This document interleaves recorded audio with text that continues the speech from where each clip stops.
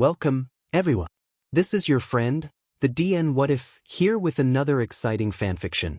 Today, we're diving into the story of what if Deku became the most feared villain? If you enjoy this video, don't forget to hit that like button and subscribe for more fanfiction content just like this. Now, let's get started with the fanfic. Chapter 1. Chapter 1. If you like this fanfic, join my Discord for more fanfics and faster release. https Discord. ggqxvx7tvpqp, without space. I'm afraid there's no chance of your son having a quirk, Mrs. Midoriya. I'm so sorry, Izuku. I'm sorry that I'm so sorry. You're even lower than dirt. You're quirkless. What were you thinking, running in like that? Leave the hero work to the heroes. It's good to have dreams, but you should accept the reality of your situation. If you want to be a hero so bad, take a swan dive off the roof. Maybe you'll be born with a quirk in your next life. I'm sorry, but you can't become a hero. All the words told to Izuku Midoriya since he was 4 years old, all the way up to when his idol, the #1 hero and the symbol of peace himself, All Might, echoed in his brain over and over, unyielding in their torment on the green-haired boy. After charging in to save his friend-turned-tormentor from the sludge villain that tried to take him earlier that day, he had been lectured by nearly every hero present for his foolhardy actions. He was now dragging his feet as he lifelessly made his way home, with a lost, distant look in his eye. Izuku was so lost in his unrelenting thoughts, he didn't realize that he'd taken a wrong turn and wound up at a stray convenience store. The green-haired boy rummaged in his pockets for his lunch money, at least what money he had left after Bakugo took most of it. He supposed he deserved a little snack after what had to be the worst day of his life. That, and he wanted his mum to know that he had eaten that day. To a degree, at least. He found a few spared coins at the bottom of his uniform slacks, only for one of them to slip out of his grasp and start rolling away. He chased after it, running around the corner to where the garbage dumpsters would be found. As soon as he did, he immediately hid behind one of the large rusty containers as he took in the sight of 2 figures before him. One of them was a man who was as skinny as a twig with ash-gray hair, was held up and pinned to the wall by the scruff of his dark gray blazer, wearing a pink shirt and a gold chain around his neck. The second was a much larger man with a sharply pointed pompadour, wearing a yellow and black unitard, with high-tech gauntlets on his hands, currently holding the skinny man in place, and a pair of goggles over his eyes. Izuku, being the hero nerd he was, instantly knew who this guy was. Mr. Blaster, a pro-hero with the power to fire blinding flashes from his palms. He was known to be quite arrogant and impulsive, favoring his quirk whenever engaging villains, and always loved to be the center of the media's attention. The green-haired boy wondered how Bakugo could choose to look up to All Might instead of him was even possible. They were pretty much the same person. Well. Blaster smirked as he brought his face closer to the simpering twig in his grasp. What do we have here? A 2-bit crook? Planning on robbing this place, maybe? Why you got me all wrong? The skinny man whimpered. I was just grabbing some snacks for me and my pals. Oh yeah, sure. Blaster rolled his eyes. Tell you what, how's about you and me take a trip downtown, and we'll see if your story checks out. The threat of being dragged to the cops spooked the skinny man. Falling back to desperation, he raised his arm, where a small set of razor blades popped out of his wrist. The skinny man began flailing his free arm around, eyes shut tight and on the verge of crying as he tried to get a lucky shot in on the hero holding him. The blasting hero dodged the skinny man's surprise attack, smirking to himself at the twig's pitiful attempt to fight back. Attempting to harm a hero on the job, huh? You just earned yourself a nice cozy jail cell. And don't worry about your pals. I'll make sure they join you soon. He then took one of his hands from the skinny man, a bright light beginning to build in his palm, causing his goggles to flash in its light. But before that I think you need some softening up. No. The skinny man wailed, still putting up his pitiful attempt to fight back. Izuku was still crouched down hiding behind the dumpster, unable to take his eyes off of the sight of a hero abusing his power on a supposed criminal who hasn't committed any crime. All of a sudden, the image before him started to change, morphing into a sight that was all too familiar to him. A green-haired boy, with freckles dotting his cheeks, pinned to the wall with his hands up for protection. And a blonde-haired boy the same age as him, wearing a cruel, superior smirk on his face, as he held the other by his collar with one hand, and sparks flying from his other threateningly. For the second time that day, what Izuku Midoriya did next was out of pure, utter instinct. The goggles. Both men looked to where the outcry came from. The green-haired boy had jumped out from behind the dumpster, his knees shaking, his eyes close to tears, but his teeth grit in determination. Go for the goggles. He'll blind himself with his own quirk if he doesn't have them. What the heck are you doing, kid? Blaster barked, leaving himself wide open for the skinny man, who in a fit of desperation, followed the boy's advice, and sliced the goggles off of the blasting hero's head. Blaster shook himself from the attack, looking back at the twig in his grasp with a snarl. Why, you little... Midoriya's body suddenly acted on its own, running toward the muscle-bound hero and grabbing hold of his free hand. With as much strength as he could muster, he shoved the glowing palm into Blaster's unguarded face, where a flash of light exploded from the hero's palm.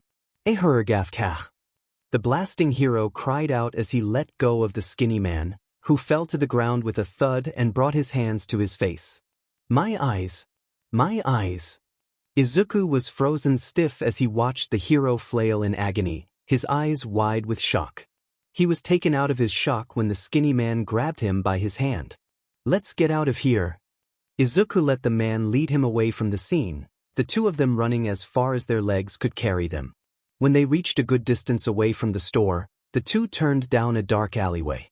Once out of sight from any bystanders, the skinny man let go of Midoriya, the two taking a moment to catch their breath. I don't think that we lost him. The skinny man heaved. We'll be safe here. Aya. Izuku's only answer was letting out a long, shrill scream of horror. I attacked a hero. Oh my gosh, oh my gosh, oh my gosh. My life is over. I'm gonna be hunted down. The police will come after me. Heroes will come after me. And my mum. Oh my gosh, she's gonna kill me.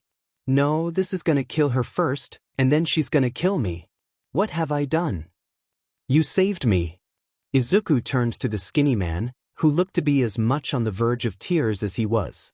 The man then took his hand and began shaking it wildly with gratitude. You saved me. I thought my life was over.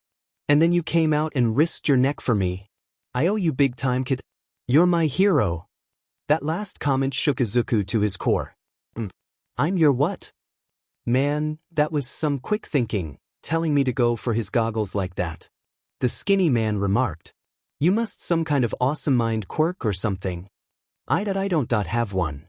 The green-haired boy, caught in a stupor from what the man was saying, began speaking without much thought. The skinny man grew confused about what the boy was saying. Huh. I don't have a quirk. Izuku braced himself for the predictable reaction and ridicule he'd receive whenever someone found out the worst thing about him. I'm quirkless. Silence. That's amazing. Of all things, the green-haired boy was not prepared to hear that. What? You knew Blaster's greatest weakness and used it against him, and you didn't even need a quirk to do it. That's incredible. The skinny man praised, having no idea how much of an impact his words were having on the frail boy's inner self. Izuku found himself stupefied once again. He reached up and clutched at his now aching chest, his eyes coming close to overflowing with tears. Oh, how he wanted to hear these words from someone, anyone, for so long. This couldn't be real. Was he dreaming? Hey kid, you all right? The skinny man shook the green-haired boy by his shoulder. Izuku snapped out of himself and came back to reality. Yeah, I'm okay. Can I ask you something? The skinny man inquired. How'd you know to go for Blaster's goggles like that? Huh. Oh. Izuku pulled off his backpack and began rummaging inside it until he found what he was looking for. He pulled out his notebook that the one Bakugo set on fire before throwing out the window and handed it to the skinny man. Since I don't have a quirk, I like to research other people's quirks. It's kind of a hobby. Izuku didn't know why he was letting a possible criminal take a look at his work. But for some reason he just couldn't help himself. It felt so good to have someone say something positive about him. He guessed he didn't want to let that feeling slip away, and do anything to keep it. The skinny man skimmed through the notebook, his eyes growing wider and wider with each page. Holy cow, this is some hardcore research. You did all this? Kind of. Izuku admitted, bashfully scratching the back of his head. The skinny man looked between the kid and the book until a light bulb went off in his head. Hey, you know who else would love to see these notes of yours, them pals? The green-haired boy was at a loss for words as the skinny man wrapped an arm around his shoulders, leading him down deeper into the dark alley. Don't worry. My pals are real nice guys. They'll treat you right, promise? The skinny man chuckled friendly. What's your name, kid? Izuku Midoriya. The boy answered, caught in a state of numbness as the skinny man led him away from public eyes. Izuku, I think this is the beginning of something special. The skinny man smiled as the two disappeared into the shadows. And that was the last anyone saw of Izuku Midoriya. And once again, thanks to the heroic actions of All Might, the sludge villain was easily thwarted, and the young student, Katsuki Bakugo, was rescued by the symbol of peace himself. Well, haven't you had the most special day, huh? Saved by your favorite hero, and being seen on TV. Shut it, you old hag. Katsuki Bakugo blasted at his mother from his side of the dining table. This was the most humiliating day of his life. First, that sludge villain grabs him from out of nowhere and takes him hostage. None of the heroes nearby had the guts to come and save him when it's their freaking job to do just that. And All Might had taken his sweet time to show up and save him when he clearly needed saving. If you're supposed to be the #1 hero, then be where you need to be, dang it. But the one thing that made the whole thing worse for him to deal with? Deku. That stupid, quirkless, useless, quirkless, pitiful, quirkless weakling was the only one to come rushing in to save him. Katsuki Bakugo. He didn't need saving from that nobody. Yet he was the only one to come rushing in like that, and pull him out of that sludge freak. A smirk came to his face. At least he got torn a new one by all the heroes around. Too bad All Might didn't let him have it as well. Having his favorite hero tell him what he did was stupid would have put the final nail in the coffin of that loser's dream once and for all. The sound of the phone ringing broke Bakugo out of his thoughts. Choosing to ignore it, he went back to eating his dinner. Hey, Kachi, get the phone, will you? Mitsuki, his mother, asked as she helped herself to a mouthful of food. You get it, you lazy bat. Katsuki growled back. This earned him a smack behind the head from his now furious mother. Is that any way to talk to your mother, you little turd? She roared in his face. Is that any way to treat your own kid, you old bag? The boy pushed back just as viciously. If you like this fanfic, join my Discord for more fanfics and faster release. https Discord. ggqxvx7tvpqp, without space. Creator's thoughts. Toji_Fushiguro. If you like this fanfic, join my Discord for more fanfics and faster release. https Discord. ggqxvx7tvpqp, without space. 12 comment. Chapter 2. If you like this fanfic, join my Discord for more fanfics and faster release. https Discord. ggqxvx7tvpqp, without space. Come on, guys, not at the table, Masaru asked politely, whilst also making ready to duck under the table if he needed to. Mother and son snarled at each other in a staring contest, while the phone continued to ring. Mitsuki finally gave a tired sigh and got up. I'll get it. Ha! Katsuki rubbed in his victory as he scarfed down the rest of his meal. Mitsuki picked up the phone and brought it to her ear. Hello, Bakugo residence. The Bakugo mother instantly recognized the trembling voice on the other line. Hey, Inko. Long time no talk. Bakugo couldn't help but eavesdrop as he ate, but then instantly regretted it. It was that uselessness. If that little chicken decided to tell her about how he'd been picking on him at school, he was going to be in for a world of hurt. How's it going? Mitsuki brightly asked, until her face began to slowly fall into an expression of worry. Inko, is something wrong? No, Izuku isn't here. Why? Oh no, Inko. It's gonna be okay. Okay? I'm coming over. Mitsuki slammed the phone onto its holder and ran past the dinner table. Bakugo stopped eating when the conversation started getting tense. He and his father got out of their seats and ran to see the mother fetching her coat out of the cupboard. Honey, what's wrong? Masaru asked, showing a rare moment of strong authority. Izuku's gone missing, was the woman's answer as she pulled her coat on. I'm heading over to Inko's right now to see what's up. You want to come with Katsuki? The boy shot his head up at the question. There was a time when he and Deku were once friends, but when he got his quirk and Deku didn't, their friendship became nullified. Heck no. I don't want anything to do with that quirkless nobody. A hand grabbing hold of his collar and pulling him close to the seething face of his mother made him instantly regret his answer. Mitsuki knew the reason why her son stopped hanging out with Izuku was that the poor boy didn't have a quirk, and it was garbage like this that she couldn't stand coming out of her son's mouth. As much as Mitsuki wanted to let her spoiled brat of a son have it, she had more important things to do. She took a deep breath to calm herself before speaking once more. I haven't got time for this. We'll talk later. She let the boy go and dashed for the door, slamming it shut. Bakugo stood in the hallway stunned by the look in his mother's eyes. She had never looked at him like that before. Katsuki turned toward his father, who just looked at him with nothing but disappointment. He turned back toward the dinner table and continued with his meal. Katsuki was astounded by how he was being treated. There was only one thing he could do when times like this arose in his life. Blame Fe. It was all his fault for disappearing in the first place. Why was he getting punished? That stupid little crybaby always did get everyone's attention more than him. Well, wherever the little nobody had run off to, he'd better do himself a favor and stay there. Because if Deku ever showed his face again, he was going to get it. Izuku Midoriya never returned home that night. Or the next one. Or the one after that. Inko and Mitsuki contacted the authorities, who put out a missing person alert for the boy. Days turned to weeks, but there was no sign of Izuku anywhere to be found. Local heroes were notified of the boy's disappearance, promising to keep a lookout for him. But even with the heroes' help, Izuku Midoriya was never found, as if he had vanished into thin air. As for Katsuki, he couldn't care less. The bomb boy wouldn't dare to admit it out loud, but he was glad to be rid of the useless broccoli-headed dork. He couldn't fathom why his parents were making such a big deal out of the green-haired nobody in the first place.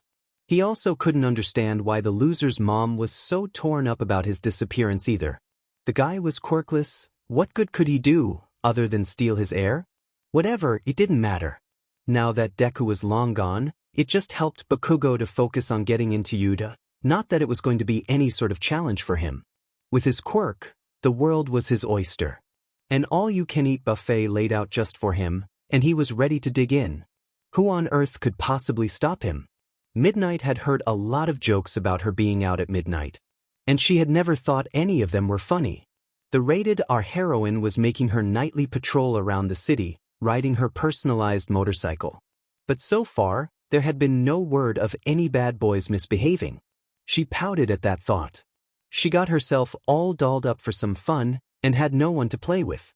Wasn't there anyone out there that wanted to try to top the Dom? Her earpiece crackled to life before speaking. Dispatch to all hands. We've got a break-in at the South Street Bank. Suspects are considered armed and dangerous. Any authority or heroes, please respond. Midnight placed her finger on the piece. This is Midnight. I'm 2 blocks away from the location. Be there in the crack of a whip. Roger that, Midnight. Good hunting. The agent on the other end stammered. Midnight just loved messing with people. Revving her engines, she raced toward the disruption, licking her lips in anticipation. When she arrived, she could easily see 4 men already inside, hacking into one of the ATMs with a hardwired phone, completely unaware of her arrival. Midnight almost felt sorry for these boys, almost. She kicked her cycle onto its stand, then made her way inside the bank. She peeled off the sleeve of her outfit, letting her quirk, somnambulist, drift off her skin and begin clouding the closed-off room. Whoa. What do I spy? A few naughty boys stealing from someone else's piggy bank. The thugs turned around to see Midnight standing there, in a confident and domineering pose. However, her confidence halted a little when she spotted that all 4 of the crooks were wearing gas masks. Why would a bunch of small-time, petty criminals be wearing gas masks of all things, to a bank heist? Oh shoot, the kid was right. She really came. One of the thugs cried out. Midnight was caught off guard. There was no way a pack of 2-bit crooks could have predicted her showing up and being ready for her powers like this. How could they have known? Did they plan this? They sure didn't seem the type to formulate such a trap.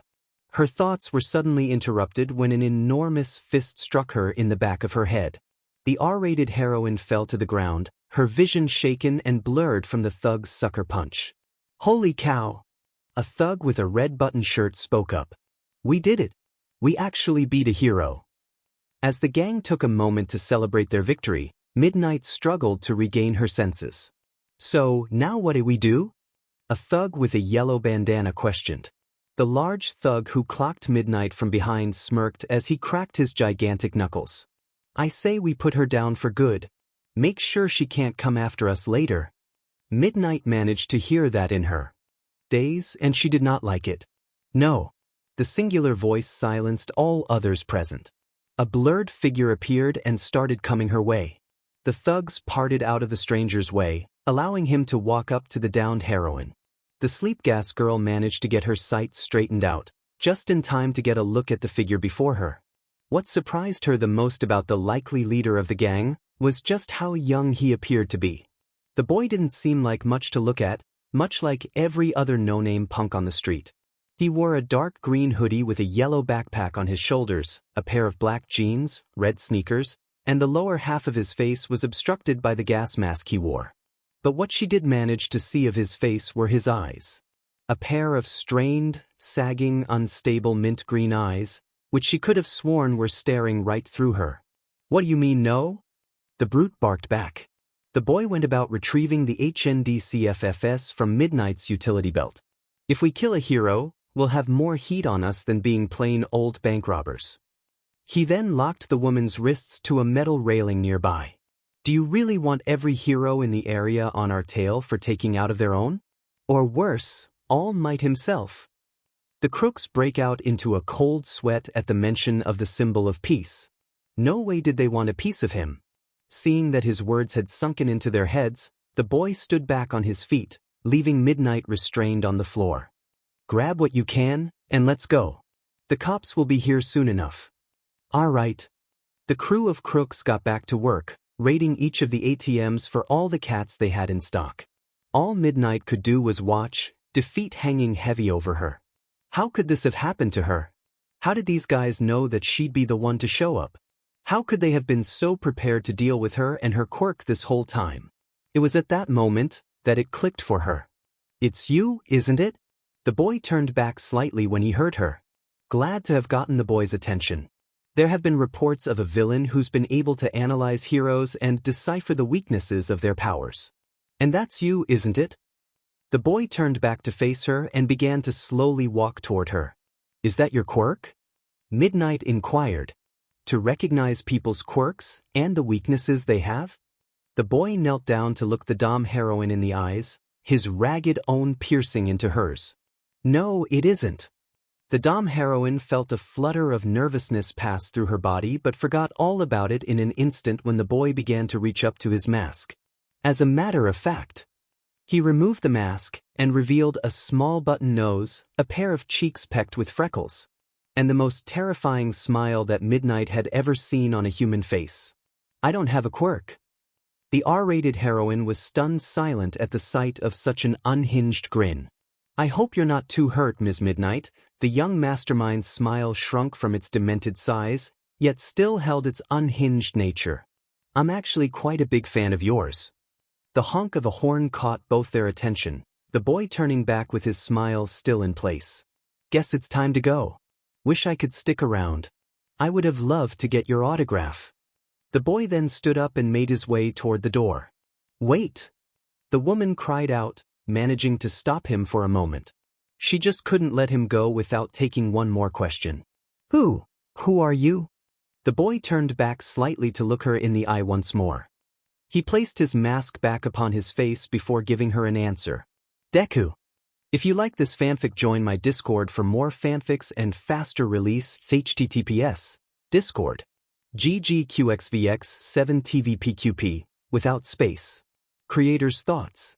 Toji_Fushiguro. If you like this fanfic, join my Discord for more fanfics and faster release. https Discord. ggqxvx7tvpqp, without space. Comment. 14 comment. Chapter 3. Like it? Then add it to your library and give a 5-star review and send Power Stone. Discord. https Discord. ggqxvx7tvpqp, without space. Bakugo was sitting at his desk in school, looking up at the ceiling with his usual scowl. He turned back to his side to look at the vacant desk where Deku used to sit. Ever since the quirkiness nobody vanished, the tone around Aldreda High School had completely changed. He growled. Even when he wasn't around, the Deku still had to have some notion of existing.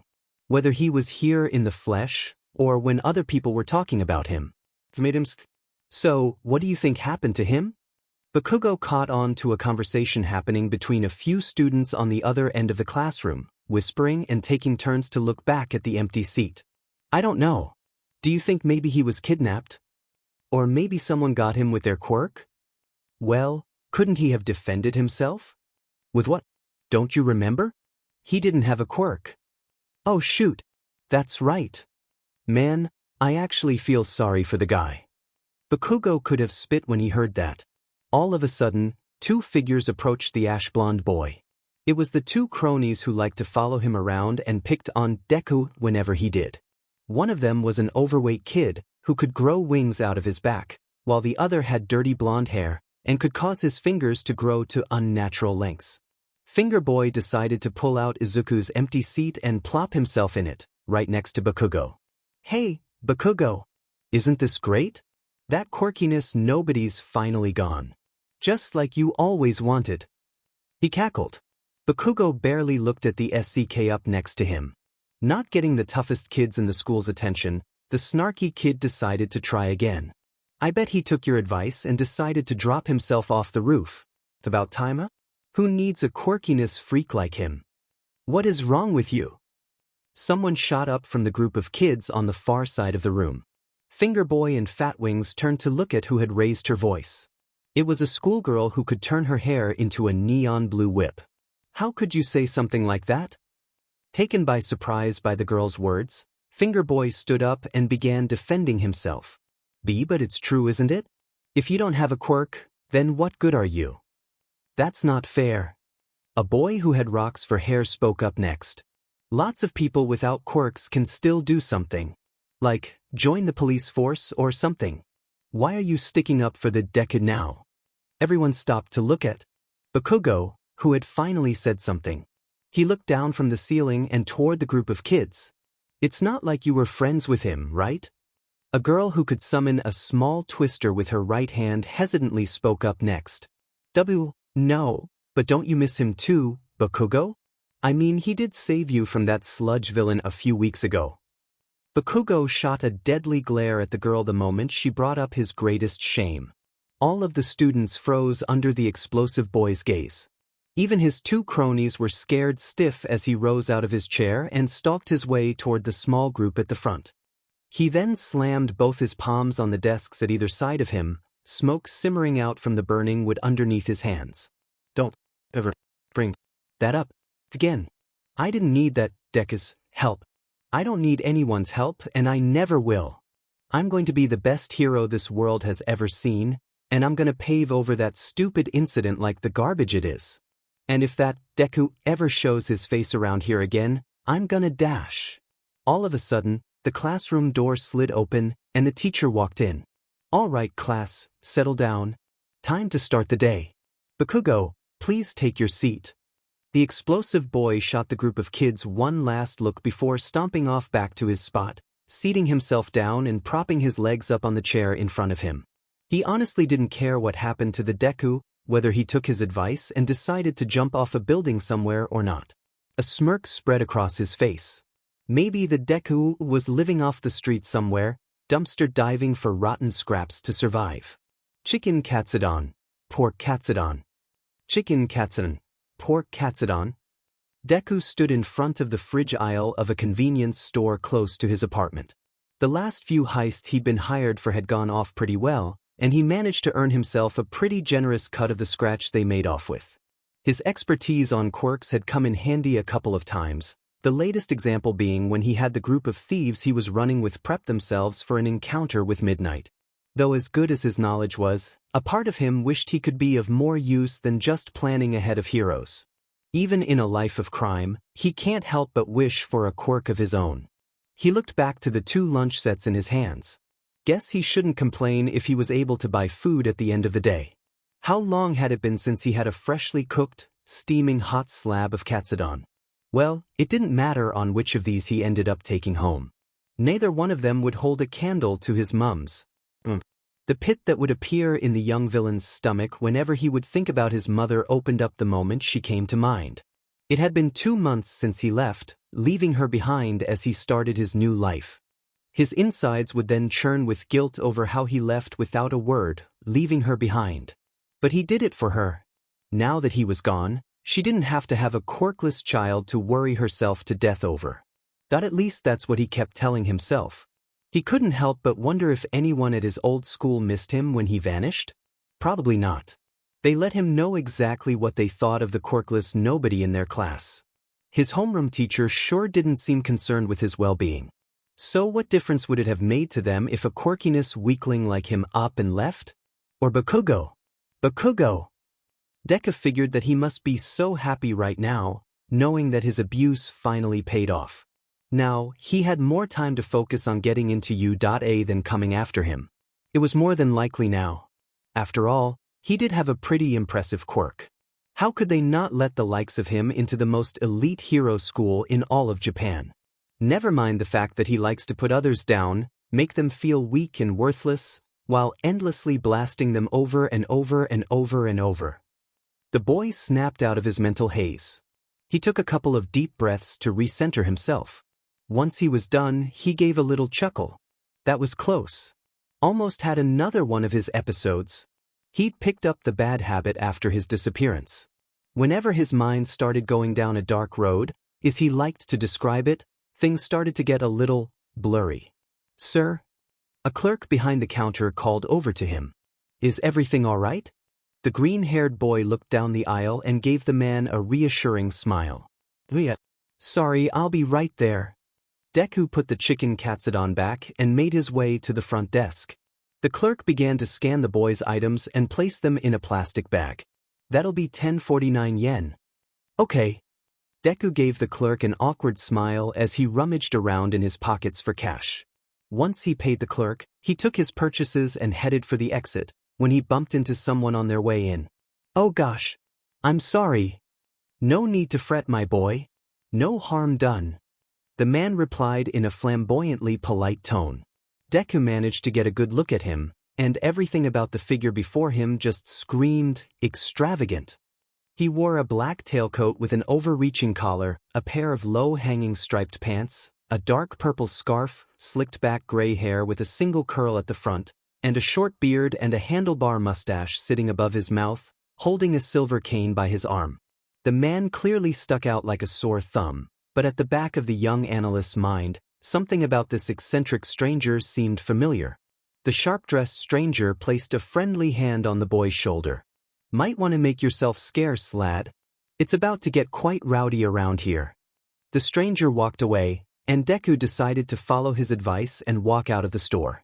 The clerk behind the counter had no idea what was happening until the stranger drew a knife on him in one hand, whilst revealing a briefcase in the other. "I do apologize for the inconvenience, my good man, but would be so kind as to open the cash register and retrieve all of your cash, please?" The stranger flashed a dashing smile, as the now quaking clerk did as told. Up above the store, perched on the edge of a building, a small girl with enormous crimson-red pigtails and dark-rimmed eyes watched the robbery take place. She recorded the whole thing with a camcorder in her gloved hand and had a beaming smile that was threatening to bubble over with giddiness. You're doing great, Gentle. The tiny girl squeaked. Your next video is gonna be the best one yet. She kept the lens on the flamboyant thief as the clerk placed the last of the cash in the briefcase. She saw the star of her shot raise a hand to his ear and heard his voice come to her own. I don't doubt it for a moment, La Brava. Be sure to get my good side, won't you? Oh, Gentle. All your sides look good. The girl, La Brava, swooned until she caught sight of something out of the corner of her lens. Heads up, Gentle. Heroes at 3 o'clock. True enough, a band of caped crusaders arrived on the scene. Drop your weapon. There's so many of them, Gentle. The girl grimaced. What do we do? The flamboyant thief merely grinned. La Brava. Cut to black if you please. Deku did indeed leave the store but decided to forego heading home so he could witness the robbery. As he hid behind a stray dumpster down an alley, he pulled out a pocket telescope and aimed it at the sharp-dressed man holding a knife to a panicking clerk who hurriedly filled a briefcase full of money. All of a sudden, a multitude of multicolored heroes showed up. They struck their poses and ordering Gentle to drop his weapon and surrender. Gentle complied with dropping his knife, but it soon became clear that he didn't need it. Deku watched as the flamboyant thief pressed a finger to his ear and started talking to himself. The young analyst deduced that whoever this was, he wasn't working alone, no doubt talking through an earpiece to whoever was possibly watching over him. Once he was finished, he retrieved his hand, then sprung into action. The moment the thief engaged the heroes in battle, Deku had pulled out his notebook and begun scribbling so fast, the paper was close to catching fire. Whatever the sharp-dressed man touched appeared to take on the physical form of an elastic, rubbery substance. For example, with a touch of his hand, he turned the hard, flat parking lot ground outside the store into a bouncy, unstable mass that caused the heroes to lose their footing. When one hero attempted to rush him, the thief made an invisible bounce pad out of the thin air itself, taking the hero by surprise and launching him across the way. He even went as far as to turn the whole store itself rubbery and started bouncing the heroes against it like a giant pinball machine, with the heroes as the ball. As the last of the heroes fell to the ground with a pained groan, Gentle dusted himself off after the scuffle was over and pressed his earpiece once more. I do believe that it's time for us to go. Post haste, my darling girl. High on top of a rooftop, a pint-sized girl with dark red pigtails watched over the man with a pocket camcorder. She wore the same style of flashy clothing as the flamboyant thief, with dark edges framed around her bright pink eyes. We can't leave now. You forgot the cash. Pishtosh la brava. Gentle scoffed whimsically. I'm merely paying the appearance fee. As the gentleman villain walked away from the scene of the crime, a plethora of bamboo shoots shot out from the ground before him, cutting him off from his escape. Gentle. The tiny girl La Brava cried. Hold it right there. Gentle froze on the spot. Deku saw the bravado he'd shown up to that point all of a sudden disappear. The young analyst took note of the thief's trembling legs, quivering lip, and wide, shaking eyes the gentleman villain now wore. The flamboyant thief slowly turned around to face the new hero who'd shown up. It was a middle-aged man wearing a dark green ninja uniform, with 2 bamboo shoots strapped to his back, and a pair of bamboo stalks over his ears.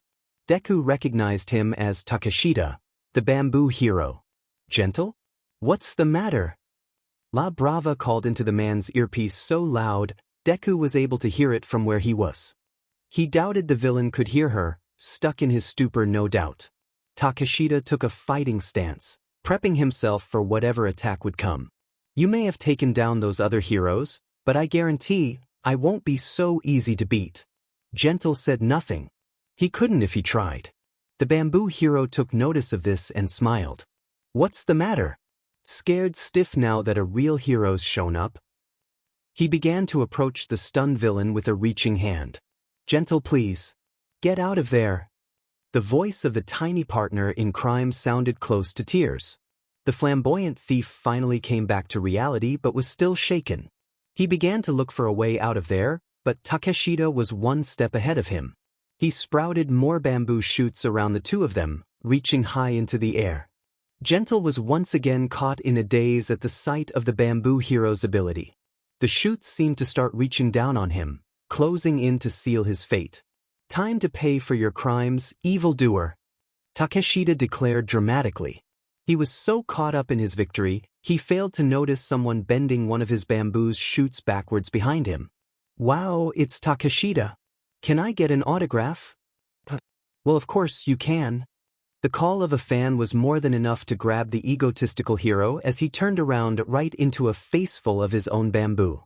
The force of the swing sent the hero flying across the parking lot, skidding across the gravel and landing headfirst into a car door, clutching at his aching head. Ergurg, what the heck? The sight of his old classmate sprawled out on the pavement shocked Gentle out of his trance. He looked to the one who came to his aid, seeing the boy in the green hoodie he'd passed a moment ago, now sporting a gas mask to hide his face. The green-haired child turned back to him with a look of desperation through his mask lens. Run! Gentle did not need to be told twice. He turned on his heel and made a desperate dash away from the scene, the young analyst on his tail. The flashy-dressed villain turned his earpiece on once more. Apologize for the delay, my dear. Time to make our getaway. All right. La Brava pulled herself together after her scare, as she packed up her recording equipment and made a break for it, hopping from one roof to the next, as if she were light as a feather. Gentle and Deku ran down an alleyway, where the thief used his quirk to bounce between the tight walls to the top. Gentle looked back to see Deku heading for the fire escape and scampering his way up the steps and ladders. La Brava hopped to the rooftop and leapt toward Gentle with tears spilling from her dark eyes. Gentle! The thief was quick to catch the girl in his arms, holding her close. It's all right, La Brava. I'm still here. Like it? Then add it to your library and give a 5-star review and send Power Stone. Discord https Discord. GGQXVX7TVPQP, without space. Creator's thoughts. Toji_Fushigoro Toji_Fushigoro.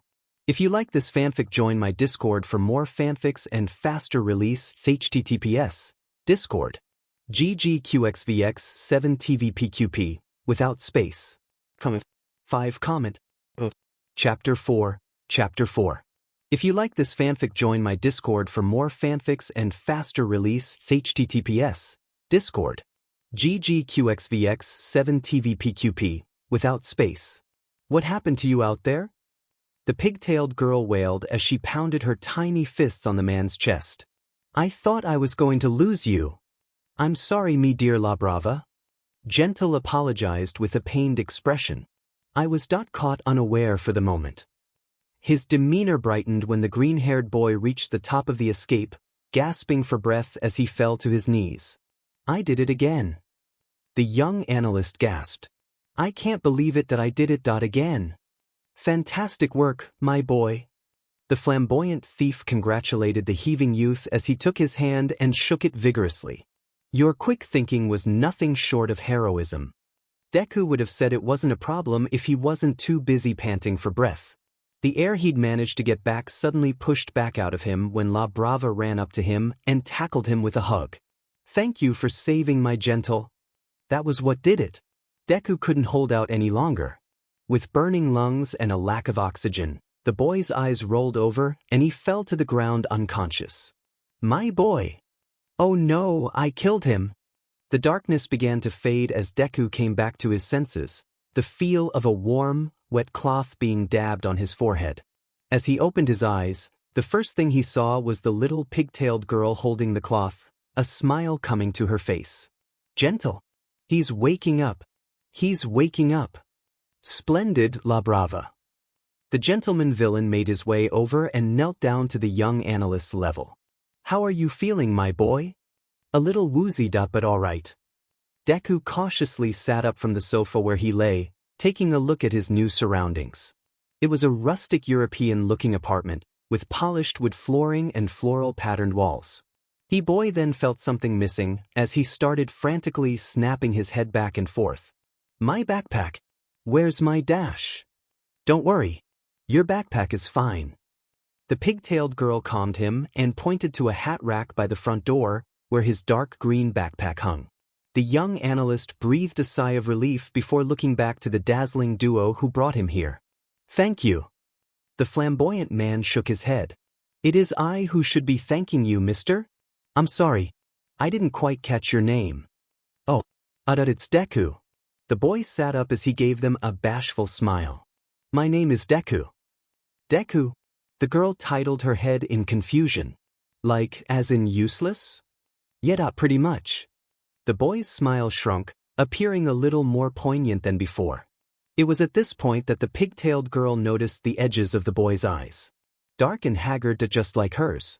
Gentle decided to try and move things along by clearing his throat. Well, Mr. Deku, allow me to introduce myself. I am Dash. Gentle criminal. The boy immediately brightened up, taking the two by surprise. I already know. I've seen all of your videos. I also saw how you took down all those heroes. Your quirk is amazing. How long does the elasticity of something you've touched last? Is there a limit to how long something you've touched stays all rubbery? What about I'm rambling. I'm sorry. Gentle was taken aback by the boy's sudden enthusiasm but gave a delighted chuckle nonetheless. And no, not at all. Always a pleasure to meet a fan. The pigtailed girl was hopping on her heels by the time Deku was done ranting and jumped up onto the arm of the sofa to get closer to the green-haired boy. Gentle's quirk is really great, isn't it? Deku looked to the little girl by his side now, her pink irises sparkling brightly through the dark edges of her eyes. I'm La Brava. I'm the one who edits all of Gentle's videos. The young analyst gave the girl an awkward smile. And nice to meet you. The girl hopped back down and covered her blushing cheeks with her gloved hands. I've been Gentle's biggest fan since I first saw him online. Since then, I've been his partner in crime and right-hand girl. She then struck a pose with a peace sign. There's nothing I wouldn't do for my Gentle. The boy gave an uneasy laugh, only to be taken by surprise as Gentle knelt down before him and took one of his hands in his own. Ah, my dear boy, I cannot thank you enough for what you did for me back at the convenience store. The flamboyant thief smiled warmly at the boy who saved him. I implore you to stay and have tea with us, as a sign of our gratitude. Tea. Deku spotted a table on one side of the room where a steaming pot of tea could be seen, along with a selection of cups and a large plate of biscuits. Please. Deku looked down at La Brava's hopeful face. Gentle makes the best tea. I guarantee you'll love it. Deku couldn't find it in himself to say no to that face. Besides, he had left his groceries behind during the escape, so he'd be lying if he wasn't a little peckish. I'd guess I could have a cup. Deku hadn't felt this anxious in a while. Gentle stood over him as he poured the boy a cup of Earl Grey with the practiced grace of a butler. So, Mr. Deku, might I ask how long it has been since you began walking down the path of villainy? 2 months, Deku answered nervously. I haven't really done that much to be called a villain just yet, to be honest. I've only helped a few gangs hold up a few pawn shops and ATM banks, that's all. Ah, humble beginnings. Gentle mused cheerfully as he made his way over to La Brava, who was gushing like a schoolgirl as Gentle poured her a serving. So, what was it that drove you down the path of villainy, my dear boy? The green-haired boy squirmed in his seat at the question. I'd rather not talk about it. Oh, my apologies, Mr. Deku. The flamboyant man bowed as he made his way to his seat at the other end of the table. I should know of all people that a villain's origins can be a rather painful tale to remember. Deku noticed a wistful sadness in the man's eyes for a moment, only for Gentle to shake himself out of it and replace it with his signature, charming smile as he sat down and poured his own serving. But I have to say, you must have quite the marvelous quirk at your disposal. Deku choked on the tea he was sipping at the time when he heard that. My what? Totally. La Brava piped up as she nibbled on a biscuit. The way you figured out how to use Takeshida's own quirk against him was amazing. You must have some kind of super smart brain quirk, right? The green-haired boy lowered his cup slowly to its saucer with a clink, a dry laugh escaping his lips as they turned into a fractured, bittersweet smile. The change in attitude from the boy caught the dazzling duo off guard once more. Actually, I don't have one. The boy confessed. The two thieves looked to one another in confusion once again before Gentle spoke. Come again? Deku peered into the steaming brown liquid before him, bracing himself for what was to come. A quirk that I don't have one. I'm quirkless. Deku looked back up at the surprised faces of the two who saved him. La Brava's jaw had dropped, allowing her half-eaten biscuit to fall out of her mouth. Gentle had frozen mid-pour, tea still pouring down into an overflowing cup. I only know so much about heroes and their quirks, because I always wanted one for myself, the green-haired boy went on, drumming his fingers on the table out of turbulence. I'd write down as much as I could figure out about someone's quirk whenever I see it in action, figuring that whenever I got my own, I'd have a general idea on how to wield it. A somber chuckle came from his broken smile. As you can tell, it never happened. The dazzling duo was still in bewilderment by the boy's words, until La Brava managed to find her voice again. Is that why you call yourself Deku? The boy brought both his hands around the cup in front of him, letting the heated ceramic warm his palms and fingers, his fractured smile still in place. Pretty much. As the two thieves were shocked by the boy's words, Deku lifted the cup and drank what was left of his tea in one. He then placed it back down, pushed his chair out and stood up. I think it's time for me to go. Thank you for helping me. And for the tea. I'll be sure to give your next video 5 stars. The boy started to make his way for the door. As he passed Gentle, the man was caught in a stream of his own thoughts. Memories of who he was before, how a deadly mistake sealed his fate, and how the world around him turned against him all of a sudden. How it forced him to become the man he is now. He turned back to the boy, watching him grab his backpack and slip it on with trembling eyes. They were the same. W8. Gentle snapped out of himself and shot up from his seat. Huh. Deku looked back to see the flamboyant thief approaching him. My dear boy. Please don't go. Gentle pleaded. I apologize for my and my partner's behavior. We just had no idea that you were Dash. It's fine. Deku waved him off. It happens all the time, Dash. Well, it shouldn't. La Brava called out as she slammed her tiny hands on the table. You have such an amazing skill, and you don't even need a quirk to use it. That's not nothing, that's incredible. Deku found himself speechless at the girl's words. The pigtailed girl looked to the ground with distant eyes. I can't say I know what it's like to be quirkless, but I can guess that it hasn't been easy for you. The sound of a bunch of schoolboys laughing rung in her ears as she said this. Deku was stunned in place by the girl's words, then was taken out of his shock when he felt Gentle grip his hands around his shoulders. My boy. You have a gift. A gift that can elevate you to the highest platform of villainy. Anyone who turns you away for something you cannot help is nothing short of a fool. The vision of a skinny, ragged number 1 hero flashed across the young analyst's mind when he heard that. It was followed by the memories of an explosive blonde with a superior sneer looking down at him with sparking palms ready to blast. The green-haired boy gripped his hand into a tight fist out of simmering anger at the unpleasant thoughts. He then looked back up at Gentle with a brightened smile. The darkness around his eyes seemed to fade for just a moment that was missed by all, thank you. Gentle was glad to see the boy cheering up a little, then his eyebrows shot up in inspiration. La Brava, might I have a word with you in private? Of course, Gentle. The pigtailed girl chimed happily.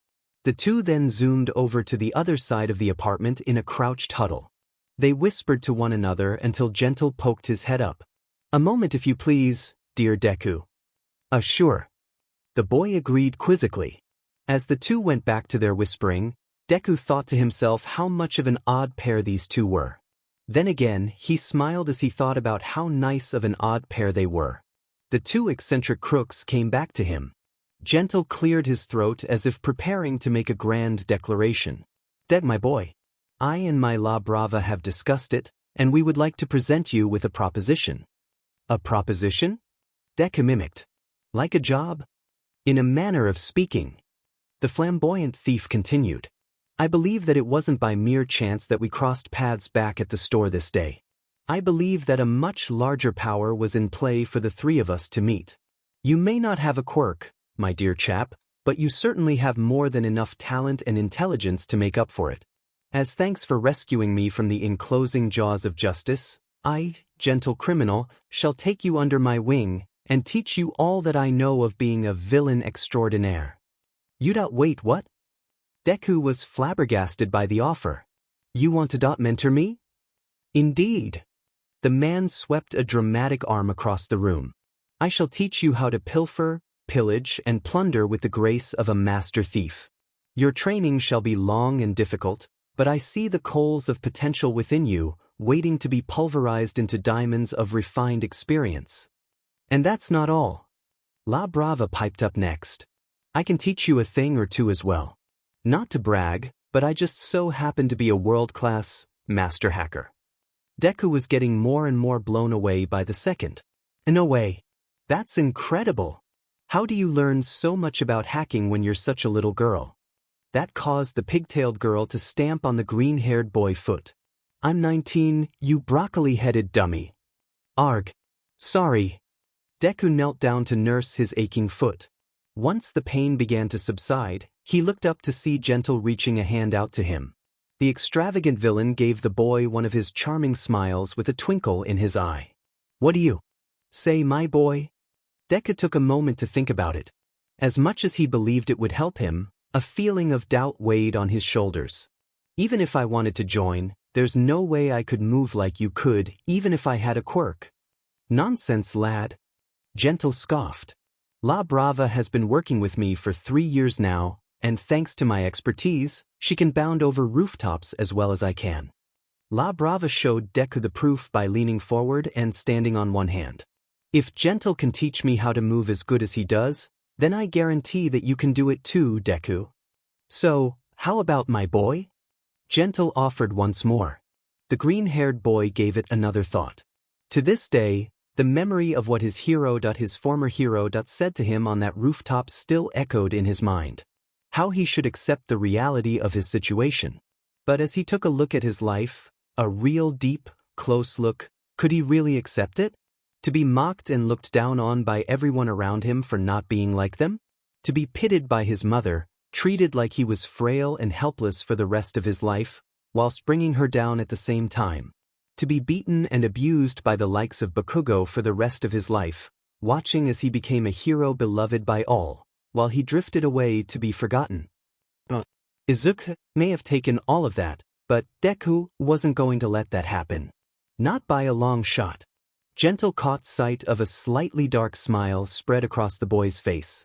Before he could voice his worry, the smile was gone, replaced with a warm, confident one, as the green-haired boy reached up and took his hand. I'll do it. Thank you for this chance. I promise I won't let you down. The flamboyant thief gave the boy a smile of his own, mostly to mask his worry. Gee, glad to hear it. The deal was set. There was no going back. With this step, Deku had fully embraced his new life as a true villain. Unseen to the dazzling duo taking him on, the boy's eyes grew darker, and his smile contorted back into a twisted grin. This was going to be fun. If you like this fanfic, join my Discord for more fanfics and faster release. https Discord. ggqxvx7tvpqp, without space. Creator's thoughts. Toji_Fushiguro Toji_Fushiguro. If you like this fanfic, join my Discord for more fanfics and faster release. https Discord. ggqxvx7tvpqp, without space. 10 comment. Chapter 5. Chapter 5. If you like this fanfic, join my Discord for more fanfics and faster release. https Discord. ggqxvx7tvpqp, without space. I'm happy to hear you wish to join us as a teacher for the new semester, Toshinori, but I can't help but feel that there's more to this change of career than you're letting on. A small, white-furred creature wearing a black waistcoat and tie probed as he poured a cup of tea and handed it to his guest. A disheveled, skinny, sickly man sighed resolutely at the principal of UA's inquiry while taking the offered drink. As usual, you can read me like an open book, Nizu old friend. He took a sip of his tea, slowly as to not cause a coughing fit. Nizu waited patiently while Toshinori took a sip before speaking. I suppose it was only a matter of time before Nitai's warning caught up with me. My power is starting to fade at a quicker pace than usual. I can only maintain my all-might form for up to 4 hours now. It's only a matter of time before One for All leaves me for good. Nizu nodded in understanding. And so, you've decided to become a teacher here, so you can find a worthy inheritor to your power. Admirable, but I can't help but feel that this should have happened much sooner than now. The shriveled-up symbol of peace begrudgingly agreed as he looked down. I know that I was too caught up in staying as the symbol of peace, that I let myself grow worse in the process. My foolishness has cost me greatly. The man turned his head back up with determination in his eyes. But I want to make things right while I still can. I have to find a worthy wielder of One for All before it's too late. As I understand, Night High has found himself what he describes as a worthy candidate for One for All in one of our secondary students. The principal brought up. Perhaps I can have you meet with him out of random coincidence? Your manipulativeness knows no bounds, old friend. The deflated number 1 hero laughed before blood spluttered from his lips. It hurts to laugh. Nizu handed the disheveled man a handkerchief so he could wipe the red from his mouth. Thank you. He handed the cloth back, which Nizu politely declined. Toshinori pocketed the blood-soaked rag before speaking again. I'm sure he would be a fine example, but I believe I already found the one I'm looking for to take my place. You have? The sentient creature's beady eyes widened at this. Well, that's wonderful. What's his name? Will he be applying for UA next year? The withered All Might stared to the floor once more with disappointment. I don't believe so. It was only for a split moment, but I wasn't able to get a name. The only things I do know is that he has long, curly green hair, freckles, and that he doesn't have a quirk. That I see. Nizu placed his paws together as he rested his arms on his desk. A sort of kindred spirit, I assume? Toshinori swallowed the bitter taste of regret in his mouth before speaking again. He has the makings of a great hero, Nizu. I saw it myself as he charged into certain danger at the risk of his own life for someone else. If I ever get the chance to see him again, I will devote everything I have left to make him the hero he was born to be. I just can't stand the thought of such a courageous soul such as him, wasting away with so much untapped talent in his possession. The principal smiled at the determined symbol of peace when a thought popped into his head. Speaking of talent, have you heard about what happened to Midnight a few months ago? Toshinori looked at his friend in confusion. Can't say that I have. You know how caught up I can get in my work. Understandable. Nizu acknowledged. But this may be something you want to hear. Apparently, Nezumi was thwarted in stopping the robbery of an ATM bank by a street gang local to the area. This bit of news shocked the number 1 hero. Midnight was defeated? Is she all right? Calm yourself, Toshi. Yes, Nezumi is fine, but she was more concerned with who was leading the group rather than herself. The sentient creature explained. Whoever it was, they predicted that Midnight would be the one to arrive on the scene, and had the crooks wear gas masks to counteract her quirk. They managed to get the drop on her and restrain her, allowing them to grab what they could and make their escape. The deflated All Might shuddered at the news. Thank goodness she's all right. So what you're saying is that we may have a new villain on our hands that can see into the future, much like Night Eye can. The principal shook his tiny head. I fear that may not be the case, Toshi. When Nezumi reported the incident, she told us that she managed to have a few quirk words with the leader before they fled the scene. And from what the leader said, that he doesn't have a quirk at all.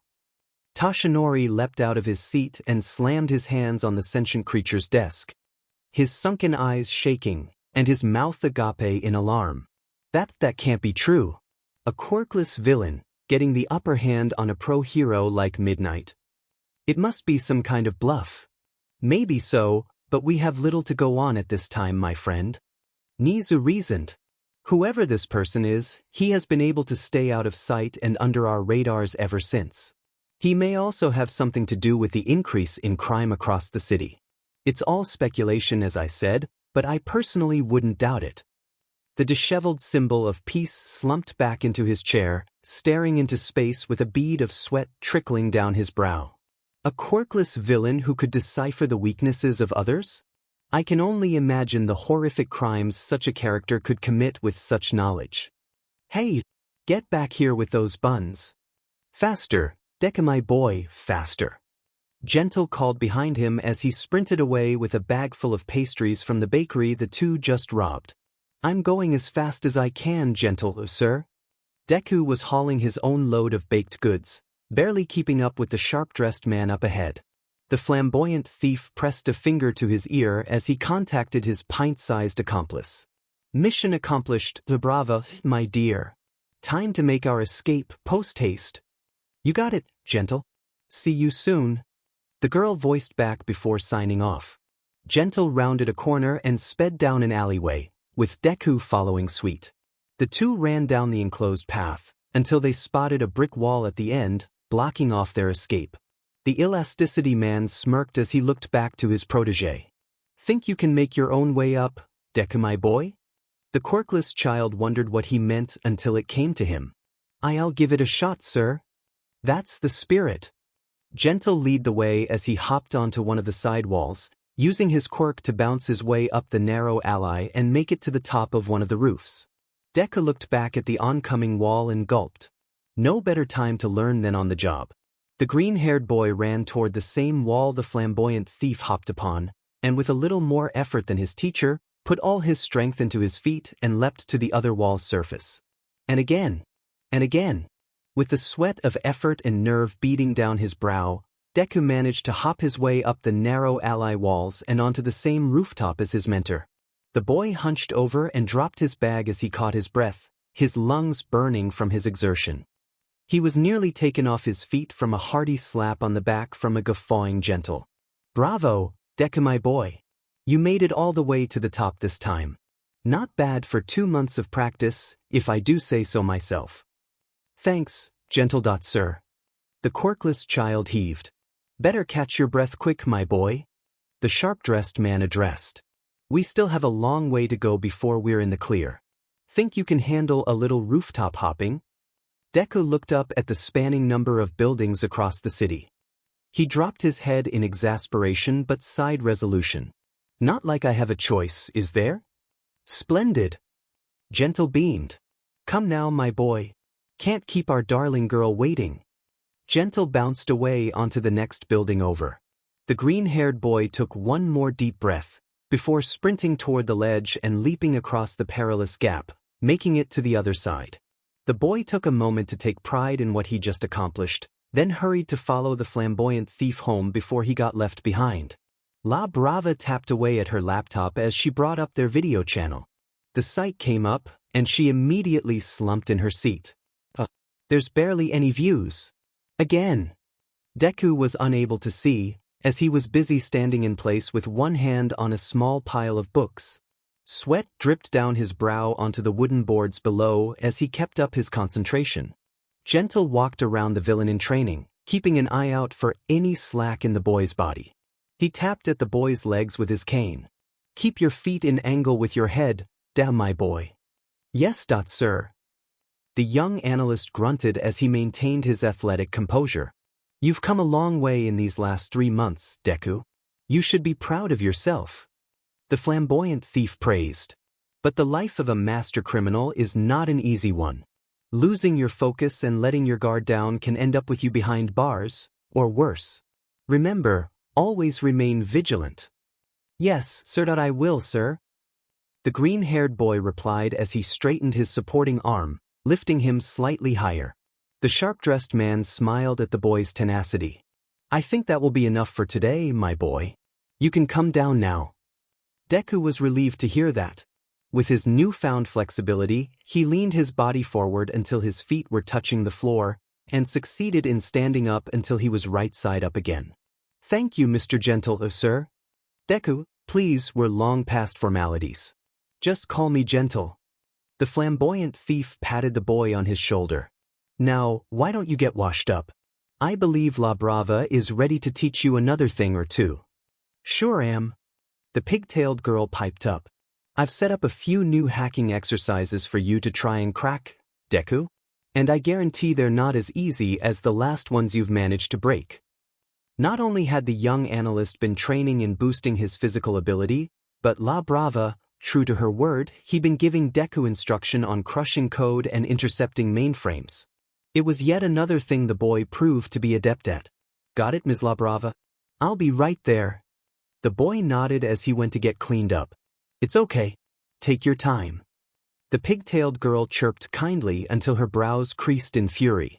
And stop calling me Miss. I'm not that old. Sorry. Deku bowed in apology. Quickly splashed some water on his face and dried off with a towel. He made his way over to his bag and pulled out his own laptop. He took a seat next to the hacker girl and begun his next lesson. As the day went on, Gentle watched as Deku and La Brava went through several tasks of breaking through high-grade firewalls and security mainframes. Not that the elder gentleman would know anything about that. But he recalled what he and his red-headed accomplice were talking about before, how the boy before them had so much potential, which in his opinion more than made up for not having a quirk. Why, if given the proper chance, the boy could have become a pro-hero. The sharp-dressed man pondered as to what could have happened to the bright young man to make him walk the path he was on now. Wow, Deku! You broke through that firewall in record time.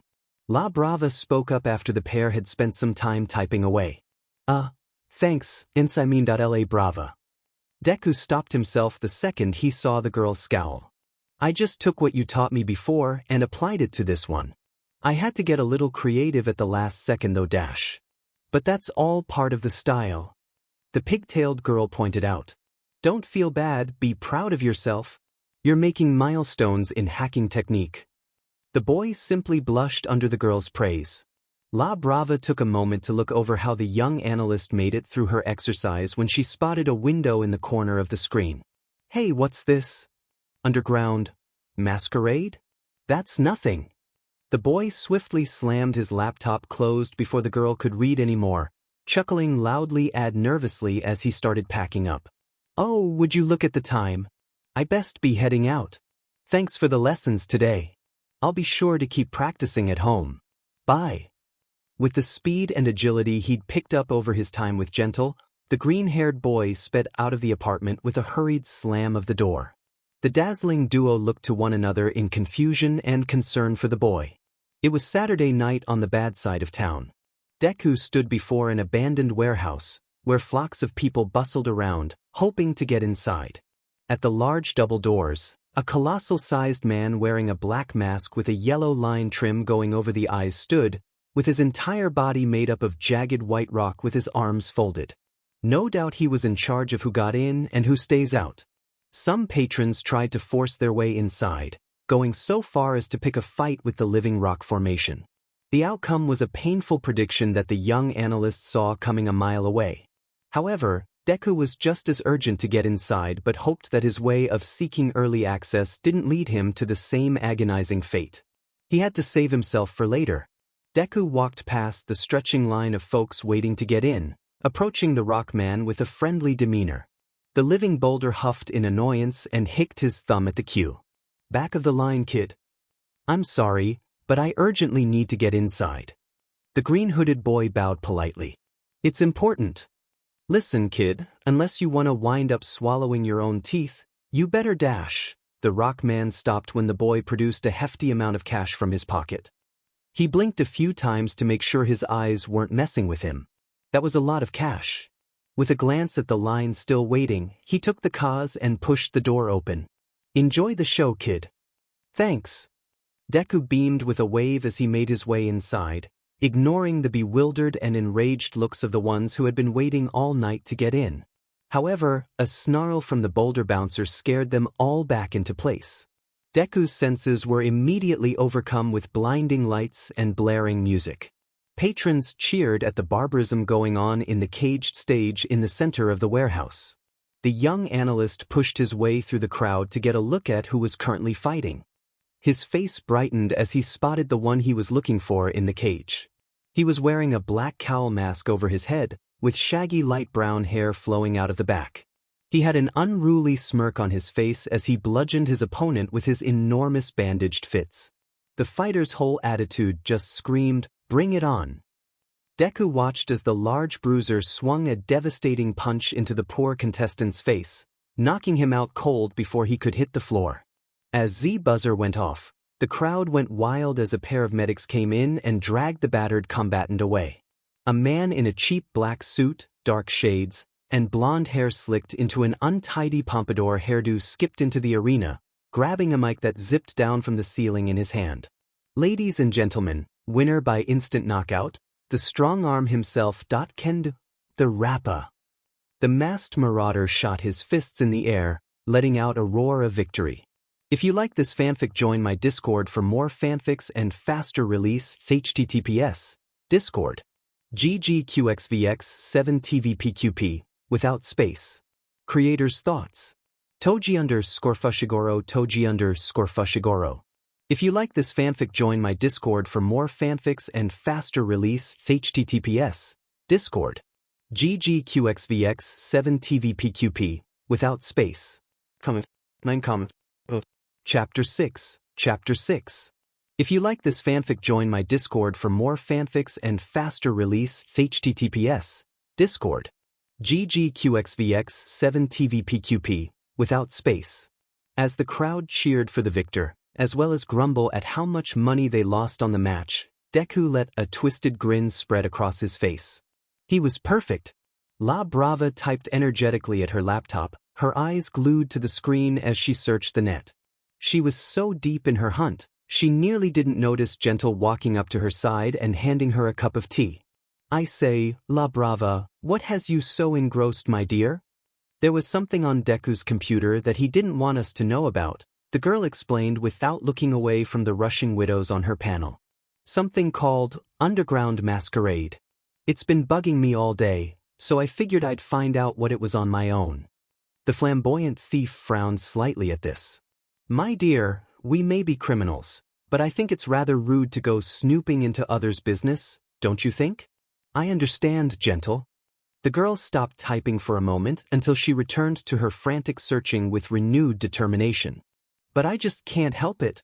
I'm worried he might be getting himself into some serious trouble. Oh, come now, my dear, this is Deku we're speaking of. Gentle smiled calmly.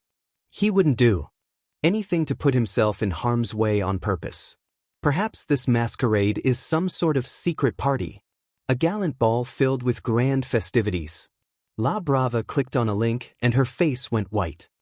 Or, it's an underground fighting circuit, where fighters are allowed to use their quirks, and the battles don't end until one of the competitors is laid out on the mat in a bloody, broken heap. The sharp-dressed man shot over to the screen, his eyes bulging in horror. What? There's a tournament being held outside of town right now, and it's being streamed live as we speak. La Brava quickly made an account and tuned in for the broadcast. The dazzling duo tuned in, where they saw the Rappa landing blow after high-speed blow on his latest opponent so fast, his arms were a visible, blistering blur. My goodness! Gentle recoiled in horror. How could anyone see such barbarism as entertainment? La Brava winced as the combatant punching bag fell to the ground with a painful thud. I think the better question is, why is Deku so interested in this? The crowd thundered in celebration for the wild bruiser, as he kept pumping his fists over his head in his high of conquest. Well, that's just about all the action we've got for you tonight, so dash, the announcer began, only to have the strong-arm man suddenly snatch the mic from out of his hand. Hey, what the dash? I'm not ready to call it a night yet, folks, how about you? The masked mutilator bellowed into the mic, receiving a roar of agreement from the crowd. Tell you what, how's about I take on anyone here who's got the guts to step into the ring with me, right here, right now? The crowd hollered in approval. All right. The bruiser grinned. So, who's first, huh? Who's ready to take on the Rappa? I will. Kendo looked to the open gate of the cage, spotting a small boy in a green hoodie making his way inside. The boy gave the bruiser a shy, friendly smile and wave. Holy cow, it's Deku! La Brava lamented as she grasped her hair in grief. I knew he was up to something crazy. What the devil is he doing there? Gentle despaired as he gripped at the girl's chair. Rappa looked the skinny boy up and down before giving a humored chuckle. I think you're a little outside your weight class, kid. Run on home before you get hurt. The strong-arm man then turned away to grab a water bottle. You said you'd take on anyone who'd step into the ring. Deku reasoned with a smirk. Are you going back on your word right now? The crowd reacted eagerly at the boy's boldness. Rappa turned back to the boy with narrowed his eyes under his hood. Kid, I don't know what kind of quirk you have that makes you think you have any kind of chance against me, but dash. Oh, I don't have a quirk. The green-haired boy quickly chimed. Wait, what? The strong-arm man asked in bewilderment. I don't have a quirk. Deku repeated. A moment of silence came over the hall until the whole hall exploded with laughter. The crowd heckled and pointed at the quirkless child. Rappa looked around at the jeering crowd before turning back to the green-haired boy. Deku merely looked around at the insulting crowd, a small dark smile on his face. His eyes seemed uncaring to their mocking, as if he'd heard all of it before, and he simply didn't care anymore. Those lousy, cold-hearted La Brava hoisted her laptop over her head, ready to launch it across the room. Gentle had to grab hold of the girl and wrestle her for the high-tech device. La Brava, stop. That computer has all our videos on it. The crowd continued to laugh, the young analyst still taking it all with an uncaring grin on his face. That's enough. Rappa's roar made everyone in the warehouse pipe down in an instant. I don't see how any one of you milksops out there have any right to laugh at this quirkless kid when he's the only one who had the stones to step up. The strong-arm man pointed out, with no one daring to defend themselves. Rappa gave the crown one more glare before turning his attention back on the green-haired boy. Listen, little guy. I don't know if you're crazy or gutsy for coming in here, but you gotta understand that you don't stand a spit of a chance against me. Oh, I'm well aware of that, Mr. Rappa. The boy noted in the agreement. I was hoping I could persuade you into taking me on. Take you on? It took a while for Rappa to figure out what the green-haired boy was getting at. Wait, are you saying? That's right. The boy smiled. I want you to teach me how to fight. The two viral villains gaped at the screen. Huh. The crowd was as bewildered at the offer as Rappa. He looked around at the crowd, hearing the numerous voices talk about if he was going to take him on or not. Why would you even want me to train you? For the first time since he stepped into the arena, Deku grew nervous. He took a breath through his nose to gather his wits. Because I have been on the receiving end of this world for not being like everyone else my whole life. I don't want to just lay back and let everyone do whatever they want with me any longer. I can't do it. The image of an explosive blonde with a vicious smirk came to mind, his palms open and smoking, ready to blast. The young analyst clenched his fist. I can't be defenseless, not anymore. The brawler and the crowd were stunned silent by the boy's words, as well as the dazzling duo watching online. You're the kind of man who respects those who can take punishment as much as giving it out. The boy continued. So allow me a chance to prove myself. He then raised a finger. 1 round. If I can remain on my feet after being in the ring with you for 1 round, you have to train me. La Brava was gripping at her laptop, the device cracking under the pressure. Is he out of his mind? That monster's gonna flatten him. The flamboyant thief held the girl by her waist as he tried to pull her off her computer. La Brava, please. Rappa dropped his arms, along with his jaw, at the madcap offer. The audience muttered louder, thinking the boy was out of his mind to try something like that. The bruiser glanced around at the crowd before looking back at the boy. Above the cage and the crowd, a lone security camera with a blinking red light focused on the boy in the ring. Its lens zeroed in on the greed-hooded child with a glimmer of intrigue in its blank gaze. A moment passed before the strong-arm man barked with laughter. All right, little man. I'll play along. He began cracking his knuckles in anticipation. And if you can stay standing after 1 round with me, I'll teach you everything I know. Whoa, hold on a second. The announcer stepped in between the two. There's no way we can dash, a crackle in his ear interrupted him. What's that? Okay. After finishing his one-side conversation, the announcer cleared his throat before speaking into the mic. I just got word that our sponsor has given us the okay for this challenge. What say you folks? The crowd roared to life in approval. All right. We got ourselves an endurance match. the announcer declared. For those of you tuning in, our reigning champ, the Rappa, is about to take on.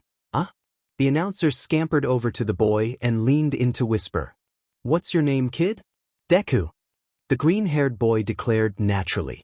The announcer pulled his shades down in complexity. Wait, seriously? The boy's answer was a simple nod. The announcer shrugged his shoulders at the name. The kid seemed weird anyway, why not have a weird name to boot? The announcer cleared his throat.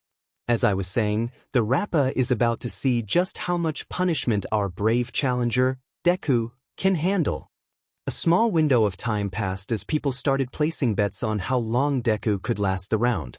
As for the boy, he couldn't stop bouncing on his heels. For some reason that he couldn't fathom, he just felt so eager to get started. Rappa began stretching his oversized arms for the upcoming match. Are you really sure you want to do this, little guy? It's not exactly a secret that I can hit pretty hard. That's okay. The smile on the villain in training's face grew larger and darker, his eyes being shadowed under the shining spotlights above. I've had a lot of experience in getting hurt. Rappa found himself a bit jarred at the kid's revelation. This boy was definitely not all there. The announcer stepped between the two adversaries. All right, are the competitors ready? Deku nodded as he braced himself for the next 5 minutes. Rappa raised his arms in a natural fighting stance. The announcer raised his fingers. Let the challenge begin in 3.2.1. Go. The announcer immediately dived out of the way. Rappa rushed toward Deku with his left fist pulled back. The boy did nothing but stand in place as the enormous bruiser came right at him. Deku, no! La Brava wailed with unshed terrified tears. Don't look, La Brava! Gentle cried as he clamped his hands over his accomplice's eyes. Rappa threw his fist forward, aiming square for the boy's temple. For as long as he'd been a fighter, Rappa had learned how to pull his punches over the years. As much as he loved dishing out pain as he did to receive it, he decided to show the kid some mercy and knock him out as quickly and painlessly as possible, only for Deku to duck out of his path and let the strong-arm man hit nothing but open air. Rappa was caught off guard by the boy's sudden dodge, but then refocused himself and went for another clean hit. The green-haired boy seemed to predict this and move out of his fist's way again. Gentle's jaw had dropped at the sight of Deku's quick reflexes. La Brava, after not hearing the coming impact from the screen, peeked through her beloved's fingers and saw that the green-haired boy was all right. She moved the man's hands off her face and watched with as much astonishment as the flamboyant thief did. Deku had to thank Gentle the next time he and the thief met. After all of the Elasticity Man's training, the young analyst had learned to be quicker on his feet. With every swing of Rappa's massive blows, Deku managed to dodge and weave past the masked man's attacks. Rappa let out a roar as he lunged forward with a massive haymaker that would devastate Deku on impact. But thanks to all the acrobatic skills he'd learned from Gentle, the boy was able to leap over the strong-arm man's fist. Time seemed to slow down as Deku soared over Rappa's head. But before the young analyst could land on his feet, Rappa turned and delivered his first hit. He struck the boy in the stomach, launching across the arena and slamming him into the cage fence, and falling to the floor with a hard thud. The boy gasped as he clenched into a ball as he nursed his aching ribs. It took real courage to do what you did, kid, but this is too much for you. Rappa turned his back on the green-haired boy, waiting for either the clock or the kid to tap out. Deku! Gentle watched the boy slumped over in agony as he brought a hand to his face in pity and contempt. What were you thinking, my boy? La Brava said nothing as she merely stared at the screen until she saw something that made her brighten up. She began tugging on her beloved's cape to get his attention. Gentle! He's getting up. The flamboyant thief snapped his eyes back to the laptop, disbelief thick across his face. What? Rappa kept on walking until he heard the boy's groaning grow louder. He stopped to look back and couldn't believe what he was seeing. Deku struggled to get to his feet, managing to stand back up and give the strong-arm man a valiant smile. What the? Was all the underground fighter could say. Deku huffed for breath as his grin remained in place. Believe me or not, I've had worse. Rappa was stunned by the boy's questionable words until his vicious grin came back. So, The kid was tougher than he looked. The strong-arm man decided he wanted to see how tough, as he raised his hands in a fighting stance once more. What followed next was one of the most brutal and astonishing things the underground masquerade had ever seen. And the crowd was loving it. Rappa started to put more speed into his punches. Not as much as he would when facing an opponent who could take his full power. Well, as much as one could against him. But just enough to give the kid enough of a chance, without going as easy on him as before.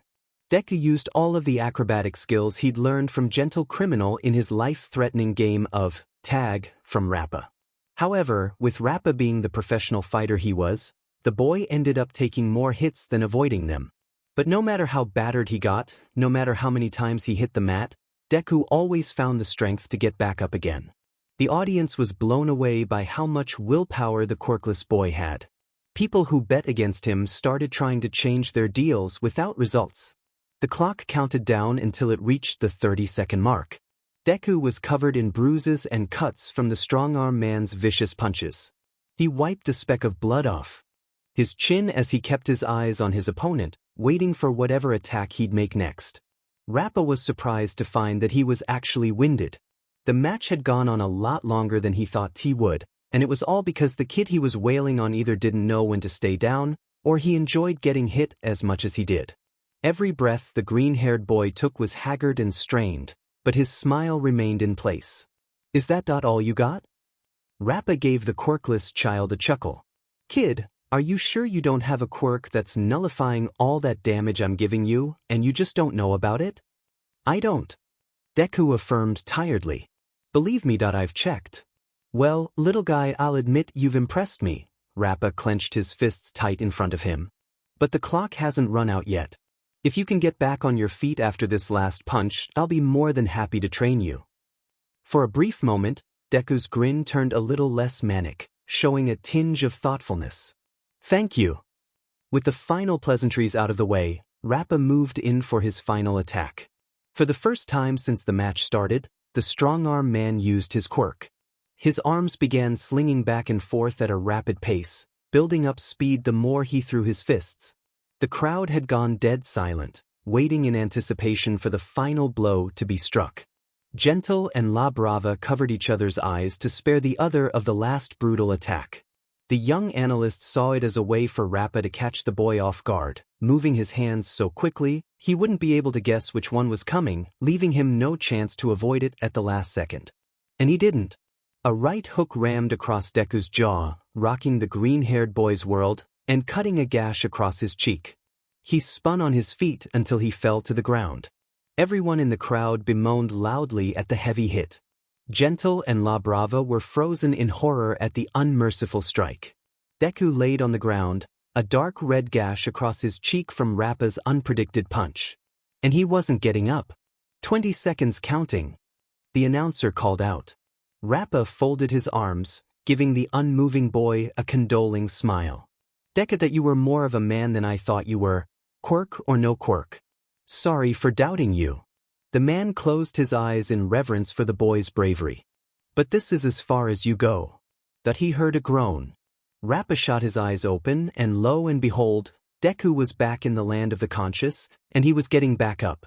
The boy was visibly shaking as he picked himself up off the mat, blood dripping from his fresh wound and pooling onto the floor. The crowd was stupefied. Gentle and La Brava were gaping at the boy's painful attempt to simply stand, and Rappa had dropped his arms in disbelief. The announcer's shades nearly fell off his face with his dropped jaw, until he spied the clock and snapped out of himself. 10 seconds left on the clock.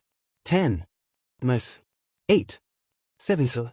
The crowd started counting along with him. As Deku continued to struggle to get back on his feet, he began to hear something else from the crowd other than the final countdown. "Come on, Deku. You can do it. You already made it. You just gotta get up. Don't quit on us now, Deku." The green-haired boy couldn't believe what he was hearing. Were people cheering for him? 5. 4. The countdown made itself known once again. But with the calls of encouragement coming from the audience, Deku found a newfound strength within him. 3. He placed his hands on his knees. 2. He sucked in as much air as his burning lungs could hold. With a cry of pure force, and his muscles screaming in distress, Deku lifted himself upon his feet, standing as tall as he could. 0. The crowd went wild as the final buzzer went off. "He's done it, folks," the announcer cried, his voice carrying more on itself than the mic. "Deku, the kid without a quirk, has survived a single round against the reigning champ, Kendo Rappa. He did it." La Brava was hopping up and down in her seat, dancing her little legs in midair with each leap. "He did it, he did it, he did it." Gentle gave a proud, hearty laugh to his young student. "Well done, Deku my boy, well done." When the green-haired boy heard that he had finished the match, he was beyond relieved. It was also the exact moment he lost all feeling in his legs. But as he began to fall to the ground, a large hand grabbed him by the wrist and lifted his limp body in the air.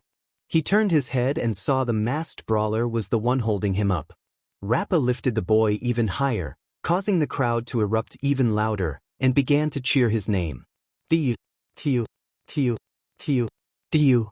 The green-haired boy looked out at the audience. He never thought anyone would ever cheer for him in his entire life. They all knew he was quirkless, but they didn't care, not anymore. A warm feeling spread inside Deku's chest. His swollen eyes stung with tears threatening to fall, but before he could break down, Rappa lifted him onto his shoulder. "A deal's a deal, kid, I mean tough guy," the strong-arm man corrected himself. "I'll teach you everything I know." Deku beamed happily. "Thank you, Mr. Rappa. Sir." Rappa shook his head at the formal name. "Call me Coach." As the quirkless child basked in the praise of the bloodthirsty audience, one of the cameras recording the whole match zoomed in on the batted boy, his reflection mirrored in the device's blank gaze. The large bright screen was the only light in a dark room.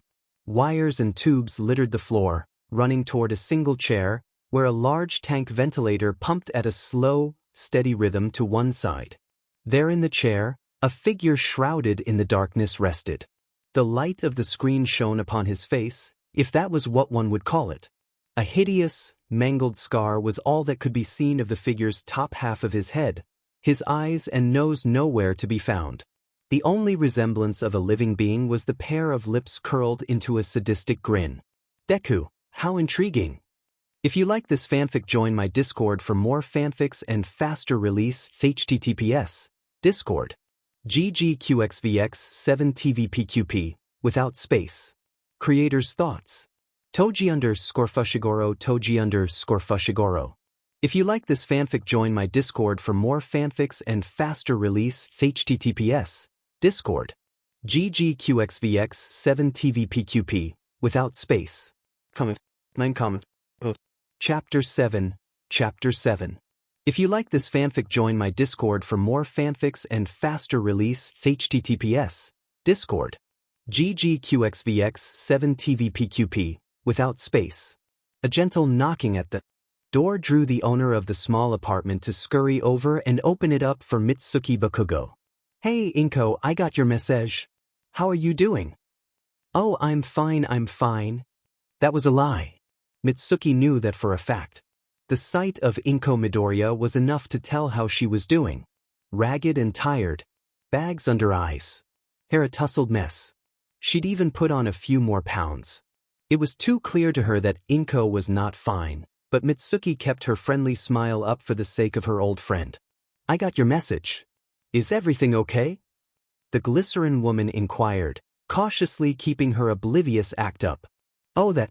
I was just hoping you could come by and have dinner with me, that's all." Another lie. Mitsuki made her way inside the stout woman's home and spotted what Inko had made for dinner, laid out on the dining table. Katsudon. Izuku's favorite. Mitsuki quickly learned that whenever Inko made that specific dish, it meant that the day had been rough on her. Though every passing day where Izuku never came home was rough for the distraught mother, the katsudon would be a clear sign that the day had been particularly horrible. "Oh, Katustin. Well, I suppose I could stick around for a while." The bomb boy's mother's mask nearly cracked at the sight of deep-fried pork and rice. The two mothers took a seat each at either end of the small table and began to dig in. The tension was so thick in the air, you could cut it with a chainsaw. The two women took small bites of their food as if eating too much would set off some invisible bomb they were somehow aware of. Inko would stare into her dish with a distant look in her eyes, looking up from time to time to see her friend eating as slowly as she was.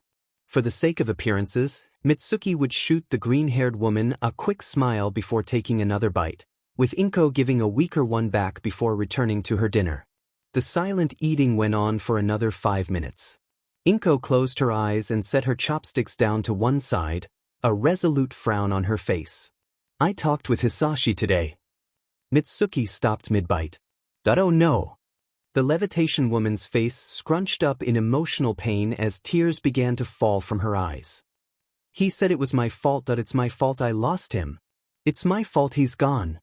The glycerin woman slammed her chopsticks down on the table, letting her anger boil over. That stuck-up, yellow-bellied, son of a dash. But he's right. Inko interrupted. It is my fault. No. Mitsuki shot out of her seat and rushed to her friend's side. Inko, no. It is not. Fault. Yes, it is. The distraught mother wailed back. He was 4 years old when he was told he wasn't quirkless, that he wasn't like everyone else. Inko ranted as she gripped her hair in exasperation. When we got home, he rushed right to the computer and kept on watching his favorite clip of All Might for the rest of the day. He looked me in the eye, tears running down his face, and begged me if there was any chance he could be a hero without a quirk. And what did I say? What did I say? Inko. Mitsuki tried to break her friend out of her self-inflicting rant. I'm sorry. The plump woman blubbered. That's all I could say. I drove him away. I gave up on him. I didn't believe in him. You didn't give up on him. The glycerin woman objected. You were trying to protect him. He could have gotten hurt if he tried to be a hero. But I should have just let him try. Inko argued back. My boy, the world's first quirkless hero. Wouldn't that have been something? But I ruined it that I broke him. All Mitsuki could do was hold onto the mother who lost her child, letting her cry her soul out. They both completely forgot about their plates of katsudon, until they had gone cold. The quirkless boy woke up with a start. He looked to his digital clock, which read 9:41 on the front. He immediately sat up in a frenzy. Oh shoot! I'm gonna be late. The green-haired boy scrambled out of bed and made his way to the bathroom, passing by a wall completely covered in disoriented papers and notes, all revolving around heroes and how their quirks work. The boy took a quick shower, then headed over to his sink to brush his teeth. He took a moment to observe the scar he got after his endurance match against Rappa. The medics at the masquerade did a great job healing him up with their quirks, but the scar turned out to be too deep to fade away. Rappa's only reaction was to tell Deku how boss it looked. After taking care of his hygiene, he went over to his tiny makeshift kitchen and put on some toast. He put in his black slacks and signature green hoodie when he heard the toaster pop. He grabbed his breakfast and took a quick bite as he slipped on his favorite red sneakers. As he grabbed his backpack and made his way for the front door, taking a final inventory for everything he needed. Satisfied, he made his way out the front door, passing a side table on his way out. A small framed picture sat on top of the table's surface. A picture of a stout woman with hair the same color as his own, smiling sweetly. She was hugging what looked like a small child in her arms, but the face of who it was had been torn out. Deku blocked a kick to his face with his left arm. He dodged a punch to his right and threw his own. He leaned back to avoid the blow, but it only gave Deku the chance to swing a kick into his midsection, causing the Dragon Breath man to stumble on his feet. The young analyst kept his eye on Drunk Lee, a fighter of the masquerade. The Dragon Breath man wore a black Chinese dress shirt, a matching black cap with a black ponytail running out the back, an eye mask, where a fierce gaze could be seen, and a tendril mustache pointed down with his focused scowl. That's it, Deku. Remember to keep your guard up. Rappa lectured from outside the ring. Lee regained his balance and rushed in close to the boy. He ducked down and drew back an open hand. Deku predicted where he was aiming for, snapping his head back quick before Lee's palm could connect to his chin. Eyes on your opponent. Rappa called out quick, but his warning came too late. Deku suddenly lost his footing as Drunk Lee swept his leg through his feet, sending the boy tumbling to the mat. The boy saw Lee leap into the air, coming down at him fast with a foot move forward. The villain in training rolled out of the way as Lee landed with a stomp, where Deku's head once was. Deku found his feet once again, and launched himself at the fighter, throwing a hail of fists at drunk Lee, who merely dodged and blocked each one with relative ease. Deku didn't see the man's fist coming in his blur of attacks. The blow to the chest sent him falling onto his back. Before the boy could get up, Lee's fist came rocketing toward his face, only to stop mere inches away from touching his nose. Sweating from both exhaustion and anxiety, Deku stared at the fist before relaxing. The spare was over. Rappa began clapping his massive hands from outside the ring. "Nice work, little man. You lasted longer than I thought." Drunk Lee stepped back and opened his fist into an offered hand. Deku took his hand appreciatively and let the martial artist lift him up. The boy gave Lee a nod of thanks before sighing. "Yeah, but I didn't win." "Well duh. Of course, you weren't gonna win." The strong-arm man blew off his student's words. "Lee's been a fighter at the masquerade since you were in diapers. He's had way more experience at busting skulls than you. But don't beat yourself up, my man. You've made tons of progress since you showed up. I mean, look at you. You've got the body of a pro fighter already."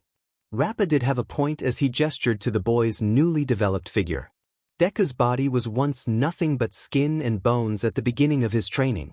But now, after 2 months of being put through the ringer by his new defense coach, the villain in training had built a surplus of muscle mass. For the first time in his life, he had a real definition in his body structure. "Gotta hand it to you, little man. I thought you'd throw in the towel on the first week of my training. But here you are, still taking what I can throw out." Rappa laughed as he made his way over to the boy with his hands on his hips. "Tell you what, how's about I set you up for a match? It could be your big opening bout into the masquerade." "What? No way." Deku waved his hands in front of him frantically. He stopped and lowered them. "I wouldn't last 5 seconds in the ring." "What are you talking about, Deku? You'd be great." Rappa appealed. "From what I've been hearing, you've beaten a bunch of heroes already. How would this be any different?" "Those were all times when I had a plan of action, or when I had the element of surprise on my side." The young analyst reasoned desperately. "There's no way I'd stand a chance against someone without a quirk." Rappa and Lee turned to one another in confusion when the boy stopped talking. Deku cast his eyes down to the floor with a look of grief on his face. He then looked back up to his coach, putting on a forced smile. "Could I take a 5-minute break, coach? I think I could use some fresh air." "Not sure, little man." Rappa allowed. The green-haired boy bowed in gratitude and walked out of the ring, unwrapping the sports tape from around his knuckles. He made his way over to a bench with his backpack, picking it up and heading for the front door. Rappa and Lee watched him walk out the door, feeling the grief walk out with him. "Geez, and everyone says I got issues." The brawler voiced out loud before he got an idea and turned to the Dragon Breath man. "Hey Lee, how's about you and me go a few rounds while we wait for him to come back?" Drunk Lee stared at the bloodthirsty brawler for a total of 5 seconds, then turned and walked away. Come on." Rappa roared as he randomly charged toward a punching bag and blew a hole through it with his fist. "Someone fight me." The clouds were thick and gray in the sky, refusing to let a single ray of light shine through. Deku leaned on the outer wall of the warehouse where the masquerade was held, doing what he usually did to take his mind off things, scribble in his notebook. However, this didn't help in brightening his mood as it usually did. After all, this was the only thing he was good at, wasn't he? Taking notes. It wasn't like he wasn't aware of how much they were worth. Not to mention he'd been training in mixed martial arts for the past 2 months, as well as Gentle's training in acrobatics. But at the end of the day, was that all he could amount to? A big brain and good health? Was his life as a villain doomed from the start, just like his former life? Did he stand any chance of accomplishing anything in this world without a quirk? "Hey kid, why the long face?" Izuku yelped and shot his head up when he heard a voice talk to him. There, standing before him, was a man with shaggy gray hair, wearing thick circular glasses sitting on a weasel-like nose, a pale wool scarf around his neck, and a tacky-looking purple suit. A thin mustache and goatee were framed around a crooked, gap-toothed smile, where a cigarette dangled off his lips. "Whoa, whoa, whoa. Take it easy, kid."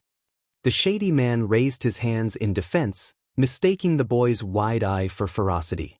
"The last thing I want to do is get into a scrap with Deku himself." "Wow, you know me?" The green-haired boy stuttered in his state of surprise. "Kinda hard not to after the splash you've made over the last few months." The gap-toothed man chuckled at the boy's nervous behavior before waltzing up to him and offering his hand. "Name's Jiren. And boy, do I have an offer for you." Deku looked between the man and his outstretched hand. His wide, shocked eyes shrunk down to a look of suspicion. Deku may have made friends with a few criminals since his disappearance, but that didn't mean he was going to trust every crook that he crossed paths with. Deciding to keep this man at an arm's length, Deku reached out and shook the stranger's hand. "Jiren? I think I've heard that name around the masquerade before." "I'd be surprised if you didn't." The broker smirked as he pulled his hand back to pinch his tobacco stick and tap the ash off its end. "I've got a bit of a reputation, you see. Being the humble, legitimate, everyday businessman that I am, who just so happens to end up working with the odd, unsavory character, thought here and there. Out of mere coincidence, of course." "Unsavory?" Deku brought his fists down as he mulled over the man's words. "Wait, so that you're a villain?" Jiren chuckled. "Now, did I say anything about villains?" "Okay." Deku raised an eyebrow at the man's suspicious choice of words. "So, how do you know about me? Are you kidding?" The businessman's smile grew 2 times when he heard the question. How could I not have heard about the quirkless kid who had the Rappa wail on him for 5 minutes, just so he could get him to be his coach? Deku rubbed the back of his head at the mention of that grueling night. It turned out the La Brava and Gentle had tuned into the Masquerade website and caught his endurance match against the strong-arm man. La Brava was livid the next time he met up with her, and Gentle. She beat on his chest with her tiny fists until she ran out of breath, and Gentle lectured him on pulling such reckless stunts. However, when all was said and done, the dazzling duo was proud of him for holding his own and getting a new mentor on his path to villainy, as they put it. I've also heard talk of a kid villain who's managed to foil a couple of heroes while on a few jobs. The gap-toothed man added with a smirk, taking a little joy in the way the villain in training got flustered from hearing about his secret lifestyle. "Itch, how do you know about that?" Deku babbled frantically. "One thing you tend to pick up in this life, kid, is the ability to put 2 and 2 together," Jiren explained as he let the fumes of his FG waft lazily into the open air. "For example, folks say that he wears a green hoodie, and I aim to guess you wear that thing everywhere." Deku was once again frozen in shock at how easily he got found out. He brought his hands to his face in an attempt to hide his shame. Jiren chuckled at the boy's reaction as he dropped his used-up tobacco stick and stomped it out on the ground. The young analyst brought himself out of his mortification to look back at the shady businessman. "Excuse me, Mr. Jiren?" "Please, just Jiren." The broker waved off nonchalantly. "Jiren." The boy corrected. "Pardon me for asking, but what is it you want from me exactly? If you like this fanfic, join my Discord for more fanfics and faster release. https Discord. ggqxvx7tvpqp, without space. Creator's thoughts. Toji_Fushiguro Toji_Fushiguro. If you like this fanfic, join my Discord for more fanfics and faster release. https Discord. ggqxvx7tvpqp, without space. Comment. For comment. Chapter 8. Chapter 8. If you like this fanfic, join my Discord for more fanfics and faster release. https Discord. ggqxvx7tvpqp, without space. The tobacco stick in Jiren's mouth dipped down as he frowned at the boy's depressed demeanor. "Oh, I don't anything from you, kid. It's what I can do for you." "And what's that?" Deku inquired, his embarrassment brushed aside by his suspicions of the man before him. Jiren smirked as he fished out another cigarette and lit it up. He took a long drag before blowing a straight line of smoke from his missing tooth. "I can help you go from being a small-time crook to full-fledged pro-villain." The green-haired boy found himself a little intrigued by what the shady businessman was saying. A pro-villain? Jiren grinned until a raindrop came out of nowhere and landed right on the end of his cigarette, snuffing it out in an instant. The two looked up to see the dark clouds above beginning to drizzle, intending on pouring down in a matter of moments. Jiren looked back at the boy and put on his most winning smile. How about a drink? The green-haired boy and businessman made their way to a quaint little cafe on the edge of town the man knew of. Jiren sat at one end of one of the booths, while Deku drummed his fingers anxiously at the other. Soon enough, a waitress came over, pulling out a notepad and pencil from her hip. "What can I get you?" "I'll have a coffee. Black." The gap-toothed man grinned charmingly. The waitress jotted his order down before looking over to the green-haired boy, perking up a little at his nervous-looking face. "And how about you, cutie?" "Huh?" Deku blanched at the sudden compliment. "Oh, you that I don't drink sea coffee." "That's okay, sweetie pie. One coffee and one hot cocoa coming up." The waitress giggled as she took his order and walked away. Jiren watched the waitress go, enjoying the view before turning back to his latest client. "Anyone ever told you you're way too innocent to be a villain?" Deku gave a timid chuckle as he scratched the back of his head until he realized what they were here for, turning more serious with a clearing of his throat. "So, Jiren, what do you mean when you say I could be a pro-villain?" "It's like I said, Kit. I think you got what it takes to be a big name in the villain world." Jiren clarified as he took out a fresh tobacco stick and lit it up, blowing a stream of smoke out of his missing tooth.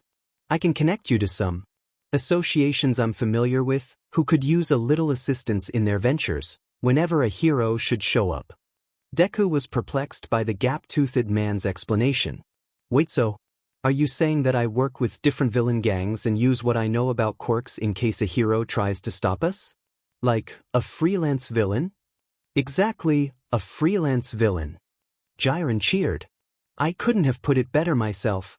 You help gangs with any hero trouble they come across, and get a cut of the dealings for playing your part as well as a well-earned sum on the side, for yours truly." Deku chuckled a little at that. "Sounds like you've done this before." Jiren grinned. As a wise man once said, if you're good at something, never do it for free. The conversation was put on hold when the waitress came back with their order. She set a cup of coffee in front of the villain broker and a mug of hot cocoa before the boy. Deku looked into his serving and found that his drink had been decorated with marshmallows. He looked back to the waitress, who shot him a smile as she left. Deku felt a small smile tug at his lips as he took a sip of his sweet warm beverage. However, his smile only made way for a frown to appear on his face as he looked down at the table. Jiren noticed the change in the boy's behavior and raised an eyebrow in confusion. "What's the matter, kid? I thought you were happy about all this." "Oh, I am," Deku declared quickly. "But that I just don't know if I can do it." "What?" The gap-toothed man nearly dropped his FG. "Why not?" The young analyst took another sip before explaining himself. "It's just, sure, I know a lot about heroes and their quirks. And I'm also getting some training on how to fight and how to make a getaway from some friends. But, even with all that, I still don't know if I'd be of much help to anyone without a quirk." A moment of tense silence filled the air between the villain broker and villain in training. Deku decided to gulp down the rest of his cocoa before grabbing his bag and getting up from his seat. "I'm sorry, Jiren, but I think you'd do better finding someone else. Thank you for the cocoa." The boy passed the businessman with his eyes cast downward. Jiren merely sipped at his bitter black brew before speaking. "Did I mention that I just so happen to be in association with a technological corporation that specializes in hero-grade support gear?" The squeak of shoes against the floor told Jiren that Deku had stopped in his tracks the moment he heard that, without having to turn back. The sound of rapid pattering of feet drawing closer came to Jiren's ears, until Deku was back, staring at him as if he just told him he had just gained his quirk after all these years. Support gear? Like actual, real support gear that the heroes use." The businessman gave the boy a coy smirk. "Must have slipped my mind."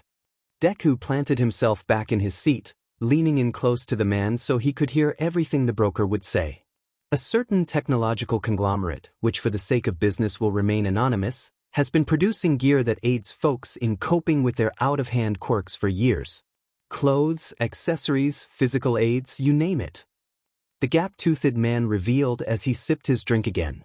They've also had a hand in making the same kind of products to those who live a more underhanded lifestyle. For example, do you ever heard of Toxic Chainsaw? How do you think he got that name? No way. The villain in training gasped. Are you serious? Toxic Chainsaw got his trademark weapon from you? Well, through me is more like it. Jiren clarified.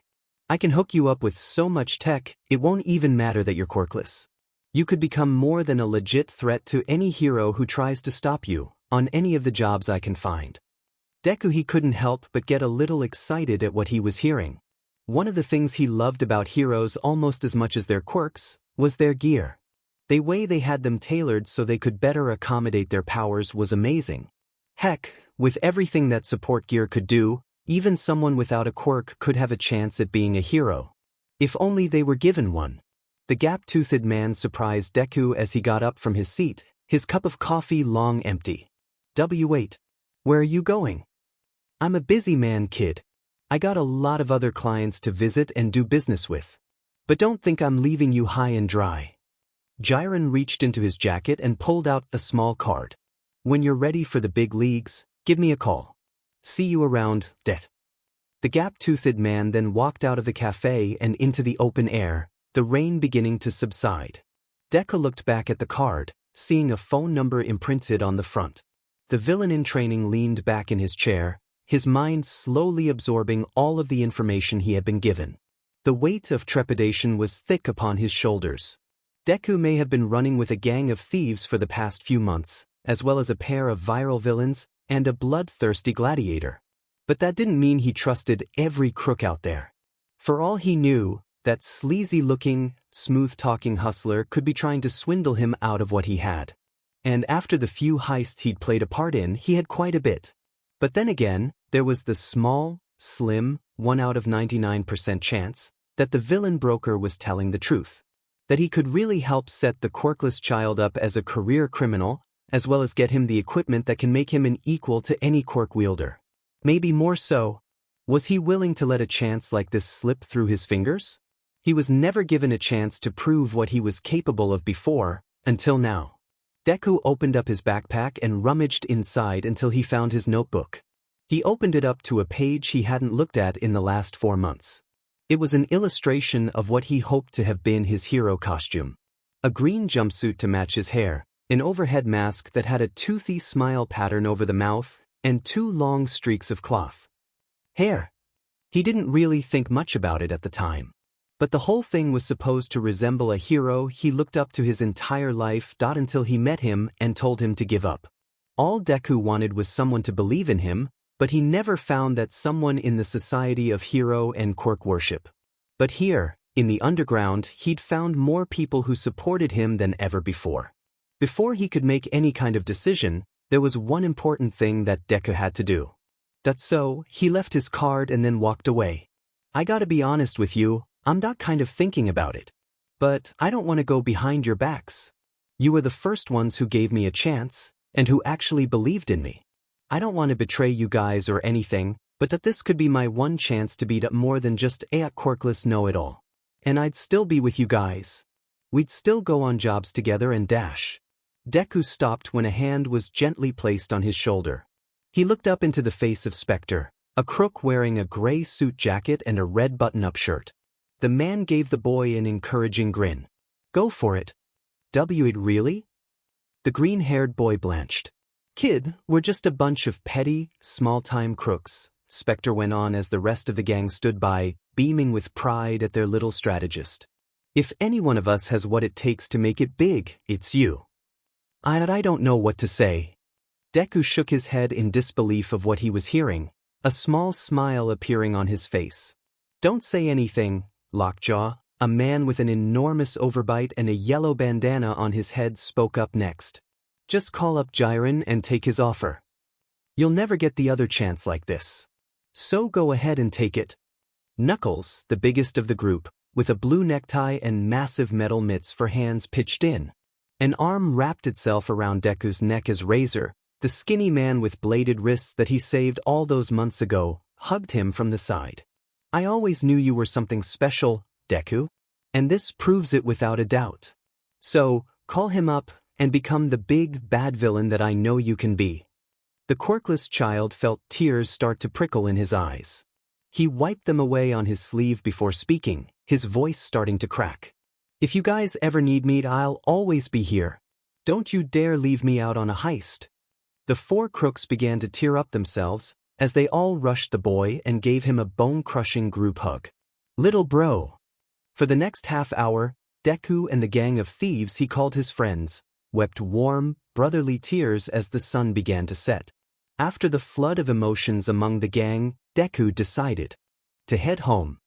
He laid on his pull-out bed, staring at the card in his hand and the number it held. Deciding it was now or never, he sat up, took out his phone and dialed the number. After a few rings, the other line picked up. Whoever this is, make it quick. I'm a busy man. Jiren? It's Deku. The villain in training answered. That I'm in. I knew you'd come around, kid. Deku could practically hear the man grinning on the other end. I've got a gig lined up for you already. Some street gang wanting to strike it rich.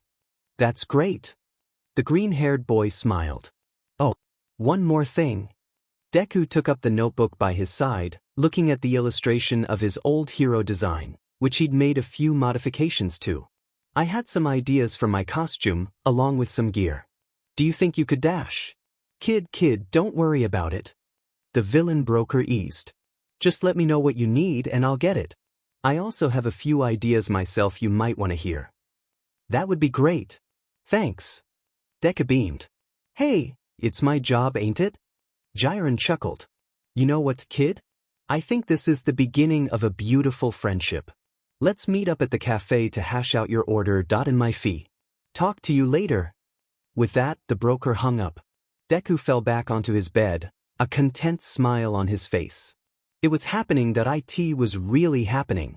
His smile slowly started to morph, his eyes growing dark. A manic, unhinged grin split across his face as he stared wide-eyed into the distance. There was no going back now. This was his first step into becoming a full-fledged villain. His phone rung to life, taking him out of his thoughts and wiping the insane expression from his face.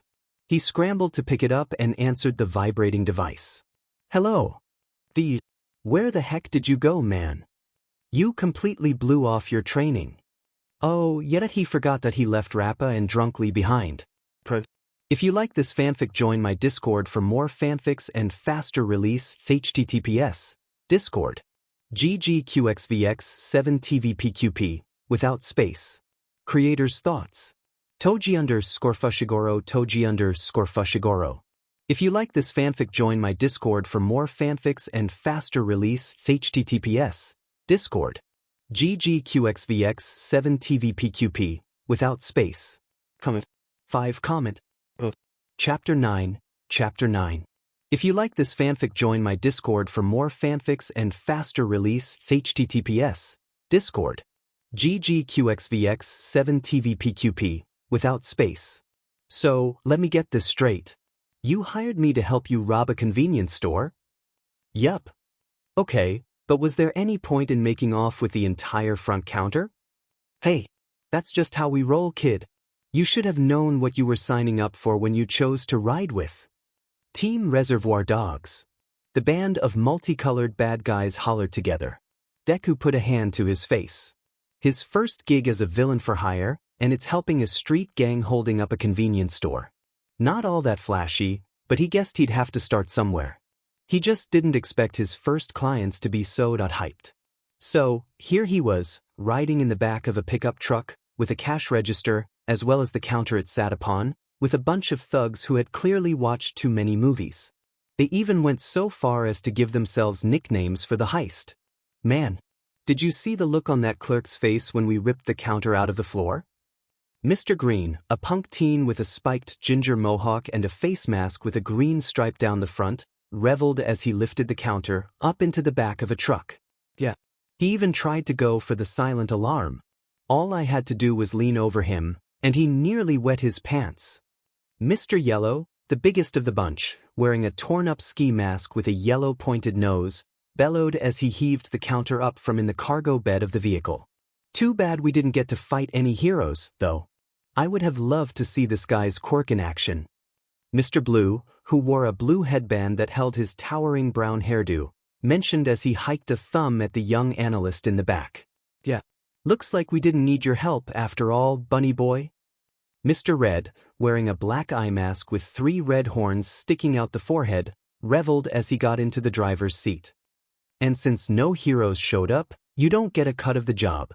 They're not bunny ears, they're supposed to be hair strands, Deku grumbled. He really should have seen this coming. After giving his costume design to Jiren, the gap-toothed man was a little confused about the 2 long green things coming out of his head, not to mention the big smile covering the bottom half of the face. Deku didn't mention it out loud, but it was supposed to be a play on his old costume look, since before, he wanted to look like All Might as much as possible. This was his way of making himself out to be the opposite of what the symbol of peace stood for. The anti-All Might, if you will. But he had to admit, apart from the glaringly obvious design flaws, the outfit came out great. Whoever it was that made it had followed his designs to the T. He had a new green hoodie, where the hair strands' bunny ears were sewn onto the top, along with a face mask with a toothy grin printed on the front, which was modified to be a gas mask and voice modulator in one. A pair of red-tinted goggles covered his eyes, with a pair of dark green combat trousers and his trademark red shoes completing the ensemble. All in all, Deku thought he looked pretty cool in his new villain threads. Unfortunately, no one else did. Jiren was one thing, but he thought that Gentle and La Brava would at least had something positive to say about his new look. However, all it did was cause the flamboyant thief to feel insulted that the villain in training didn't ask him to make an outfit for him. It got even more awkward when the elasticity man took out a measuring tape and tried to take his measurements on the spot. Second, even if no heroes showed up, don't think you can cut me out of my pay on a technicality. The green-haired boy noted. And third of all, I don't have a quirk that points out the weaknesses of heroes. Say what? Mr. Red took his eyes off the road to look back at the young analyst, a raised eyebrow under his face mask. Then what is your quirk? Deku sighed. Jiren gave him the friendly advice of not telling his clients about his little problem, that it could drive away his customers, as well as his chance of becoming a top-ranked villain before he could even start. The young analyst knew that just because he was lucky enough to come across a few crooks who didn't care about his lack of superpowers, didn't mean that every criminal would welcome him with open arms. He had his issues, but he certainly wasn't stupid. However, keeping a secret and lying were 2 different things. Lying amongst villains is a sure way to land yourself in hot water. So, clearing his throat, Deku prepared to expose his quirkless nature and braced himself for the predicted ridicule and refusal of payment. Well, the truth is, look out. Deku's sudden warning arrived too late, as a massive figure came out of nowhere and ambushed the moving vehicle. The van struck the giant form, skidding across the tarmac of the road until it slowed to a stop. Everyone inside had been thrown out of their seats, groaning in pain as they came back to their senses. Everybody okay? Mr. Green asked as he rubbed his now sore neck. I think so. Mr. Blue answered as he nursed his namesake. Mr. Yellow shook his head, his cheeks smacking together as he did. What the heck was that? Mr. Red lifted his head from the steering wheel. He blinked a few times to get his bearings back, but then immediately wished he didn't. Guys? Problem. What is it? Mr. Blue turned to the front of the truck to see what or more exactly, who it was, that they ended up crashing into. Oh crud. Mr. Yellow raised a trembling finger at the muscle-bound build before them. Is that is that who I think it is? It's. Mr. Green was too terrified to get his words out, but Deku, with wide fear-filled eyes, was able to answer for him. Death Arms. The heavy-lifting hero smirked. He had taken the brunt of the truck's collision in stride, appearing to have suffered 0 damage. Wearing a blue, unbuttoned muscle shirt, with his trademark yellow and black headband and wrist guards, he grabbed the battered truck by both sides and lifted it off the ground. Deku and the team tumbled over one another as the heavy-lifting hero hoisted them into the air. And here I thought I was gonna miss my workout today. Death Arms then threw the truck across the street. The truck landed on its wheels, but the momentum of the heavy-lifting hero's toss kept it in an out-of-control spin. The gang screamed for their lives as the truck collided with an oncoming lamppost. Mr. Red got a faceful of the airbag when the truck made its sudden stop. He lay forward on the steering wheel, putting pressure on the horn as it let out an unending honk. He awoke from his sudden concussion, only to see Death Arms coming their way, cracking his knuckles with sadistic glee. "That we're done for." The leader paled at the sight of the enclosing hero. "We're done for. It's all over. We're going to jail. We're going to the emergency room first." Mr. Blue grimaced. "Death Arms is famous for pounding on villains for the heck of it. We'll be lucky to even survive this. What are you waiting for, kid? Get out there and do your job." Mr. Green shoved the oversized crook toward the back doors. What? Deku spluttered as he came out of his fit of shock. "You're supposed to be some kind of hero expert. Go take care of him already." Mr. Yellow demanded desperately. Deku's world began to spiral. The noise of the frantic gang started to become inaudible mumbles in his ears. He felt his intake of breath hasten, coming close to hyperventilating. His eyes and lips quivering as his mind brought him back to a painful memory from what was no doubt the worst day of his entire life. The defeat of the sludge villain that tried to take his life earlier that day. The loss of adrenaline after running in to save his former friend. And the feeling of two meaty hands grabbing him by the shoulders and being forced to look into the face of an angered Death Arms. "What were you thinking, kid? You could have gotten yourself killed. Leave the heroics to the real heroes." The quirkless child relived the painful memory over and over again for what felt like an eternity. His mind began to swarm with a million thoughts all at once. He barely came to his senses as the dogs kept barking at him in a panic. Soon enough, the trauma of seeing the heavy-lifting hero completely overtook him, and the green-haired boy froze. What was he doing? Robbing stores and running with criminals? Wanting to become a pro-villain? Was he out of his mind? He'd run away from home. He abandoned his school life. He threw his life away to become that he didn't even know what he was now. And what did these guys want him to do? Fight Death Arms? It was Death Arms. They might as well have been telling him to take on All Might. As the fear and dread overwhelmed him, Izuku started to climb out of the truck in a state of numbness. The rest of the team watched him approach the hero, thinking that he was going to do what they hired him for. Izuku stepped up to the looming hero, who looked down on him more than just because of his enormous height. "Go for it, bunny boy." Mr. Red cheered from the window. "Take that oversized muscle head down." Death Arms scoffed. "Bunny boy? Really? Is that your villain name?" Izuku struggled to find his voice. He refused to look the heavy-lifting hero in the eye, keeping his gaze on the asphalt beneath his feet. Death Arms reached down and took one of the strands of cloth of his hood in his oversized finger and thumb, lifting it straight to get a good look. He smirked condescendingly. "What are these supposed to be? Your little bunny ears?" They're not ears." Izuku fumbled on his words. It's supposed to be a chair."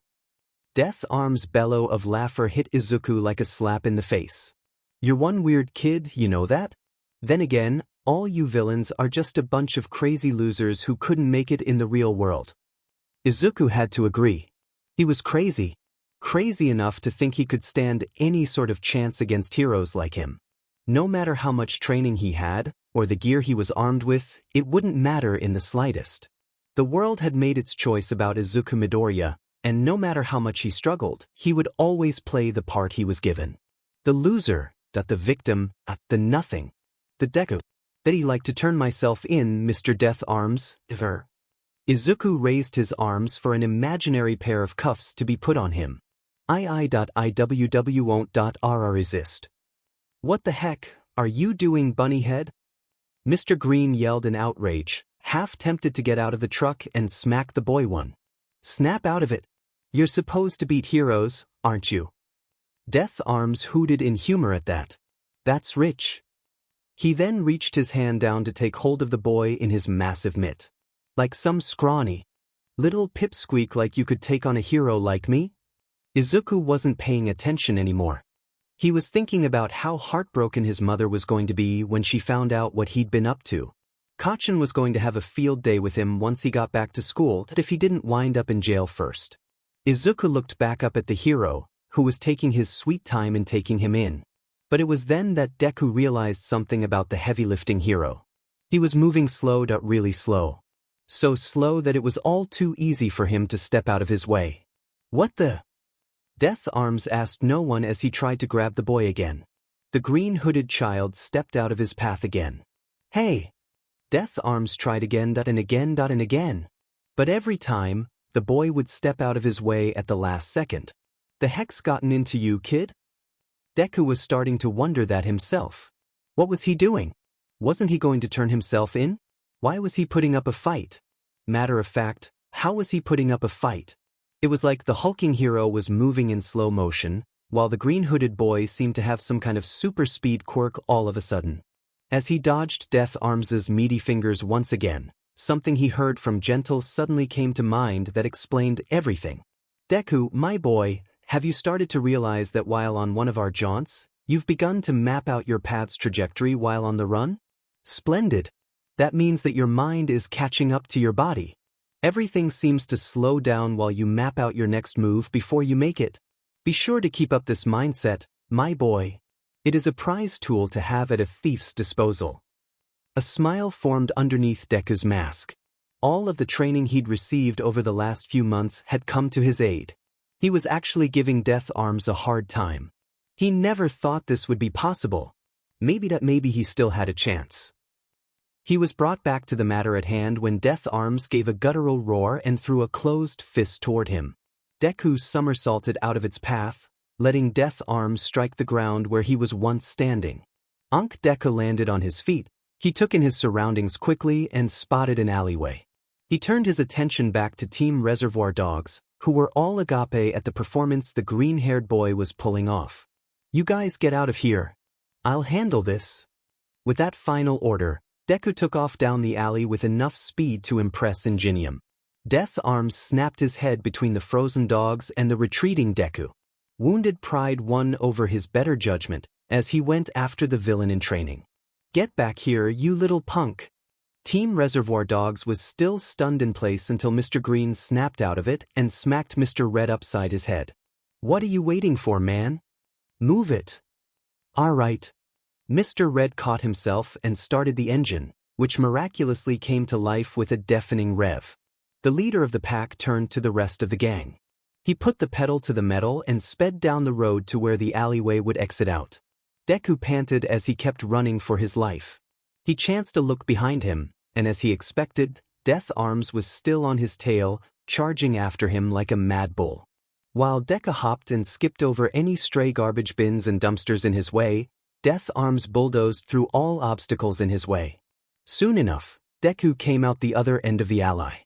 He raised a hand to his face as the sun hit him in the eyes. Once he adjusted to the light, he took in his new surroundings. Across the street was an empty construction site, with a towering construct of girders sealed together. If you like this fanfic, join my Discord for more fanfics and faster release. https Discord. GGQXVX7TVPQP, without space. Creators' thoughts. Toji_Fushiguro. If you like this fanfic, join my Discord for more fanfics and faster release. https Discord. GGQXVX7TVPQP, without space. Comment. Chapter 10. The thundering of Death Arms' stampede made itself known to the boy, growing louder as the hero drew closer. Deku raced across the street and into the construction site, right before Death Arms burst out of the alley, with brick and garbage flying everywhere on his arrival. The heavy-lifting hero spotted Deku heading to the site and gave no second thought as he chased after him. The fact that a scrawny little string bean made a fool of him was not sitting well with the heavy-lifting hero. No one made a fool out of Death Arms, and this kid was going to learn that the hard way. As Death Arms charged into the building site, Team Reservoir Dogs pulled up outside, catching the heavy-lifting hero still after the green-hooded kid they'd hired. They spotted the boy and Behemoth in the construction site, and Mr. Blue began scrambling around his pockets until he found what he was looking for. He pulled out his phone and turned the camera on. He did not want to miss a second of this.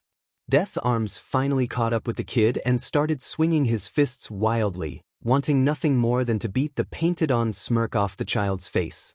Deku grinned to himself as he ducked and weaved past all of the heavy-lifting hero's blows, recalling what his coach had taught him not too long ago.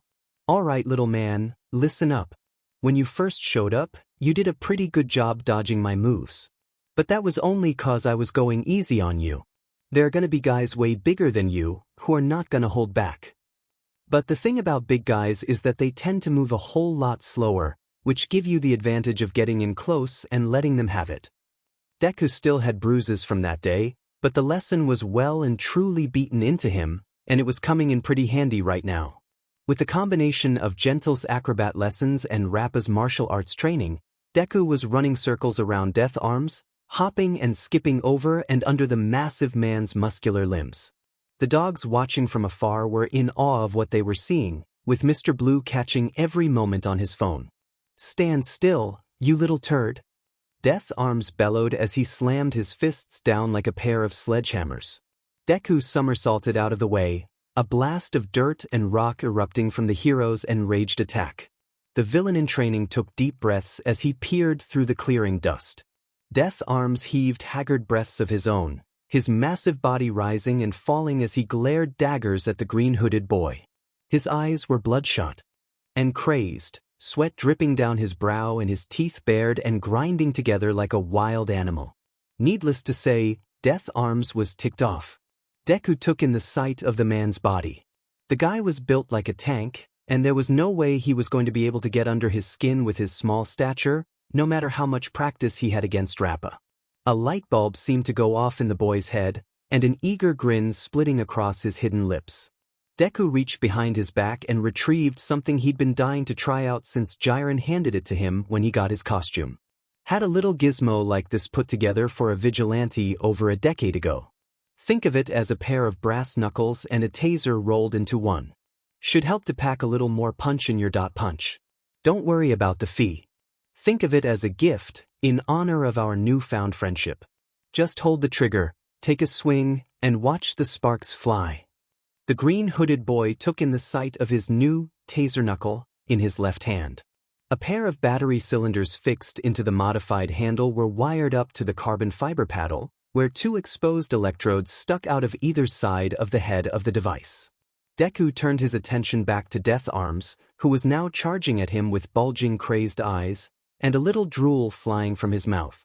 Deku decided to meet the heavy-lifting hero halfway, rushing straight for him with his new weapon clutched tightly in his hand.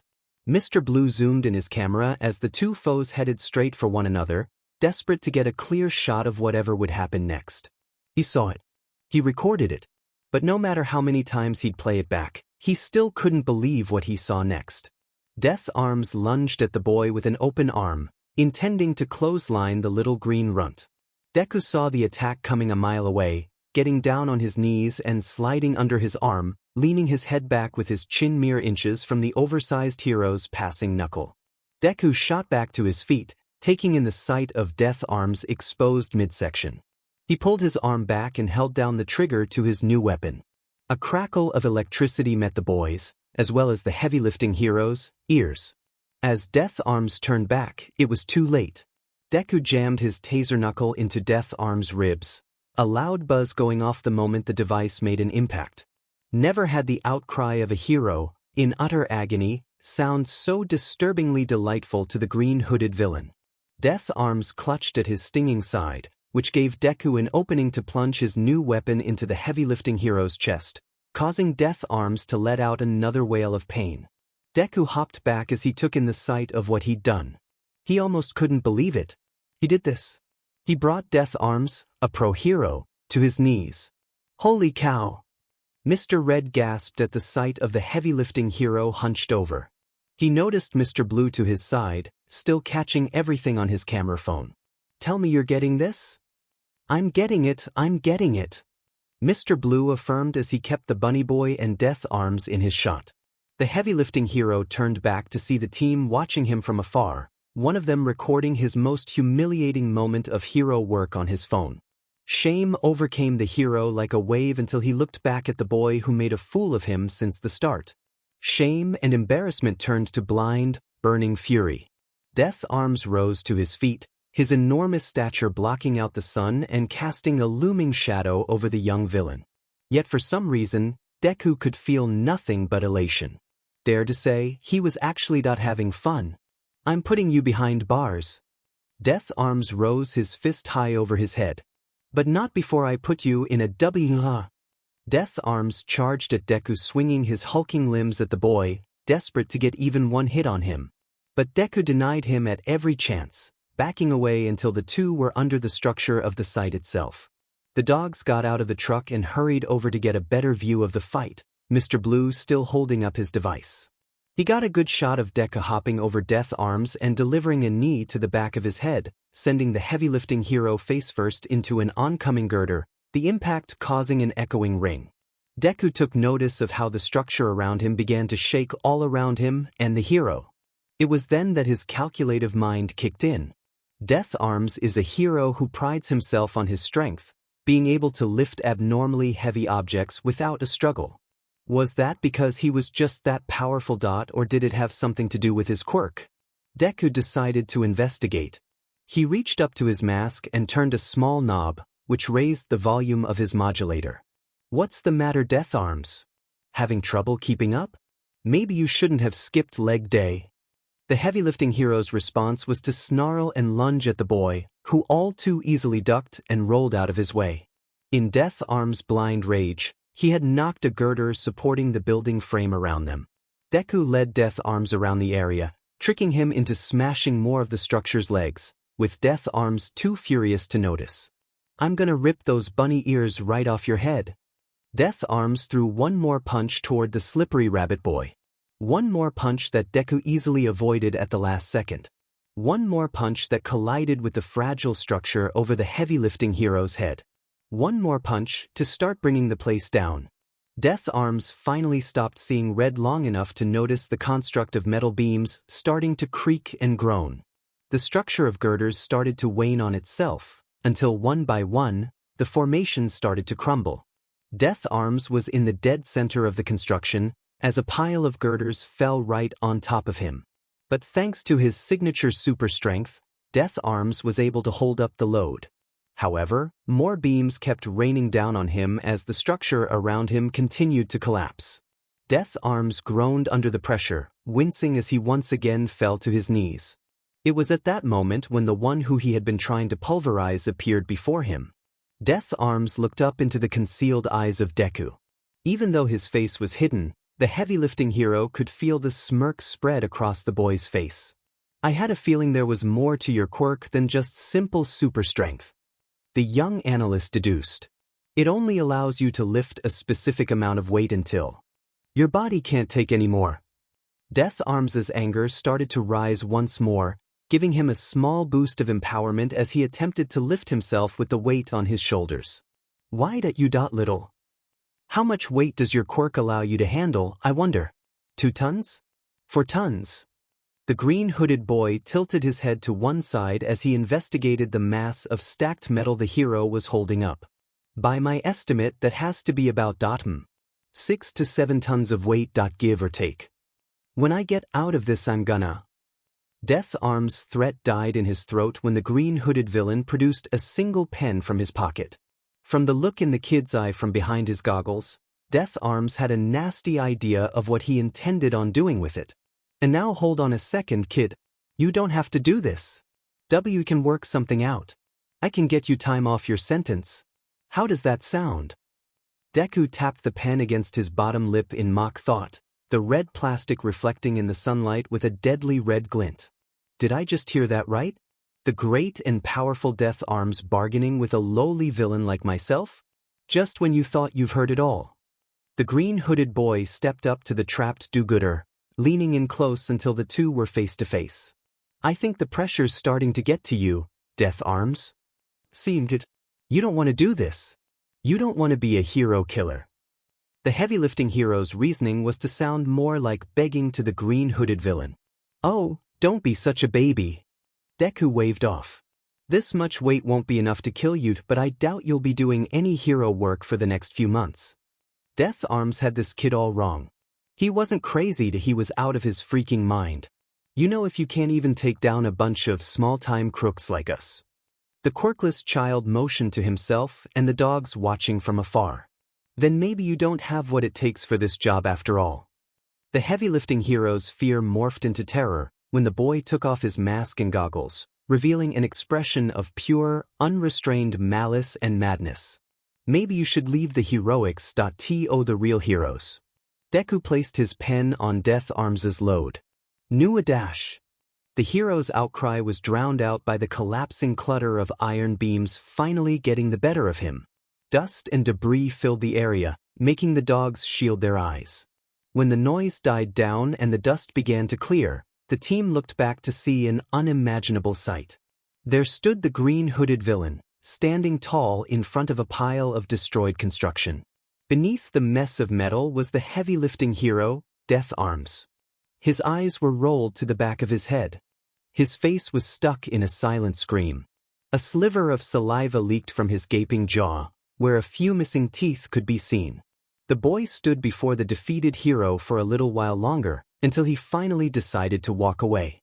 He left behind the battered and beaten hero, who when it mattered most, stood by and did nothing when he ran out and did his job for him. If your job is to help people, then shut up and help them.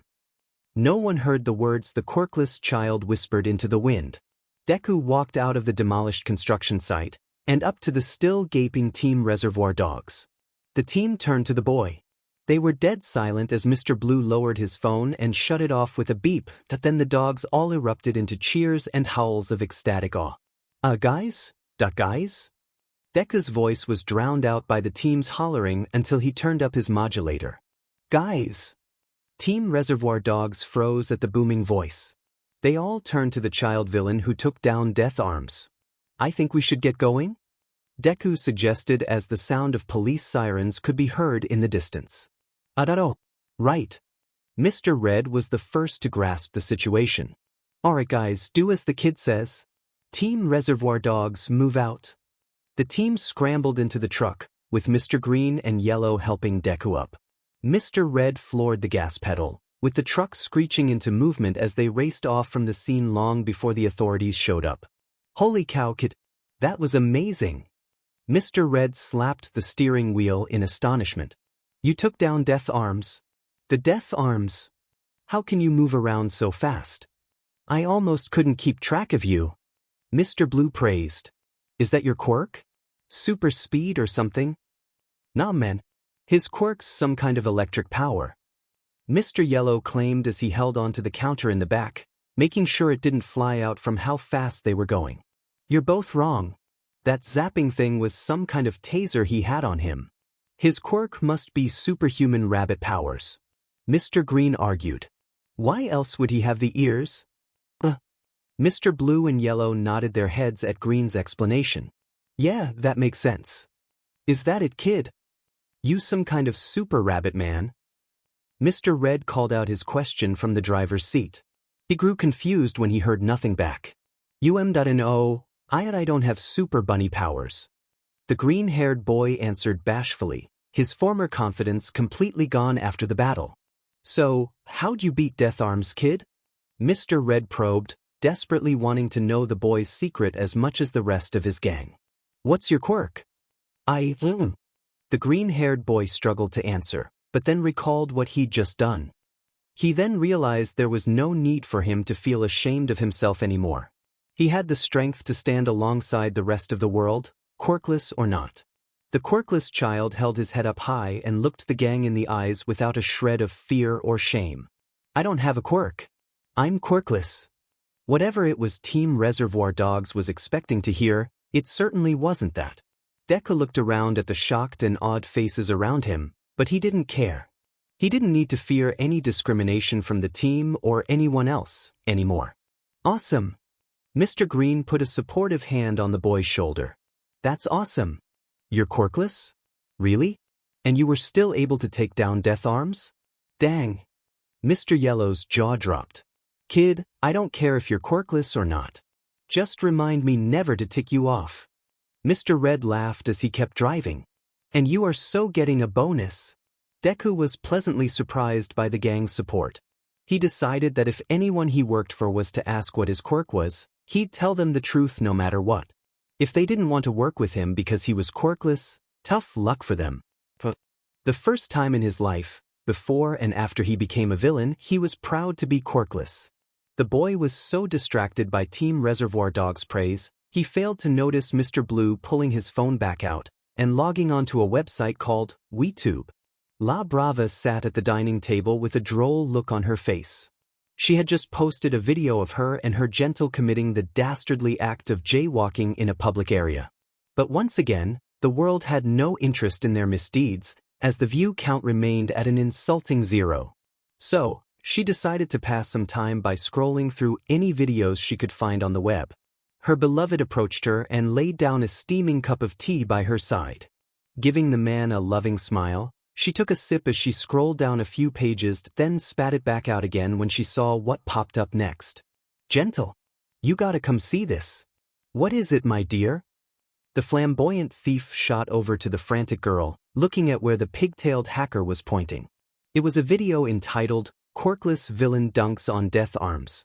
The dazzling duo looked to one another in matching curiosity before the girl clicked on the video. They were beyond astonished as the video portrayed their dear friend Deku, dancing circles around the heavy-lifting hero himself, striking him with some kind of electric device, then leaving him to be buried in a ton of construction site debris. Gentle found himself taking a few steps back in his stupefied state. I can't believe my eyes. Is that Deku?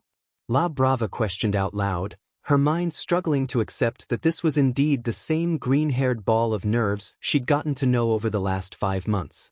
They weren't the only ones to be shocked, amazed, or appalled by the footage of the young villain.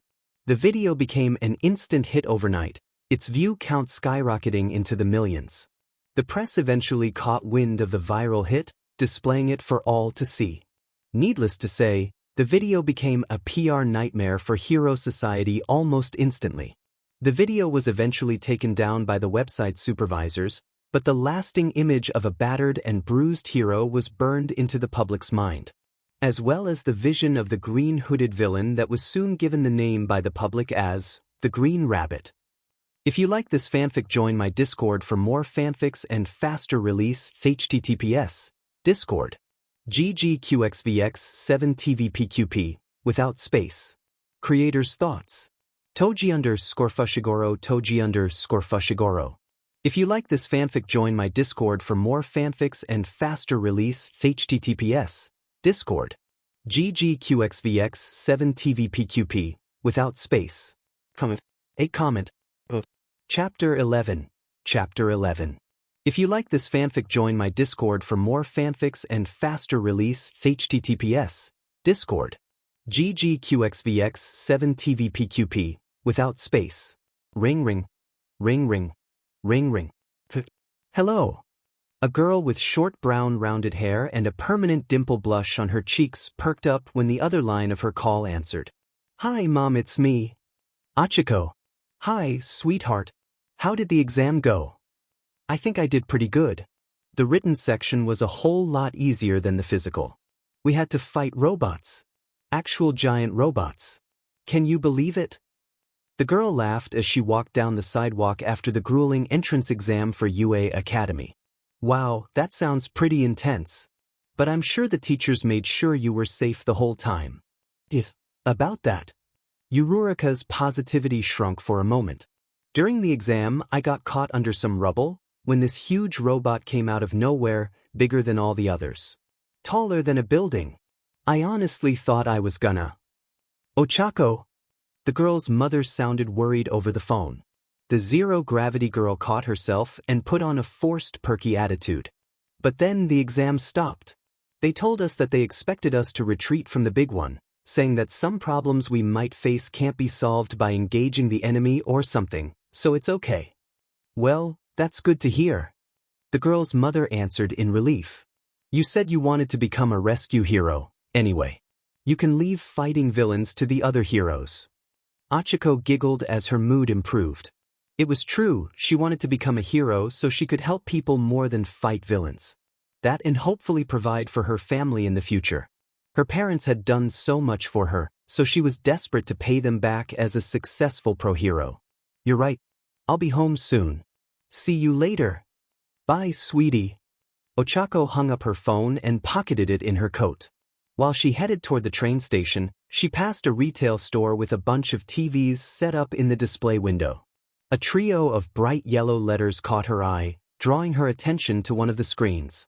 She stopped and turned to one of the screens, where a news reporter with a pair of large horns, one sticking out and the other filed down, spoke from his notes with the image of a man in a green hoodie with what looked like bunny ears displayed in the top corner. In other news, the mysterious villain known only as the Green Rabbit has struck again. When the pro-hero, Airjet, attempted to stop a daylight bank robbery, he was intercepted by the virescent vandal, who tampered with his signature jetpack and sent the airborne hero flying into the window of an office building. We go live to Suki Monogatari, who is on the scene. Thanks, Miyagi. 2 hours ago, a clash between the law and lawless took place here in front of the First International Bank of Mizudafu. A gang of villains, led by the increasingly infamous Green Rabbit, attempted a daylight robbery, tearing down the vault door and making off with over 2 billion yen in cash. The airborne pro-hero, Airjet, arrived on the scene and attempted to put a stop to the gang's escapade. The Green Rabbit engaged the hero, showing feats of athleticism that would put many other pro-heroes to shame, as he dodged the hero's air blasts from his arm cannons. Inko was barely listening to her TV. She was sat in her living room, huddled up on her couch as she leafed through a photo album containing pictures of her and a happy, smiling baby Izuku Midoriya. On the lamp table to her side sat a pile of missing person photos, with a picture of her son's face from his school photo day. She also had her house phone on her other side. Her hopes of getting the call she had been praying to receive since her baby's disappearance had dwindled over time, yet they still stayed alight. Every passing day, she swore to herself that when she could hold her little Izuku again, she would support him in being the hero he always wanted to be, no matter what. All she could do for now, though, was keep praying. Unfortunately for Airjet, his efforts to stop the acrobatic assailant were in vain. After avoiding the hero's attacks, the Green Rabbit managed to inflict his own damage, rupturing the airborne hero's trademark jetpack, sending the airborne hero flying into a nearby office window. The Green Rabbit and his associates have long since made their escape, leaving emergency responders to come to the hero's rescue. We have been told that Airjet will make a full recovery, but his reputation has more than certainly taken a nosedive. Airjet hasn't been the only hero that the Green Rabbit has proven to be more of a match for. After making his debut 7 months ago after bringing down the heavy-lifting hero, Death Arms, he has gone on to become a well-known name among hero society. Katsuki Bakugo scoffed as he listened to the newscast on his laptop, whilst lifting dumbbells as he sat on his bed. The entrance exam into UA had been a piece of cake. Heck, it was like the teachers practically invited him into their school. It was so easy. And best of all, no whiny, weak, quirkless to get in his way. Before the viral video was removed from the web, courtesy of the site's owners, as well as the HPSC, there was speculation over social media on whether or not the Green Rabbit was possibly quirkless. Bakugo nearly laughed out loud at that last comment. Like somebody without a quirk could take out the likes of Death Arms, Kamui Woods, and even Midnight. Well, it's not like it mattered to him, anyway. Pretty soon, he was going to show all those mouth-breathing extras who the real hero was. And if he ever got the chance to take on that glorified bunny boy that he was going to blast him into so many bits, there'd barely be anything left to make rabbit stew. The matter of the Green Rabbit's quirk or lack thereof is one of the many anomalies that revolve around this mysterious mastermind. Who is the Green Rabbit? What is he after? And is there any hero out there who could possibly stop him? Suki Monogatari, signing off. Thank you, Suki. And now the weather. Deku was starting to notice exactly how much time he now spends down dark alleys since he became a villain. He dumped a large bag filled to bursting with cash on the ground before the tailored black shoes belonging to his work proprietor. Jiren looked up at the boy who dumped the bag in front of him, taking notice of the sour expression on his face. "That's so, how'd it go?" "Oh, the job went great. No heroes showed up, no cops, it went real smooth." The young analyst perked up, only to give an even deeper frown. "Until the gang who hired me decided to try and cut me out of the deal, once they found out I was quirkless." "Ah geez. I told you to keep that under your hat, kid." Jiren lectured as he unzipped the bag in front of him, his eyes marveling over the endless green inside. "So, if they cut you out of the deal, where'd all this money come from?" "This is my cut. The gang had a sudden change of heart after I persuaded them." The quirkless child gave a cocky sneer as he retrieved his taser knuckle. Squeeze, squeeze. Zap, zap. Jiren couldn't help but chuckle as he retrieved his share of the score. "You know, that's a good way to lose street cred with villains who want to hire you." "I'm not going to hide the fact that I'm quirkless," Deku stated without any hesitation. "If no one wants to do business with me because of that, that's their problem, not mine. Not anymore." His eyes lit up as he recalled something. "Speaking of which, I've been meaning to ask you something." "Shoot." Jiren offered. "You knew I was quirkless long before we met, didn't you?" the young analyst queried. Jiren said nothing as he took another drag from his cancer stick. Taking his silence as a yes, Deku pressed on. "If knew that I didn't have any powers the whole time, what was it that made approach me in the first place?" Jiren blew his smoke before giving his answer. "Kid, when I invest my time and effort into a client, I make sure I'm getting my money's worth. I need to be sure that I'm not going to end up throwing my money away for some random street tough with delusions of grandeur." The green-haired boy thought about a certain blonde-haired explosion fanatic who fit Gurna's description perfectly. "I look for something that I know it's going to be good for me in the long run. That I'm making the right choice in putting my faith in someone," the gap-toothed man went on. "And that is?" Deku asked passively, slightly fearing what the answer could be. The villain broker grinned. "Promise. You got a lot going for you, kid. You know how to fight, you can move like a track star. And all that know-how you got about heroes and their quirks is a guaranteed gold mine." The gap-toothed man leaned back in his seat with confidence. "Face it, kid, that you're worth something." Deku gave a small smile. Jiren wasn't the touchy-feely kind, but the fact that he'd managed to impress the villain broker this much was an achievement he was certainly proud of. "Thanks. If you like this fanfic, join my Discord for more fanfics and faster release. https Discord. GGQXVX7TVPQP, without space. Creator's thoughts. Toji_Fushiguro Toji_Fushiguro.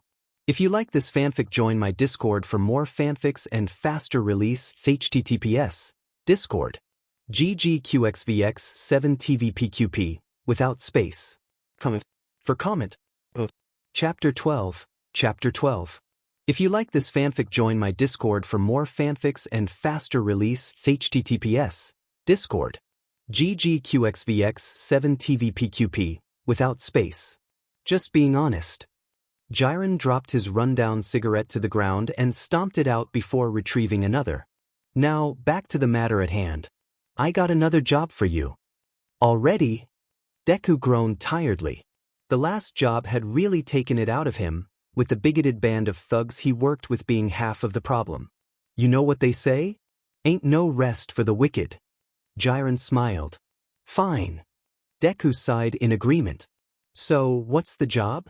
"Well, I can't exactly give you all the details," Jiren explained.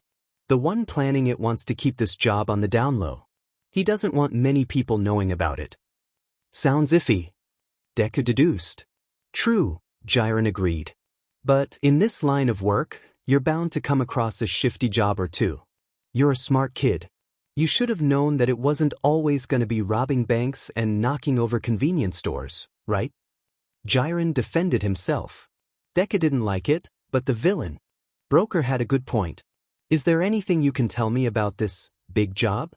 "Well, I can't give you much." Jiren blew a puff of smoke before showing a grin. "But it's got something to do with UA High." Deku's face dropped. UA High? The UA High. I ain't talking about any other, the gap-toothed man chuckled. You seem interested. Of course, Deku was interested. For the first decade of his life, he'd always dreamed of going to UA, the most prestigious hero school in all of Japan.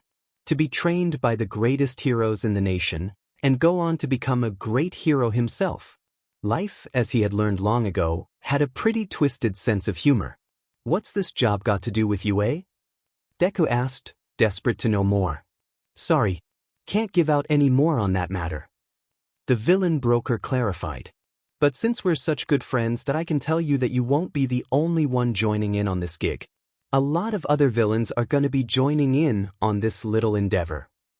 With everything that Jiren was saying, as well as what he wasn't saying, Deku was feeling more and more skeptical about all this.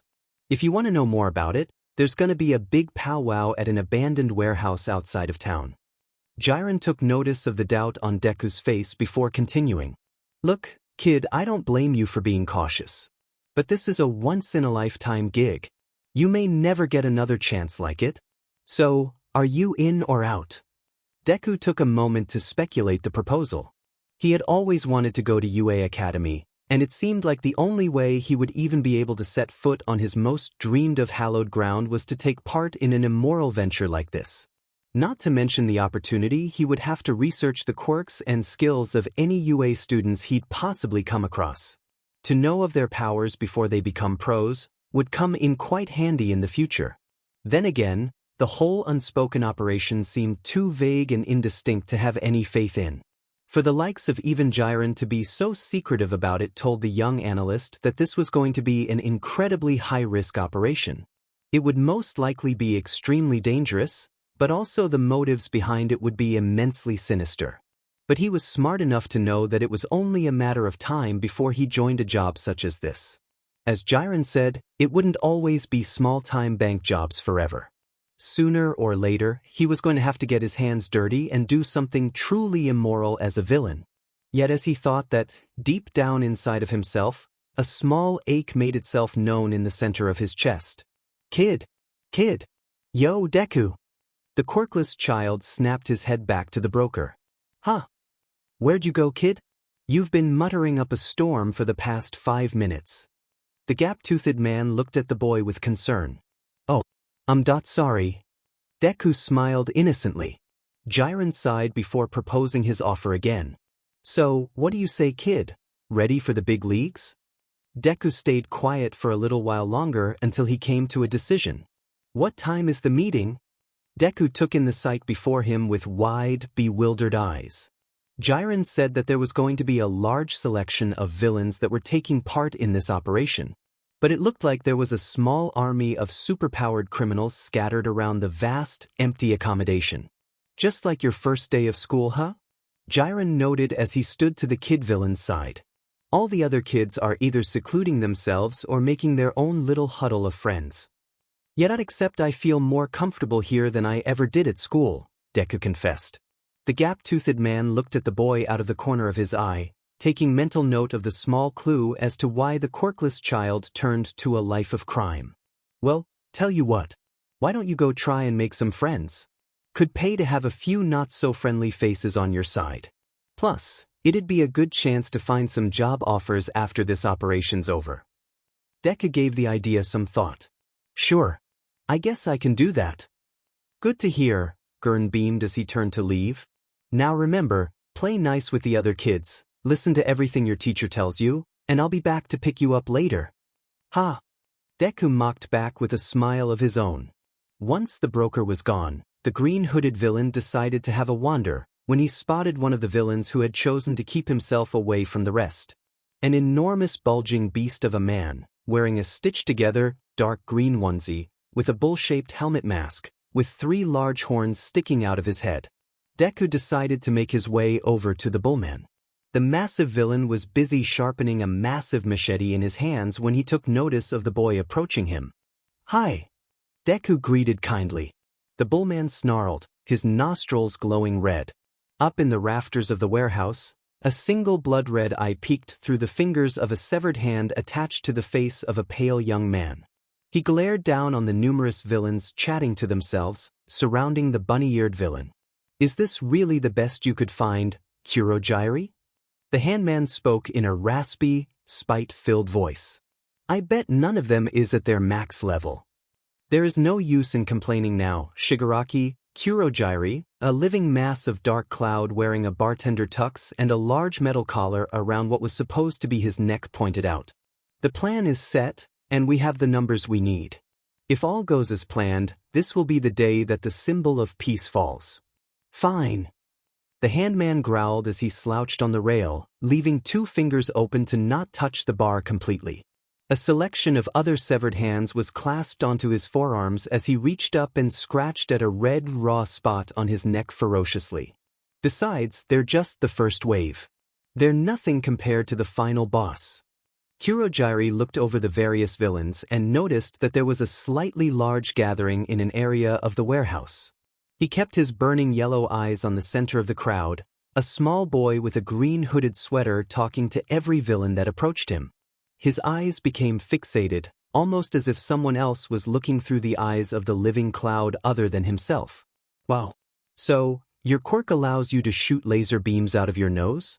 That's amazing. Does the heat from the laser hurt the inside of your nostrils? Do you have to lean your head back to aim, or do they shoot to where you're looking? And what's with the cow-shaped helmet? The bullman was starting to get annoyed by the green-hooded boy's constant questions. He rose from the crate he was perched on, easily towering over the green-hooded boy. Anyone ever tell you that you talk too much? Before Deku could answer, he suddenly found himself ensnared by a multitude of gray snake-like hairs and hoisted into the air. The boy looked to see where the mysterious living hair came from. A woman wearing a dark purple pantsuit and a lighter purple striped shirt underneath. Looks like someone doesn't know how to mind their own business. Deku showed no sense of danger as he was raised off the ground, being more interested in the coils of hair that wrapped around him. Wow. A manipulative hair quirk.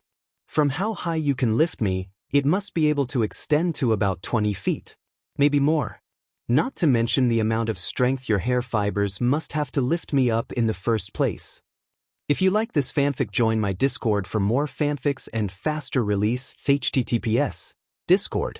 GGQXVX7TVPQP, without space. Creator's thoughts.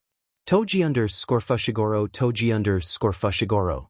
If you like this fanfic, join my Discord for more fanfics and faster release. https Discord. GGQXVX7TVPQP, without space. Comment. 3 comment. Chapter 13. Chapter 13. If you like this fanfic, join my Discord for more fanfics and faster release. https Discord. GGQXVX7TVPQP, without space. The bullman and snakehair woman looked at the strange boy like he was crazy, which from how he was behaving, didn't seem that far off. Hey, I've seen those bunny ears before. The 3 villains looked to see a man with the bodily structure of a dinosaur, with a fossilized head, stomping his way over and pointing a tiny arm at the suspended child. You're that green rabbit guy, aren't you? The bullman and snakehair woman looked back at the boy in shock. Deku gave a tired sigh. They're not bunny ears, but yeah, that's me. The dinosaur man laughed happily at his accuracy. I knew it was you. This guy's practically famous. He nudged at the snakehair woman and bullman with his little elbows. He's been all over the news, taking down heroes one by one. The snake-haired woman looked back at the boy, taking notice of his green hoodie and the 2 flaps of cloth stitched to the head. Oh shoot, I think you're right. She then lowered the boy down gently before unwrapping her coils from him. Thank you, Deku responded kindly as he dusted himself off. Hey, is it true that you took down Kamui Woods by setting him on fire? The dinosaur man asked earnestly as he approached the boy. Technically, I set his wood tendrils on fire. It's not my fault his costume proved to be more flammable than it looks. The young analyst explained. The dinosaur man cackled with glee. I told you it was him. This kid can figure out a hero's quirk, what their weakness is, and then use it to bring them down.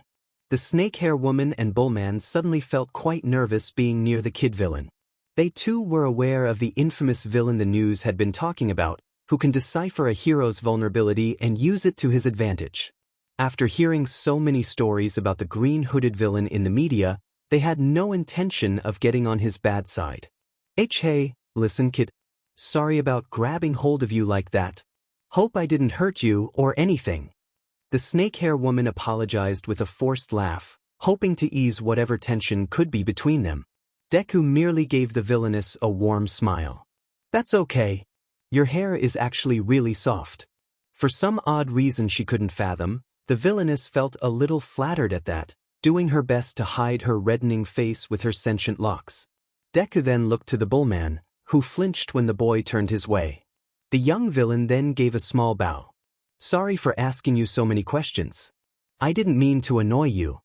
No. That's okay. The bullman waved his hand in dismissal. Why, you can ask me whatever you want. An elated smile came to the boy's face as he opened his notebook once more when a familiar voice called out. Deku. The green-hooded boy looked to where the call came from and spotted a familiar face. Rockslide. It was the four-armed, gray rock-skinned bouncer from the masquerade. The two had gotten to know each other quite a bit from the young villain's first appearance in the ring against Rappa. The two even spared against one another, forging a small kinship between them. Hey Deku. Good to see you, buddy. The Rockman, Rockslide, came up to the young trainee, only to spot the two other villains surrounding the boy. These guys giving you trouble? No. Deku waved his hands in front of Rockslide to stop him. I was just asking them about their quirks. They didn't do anything, honest. I was just asking Bronco here about his quirk. The bullman raised an unseen eyebrow at what the kid just called him. Bronco. Oh, sorry. Deku scratched the back of his head nervously. Sometimes, when I'm taking notes, I like to make up nicknames for people I see and what quirks they have. Judging by your costume and your laser nose quirk, I was thinking about calling you Blasting Bronco. Deku's voice shrunk as he explained, feeling the bullman's eyes bore into him. Blasting Bronco. The large villain thought the name over. I like it. Rockslide gave Deku a hearty smack on the back, nearly taking the boy off his feet. Kid's got a sick imagination. It's how he came up with my nickname. Think you can come up with a name for me? The snake-haired villainess asked cockily, yet curiously. Deku placed a hand to his chin as he gave the question some serious thought. A light bulb seemed to go off in his head. How about split ends? With a Z. The villainess gave her new nickname a thought before smiling to herself. HM. Not bad. Hey. What about me? The dinosaur man asked eagerly, almost like an excited toddler. Skullosaurus? Deku suggested. That I love it. Because I've got a skull, and I'm a dinosaur. The newly named Skullosaurus cheered as he waved his little arms. As the villains chuckled at the dinosaur man's celebrating, Deku looked around at all of their faces. All these people were dangerous, deadly, and violent criminals, yet not one of them wanted to cause him any harm. While in his old life, on the moral side of hero society, he was insulted, beaten, blasted, put down, and pitted by everyone. It would have been funny if it wasn't such a bad joke. Wait, did somebody say, Deku? The four villains looked to see the newcomer. A white-skinned, fish-faced villain, with gills in his neck and red streaks down his blad head. You guys talking about the Quirkless fighter in the underground? Rockslide wrapped one of his multiple arms around Deku and brought him in close. Who do you think we're talking to? Skullosaurus, Splittens, Bronco and the Fashman stared wide-eyed at the boy, struggling to register what the Gravelman just said. Wait, this kid? The Fishman pointed at the green-hooded boy. This is supposed to be Deku? It sure is. Rockslide went on. Deku sighed. He figured he might as well show his face as he took off his mask and goggles. Hi there. The Fishman blanched at the familiar sight of green messy hair and freckles. Holy cow. It really is you.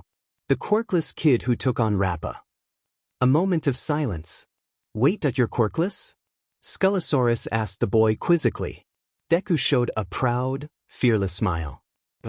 Sure am. I heard a rumor that the rabbit was quirkless, but I never believed them. Split Ends chimed in. I mean, who could believe that a kid without a quirk could take on all those heroes and win? I'll tell you who. Nobody.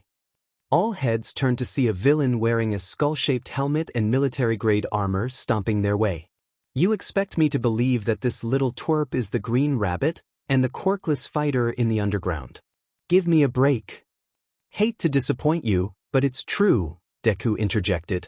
I took my coach up on his offer to get me into the circuit, figuring it could help me get better at hand-to-hand combat. I'll admit, it's a little riskier for me since I don't have a quirk, but I think I'm doing pretty well, considering. Don't be modest, Deku. You've made a big splash in the masquerade. The crowd loves it when you step into the ring. Rockslide objected to the boy's bashful attitude. Oh yeah? Well, how's about you and me go a few rounds right here and now, punk? The Skullhead challenged as he cracked his knuckles. Rockslide stepped up to the Skullman with a fire in his eyes. You're gonna have to go through me first, bonehead. The Skullman scoffed as he leaned around Rockslide to taunt Deku some more. What's the matter? You gonna let your pal here do the fighting for you? I bet that's how you got your reputation in the first place. Letting guys with all the power do the heavy lifting for you, and you sit back and take all the credit. The quirkless child scowled as he reached behind his back, his hand coming close to grabbing his trusty taser knuckle. Silence! The warehouse went dead quiet. All heads turned to where the dry, venomous voice came from. Deku squinted his eyes to see the figure on the rafters. One he could easily make out, but the other seemed to be made out of complete shadow. The one he could see wore a ratty black long-sleeve shirt and slacks, with withered, shaggy ash-colored hair draping down from his head. Whatever he looked like was obscured by what looked to be a severed hand, clasping its fingers over his face, but Deku was able to make out a single, blood-red-colored eye gazing down at all the villains present. What disturbed him more than the single severed hand concealing the man's identity was the multiple other severed hands gripping the boy's forearms and the back of his head. It made for quite the disturbing sight, as many of the villains around the boy grimaced at the sight of him. If you like this fanfic, join my Discord for more fanfics and faster release. https Discord ggqxvx7tvpqp without space. Creators' thoughts. Toji_Fushiguro Toji_Fushiguro.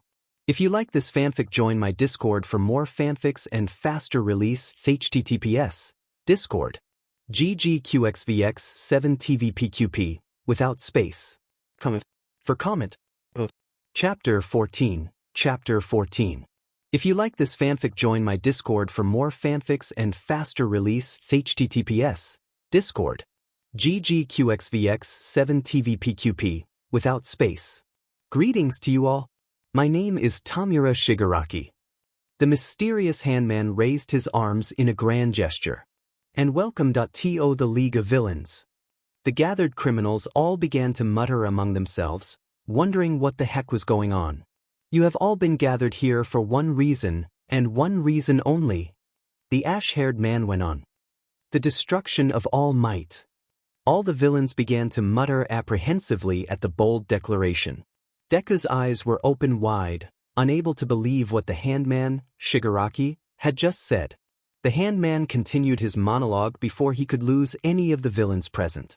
For too long, the so-called symbol of peace has looked down on the likes of us, flaunting his power, basking in the world's praise. He thinks he's untouchable. He thinks he's unbreakable. He thinks he can protect everyone, simply because he is here. But soon, we shall reveal his weakness to the world for all to see. The world will see All Might for the fraud he truly is. With our combined forces, we shall make the proud symbol of peace fall. Shigaraki maniacally giggled. The young analyst stopped writing, gazing back up at the maniacal handman with wide, bewildered eyes. Could it be possible that this lunatic knew All Might's deepest, darkest secret? That he was starting to lose his strength? And how do you plan on doing that? A villain that looked like a half-man, half-chameleon spoke up. I'm glad you asked. Shigaraki leaned down over the railing of the scaffolding.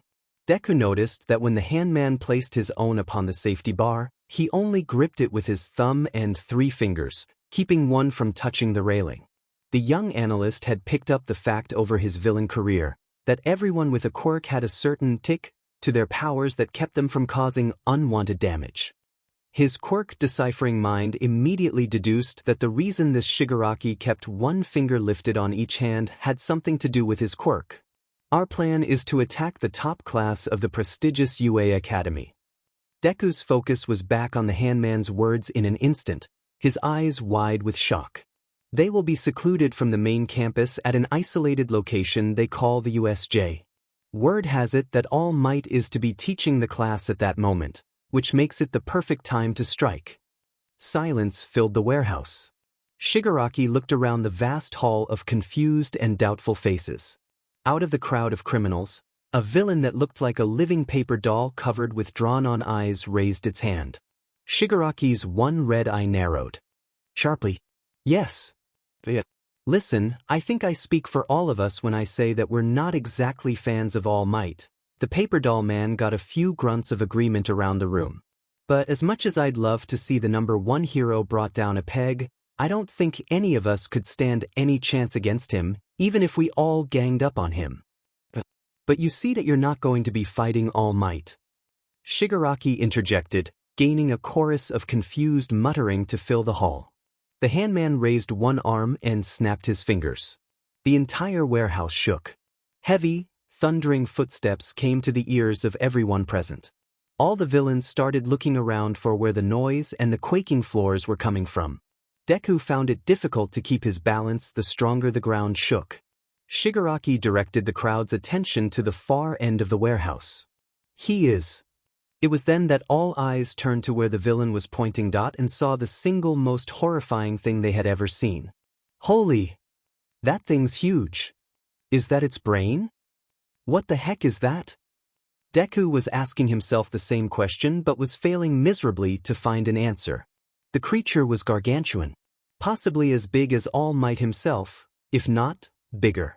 Its brain was indeed exposed for all to see, sitting in the cranium of a beak-faced, fang-filled maw, with two wide-open bloodshot eyes that refused to blink if it even could. The only piece of clothing the beast wore was a pair of beige shorts, with a pair of skull-shaped knee pads covering his enormous legs. The rest of its dark blue-colored body was exposed for all to see, showing off the bulging, inhuman muscle that made up its ginormous body, which the creature's skin looked to be tearing apart just trying to hold all the overwhelming muscle together.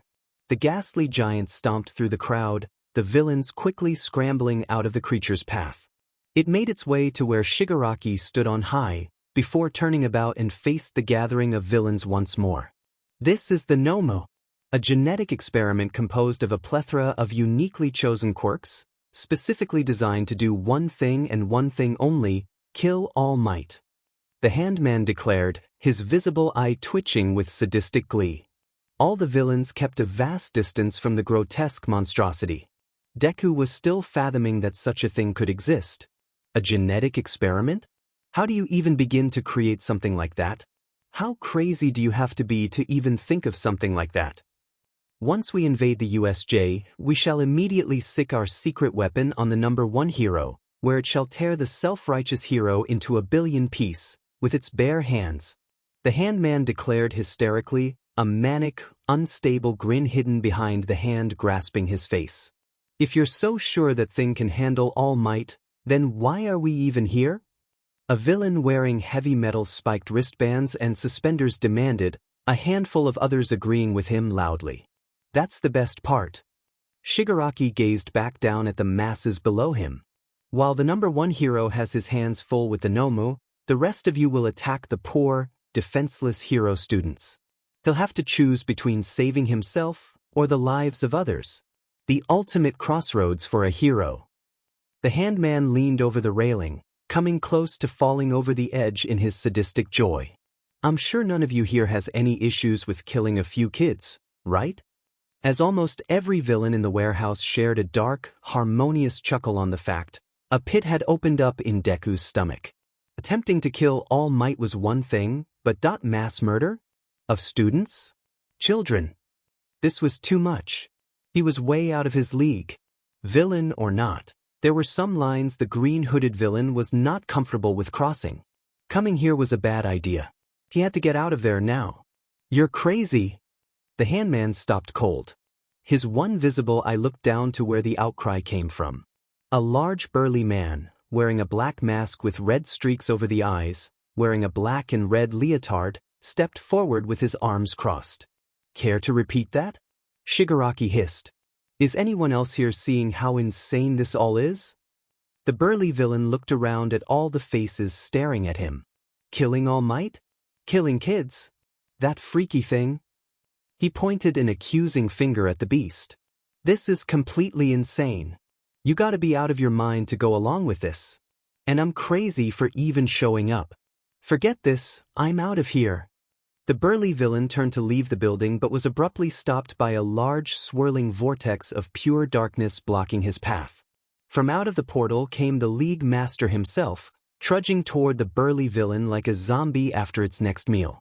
Deku and the rest of the villains looked back to the rafters, where they could see a figure made of the same shadow as the vortex standing, holding open another portal.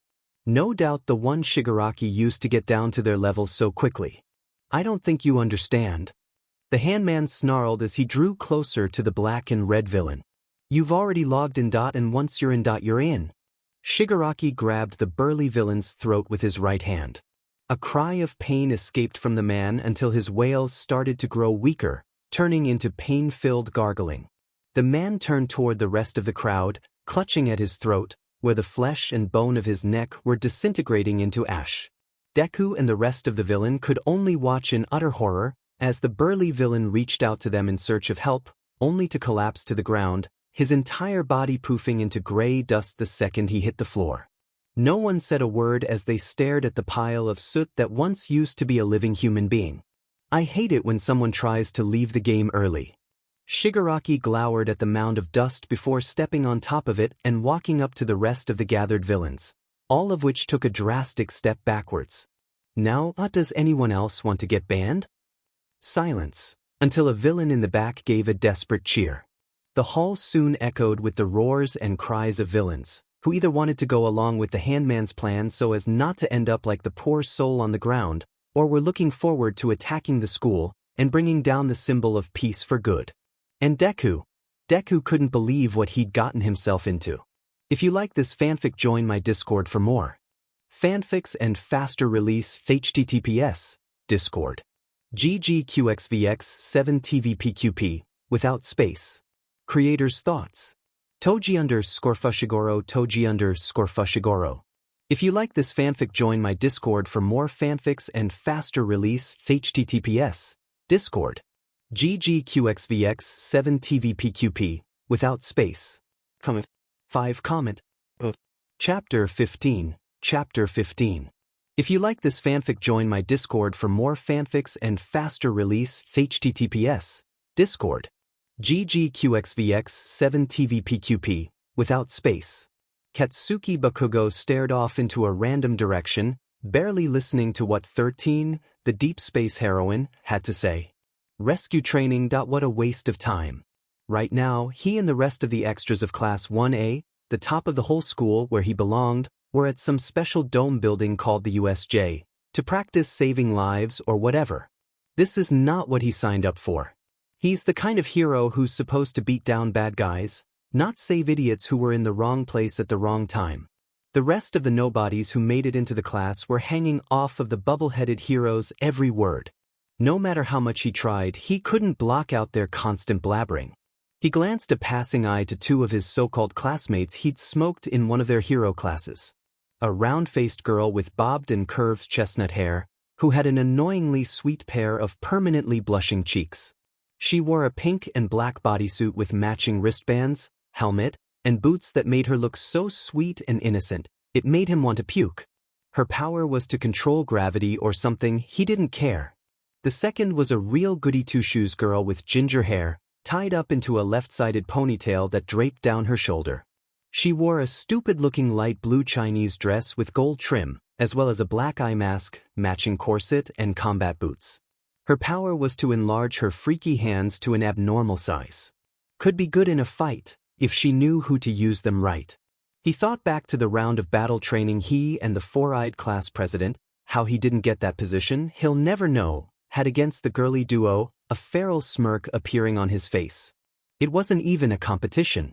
While he left Speed Geek behind with the prop bomb they were supposed to guard, Bakugo figured that it was a good time to show his class, as well as the #1 hero who was teaching them, exactly what he was made of. It took All Might threatening him over the intercom with suspension for him to stop blasting his opponents. That was fine by him. By the time he was done, both girls knew who the top among them was. He'll admit, while he was busy showing those two who was boss, the image of a frightened, tear-faced, green-haired nobody came to mind. That didn't stop him though. In fact, it just motivated him all the more. After so much time had passed since his big disappearing act, Bakugo had to admit, he was starting to miss the little quirkless beansprout. He made the best punching bag. Testing out his explosions on Deku had been a real highlight to his day. Now that he was gone, he missed that feeling of dominance he'd get from pounding on him. His eyes darted to the gravity girl out of the corner of his eye. His sneer grew bigger on his face. Ah well, at least there's plenty more weaklings where he came from. Ochako felt a pair of eyes on her and turned to where it was coming from. She flinched and looked away again as she saw the bomb boy gazing at her viciously. She let out a small yelp, catching the attention of Itsuka Kendo, the red-headed girl with a left-sided ponytail she'd made friends with on the first day of school. Itsuka noticed the look of discomfort on the gravity girl's face. The big fist girl then noticed the class's explosives expert, Katsuki Bakugo, staring daggers at the two of them. Itsuka shot her own scowl at the boy, who scoffed proudly and looked away. Itsuka had an instant dislike for the bomb boy after their battle training and decided that if he wanted to hurt anyone in their class, he was going to have to get through her first. The big fist girl looked back to her friend and placed a friendly hand on her shoulder.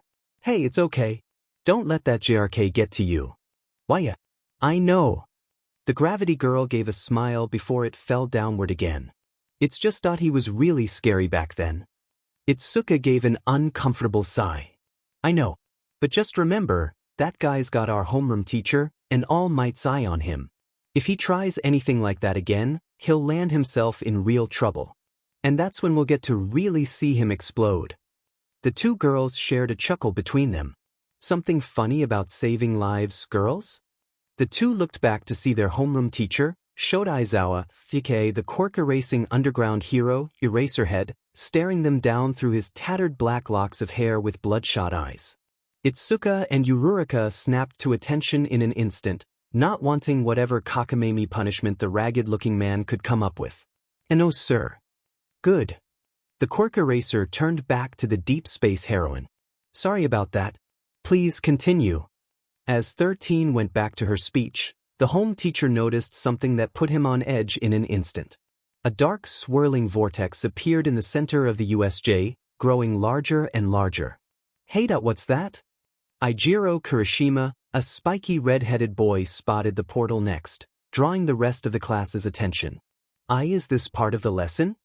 As soon as the vortex had appeared, a lone figure covered in severed hands stepped out of the darkness, followed by a multitude of misshapen, multicolored newcomers who didn't look all that friendly. No.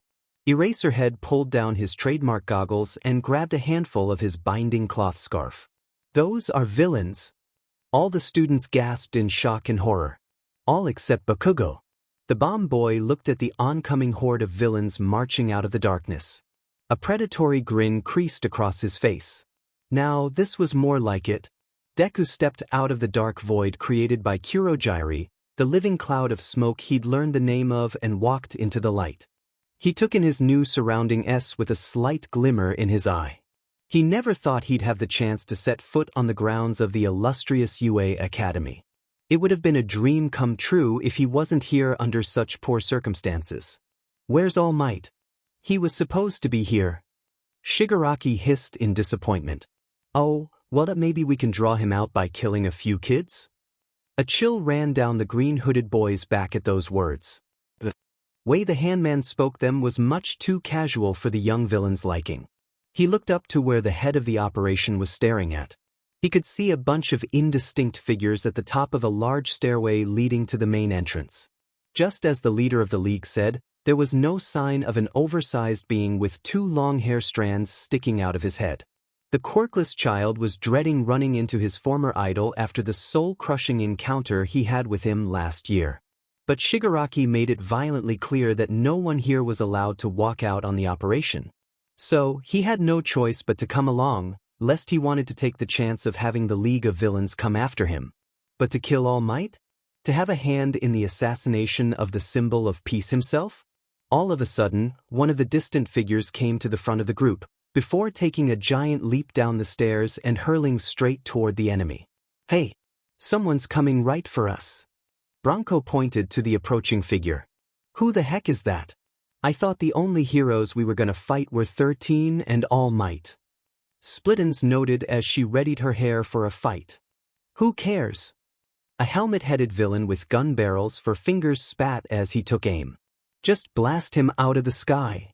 As the figure became easier to see, Deku instantly recognized him. Guys, wait. That's...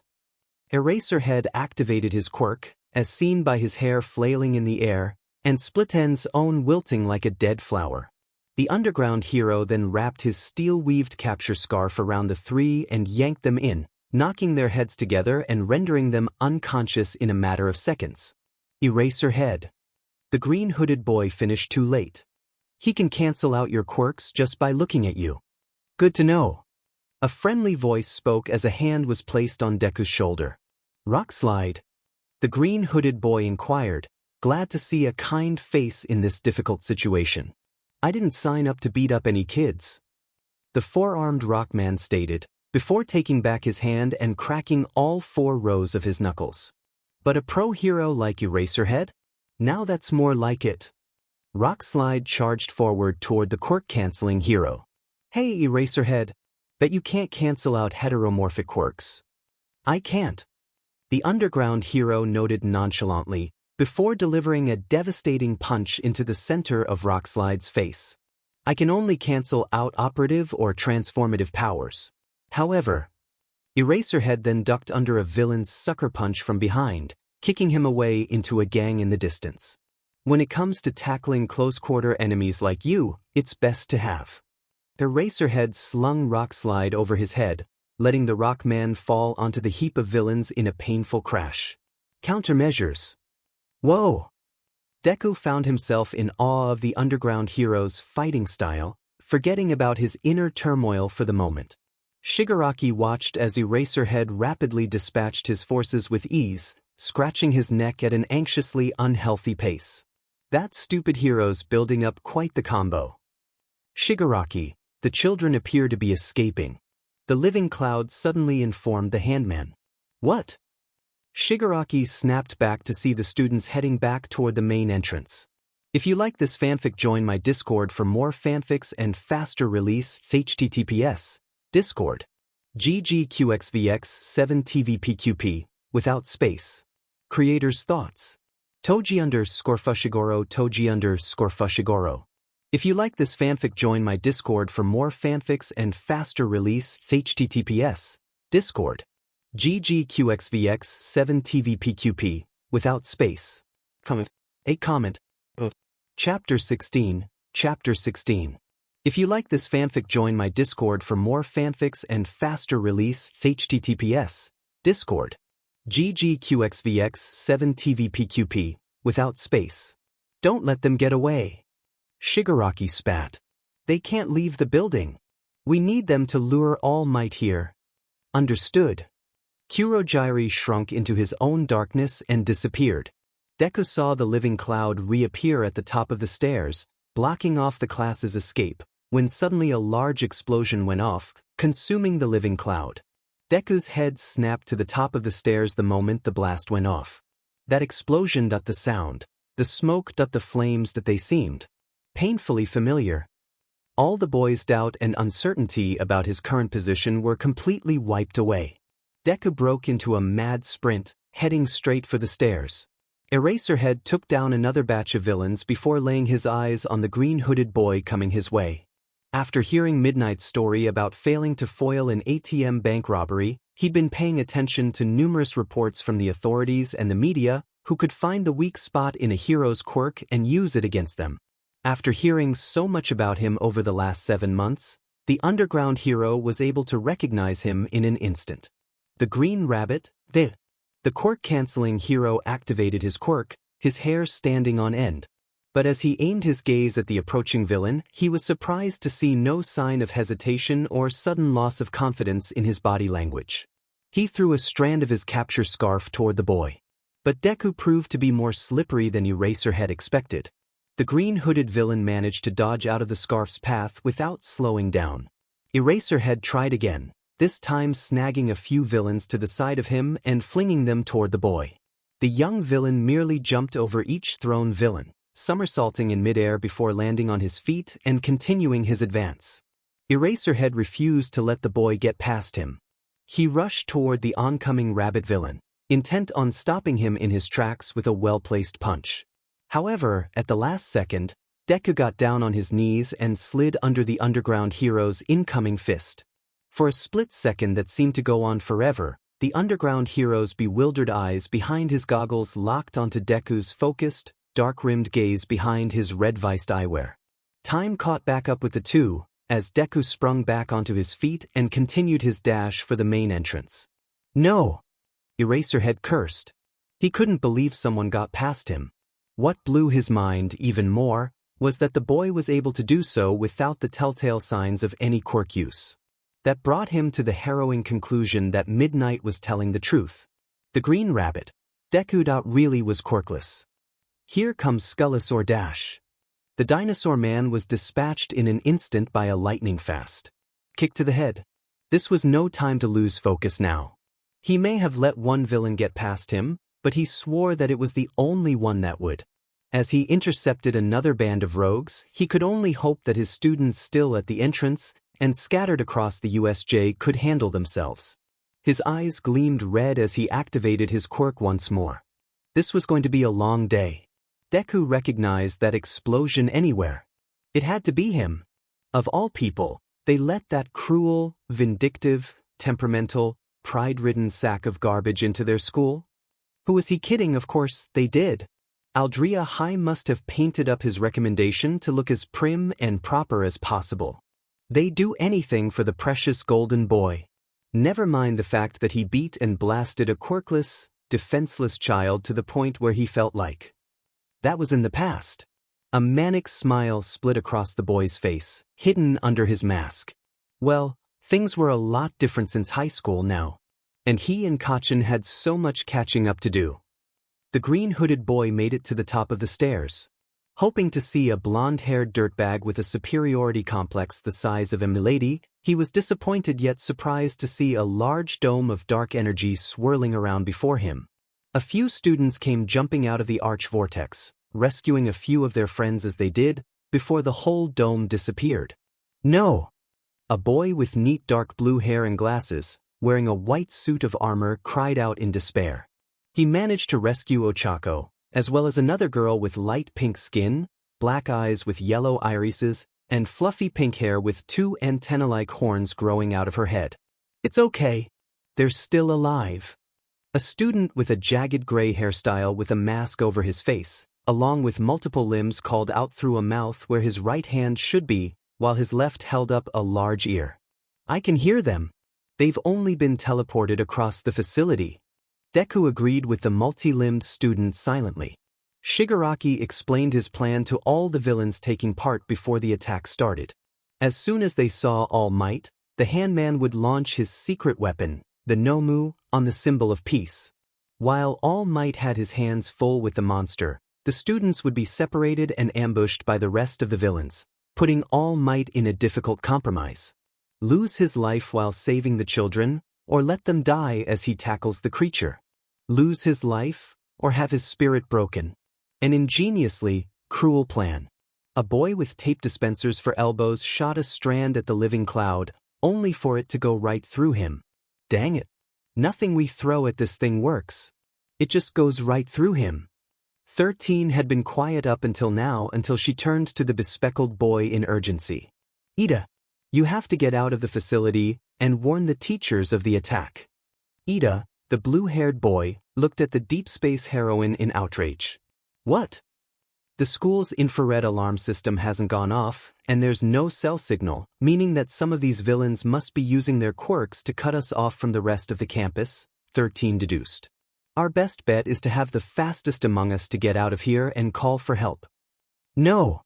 Ida argued back forcefully. I'm not leaving. I will not abandon my friends. These guys managed to get inside without tripping the alarm. That means that they had to get past the alarms outside the building as well. A well-built student with fat lips in a yellow bodysuit and mask explained. If you can get out of here, then they can't follow you, not without setting off the security outside. The tape-elbowed boy notified. This is what being a hero is about, Ida Tenya, that using your quirk to save the lives of others. 13 declared. You can do it, Ida. Ochako piped up with encouragement next. Don't worry about us, we can handle this. Go for it, Mr. Class President. Don't you think it's rather foolish to talk about your plans in front of your enemy? Kurogyri lashed out with his dark form, only for 13 to retaliate with her quirk, Black Hole, and begin skiing his smoke into the eradicating abyss that was her power. It doesn't matter what we do if you can't do anything to stop us. Deku was impressed by the sight of the deep space heroine's quirk, but he turned back to see the spectacled boy, who was still stuck in his conflict of going for help or staying with his friends. From the look of his armor, the boy appeared to resemble the noble speed hero, Ingenium, either a die-hard fan or perhaps a relative. And if that was the case, then the boy must have some kind of super speed quirk. A light bulb seemed to go off in the young analyst's head as he reached for his taser knuckle. Perhaps the class president needed a little more motivation. The quirkless child hopped out of the way of Kurogyri's smoke and 13's vacuum and headed straight for the small group of students. No! 13 could only watch as the bunny-eared villain came out of nowhere and ran past her. Don't lose your focus now, Kurogyri declared as he opened up a vortex behind 13, allowing the heroine's quirk to flow through him and out toward her back. 13 wailed in agony as she was nearly torn to shreds by her own quirk. 13. The pink-skinned girl, Mina, cried out to the deep space heroine, but then took notice of the green-hooded criminal coming their way. No, you don't. The tape boy shot out a stream of binding toward the boy.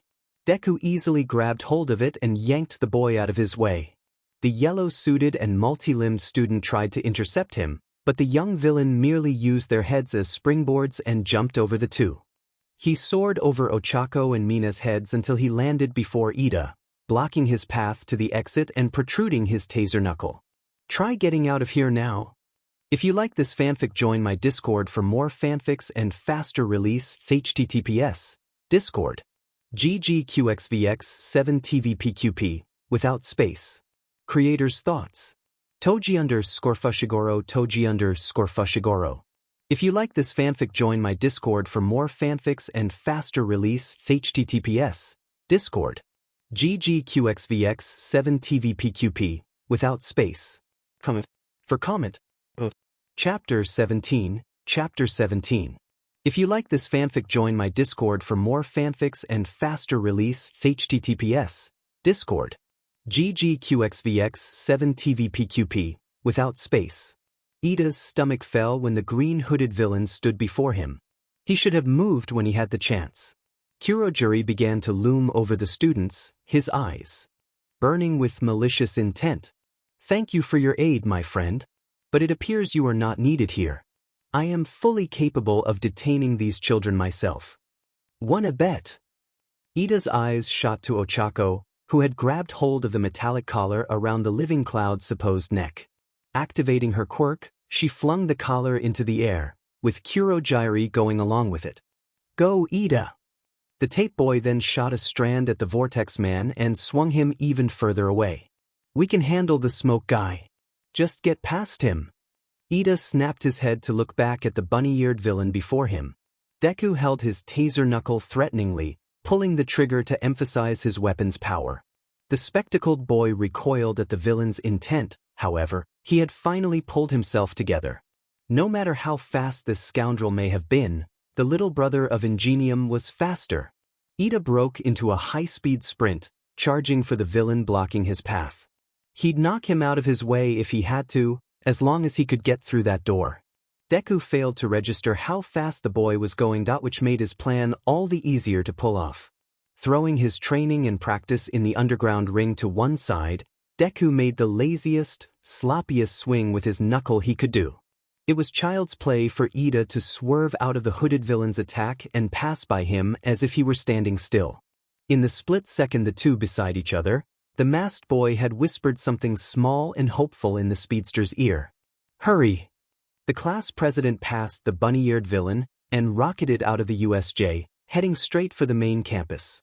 As Ida let his turbocharged legs carry toward his destination, he thought back to how he managed to avoid the hooded villain's attack, and yet he had the skill to get past Zero, Sato, and Shoji like it was nothing. He couldn't fathom it, but did that villain let him go to get help?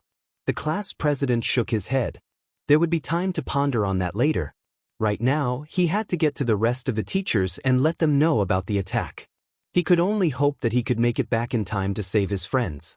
Deku watched the dust trail of the young speedster dissipate into the distance. He heaved a thankful sigh before looking back to the rest of the group. Ochako and Mina, the pink-skinned girl, were by 13th side, while the tape-elbow, yellow-suited and multi-limbed boys stood before the boy, ready for a fight. "Guess I wasn't quick enough." Deku played off his failure as the bad guy he was supposed to be. The boy figured that it was only a matter of time until the spectacled boy reached the main campus.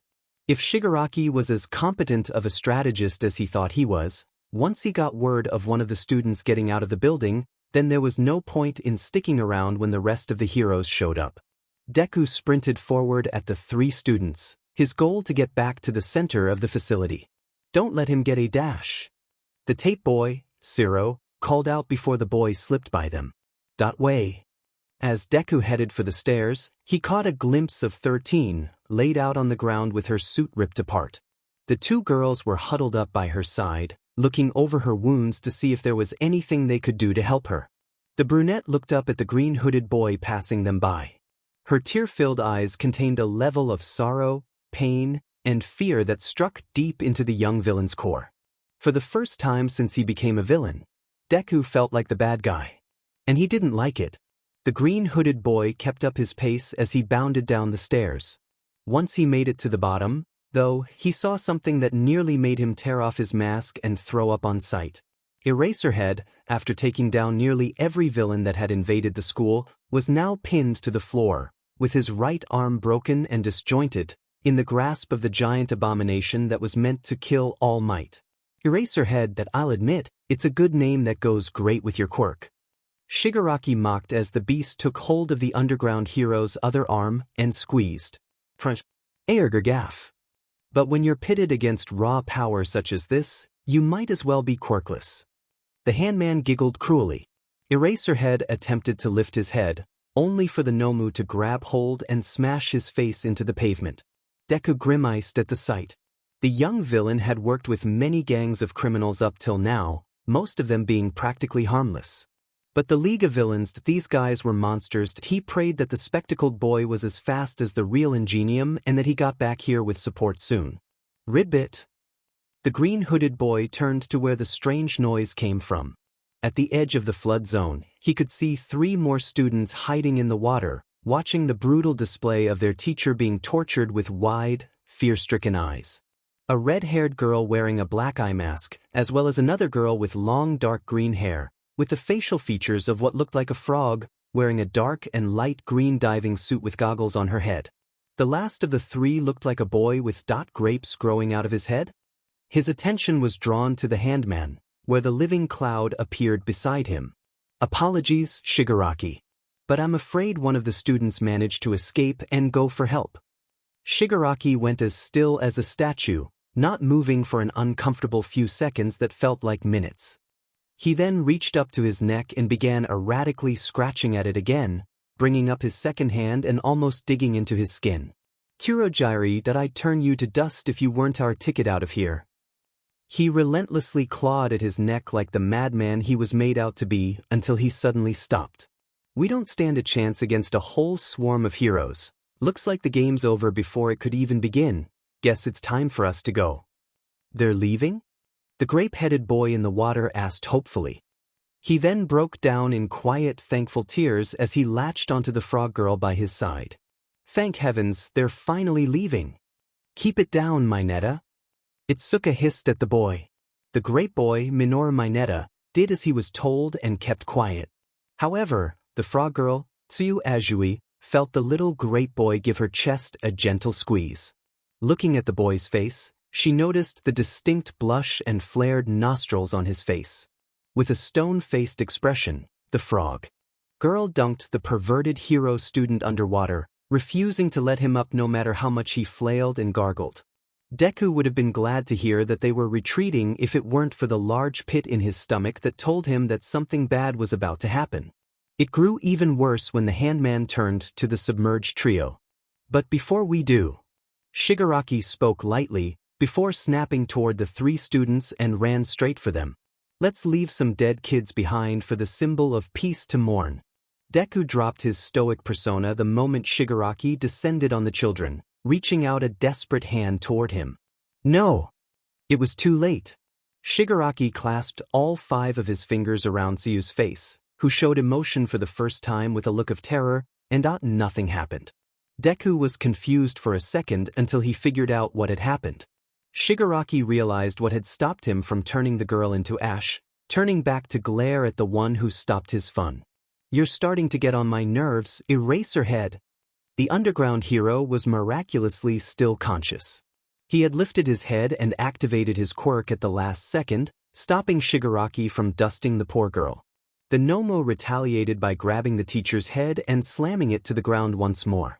The handman then turned his attention to the green-hooded villain who called out to him. And you? The handman began to stalk his way towards Deku, seeming to completely forget about the 3 students he was about to kill. Tsuyu stayed frozen in shock for a while longer until she took a sharp intake of breath to regain herself. Itsuka held her by the shoulders for support, while Mineta was finally let up for air, ironically gasping for his life like a fish out of water.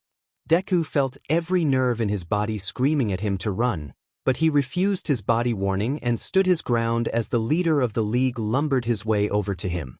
Where do you get off telling me what to do? If you like this fanfic, join my Discord for more fanfics and faster release. https Discord ggqxvx7tvpqp without space. Creators' thoughts.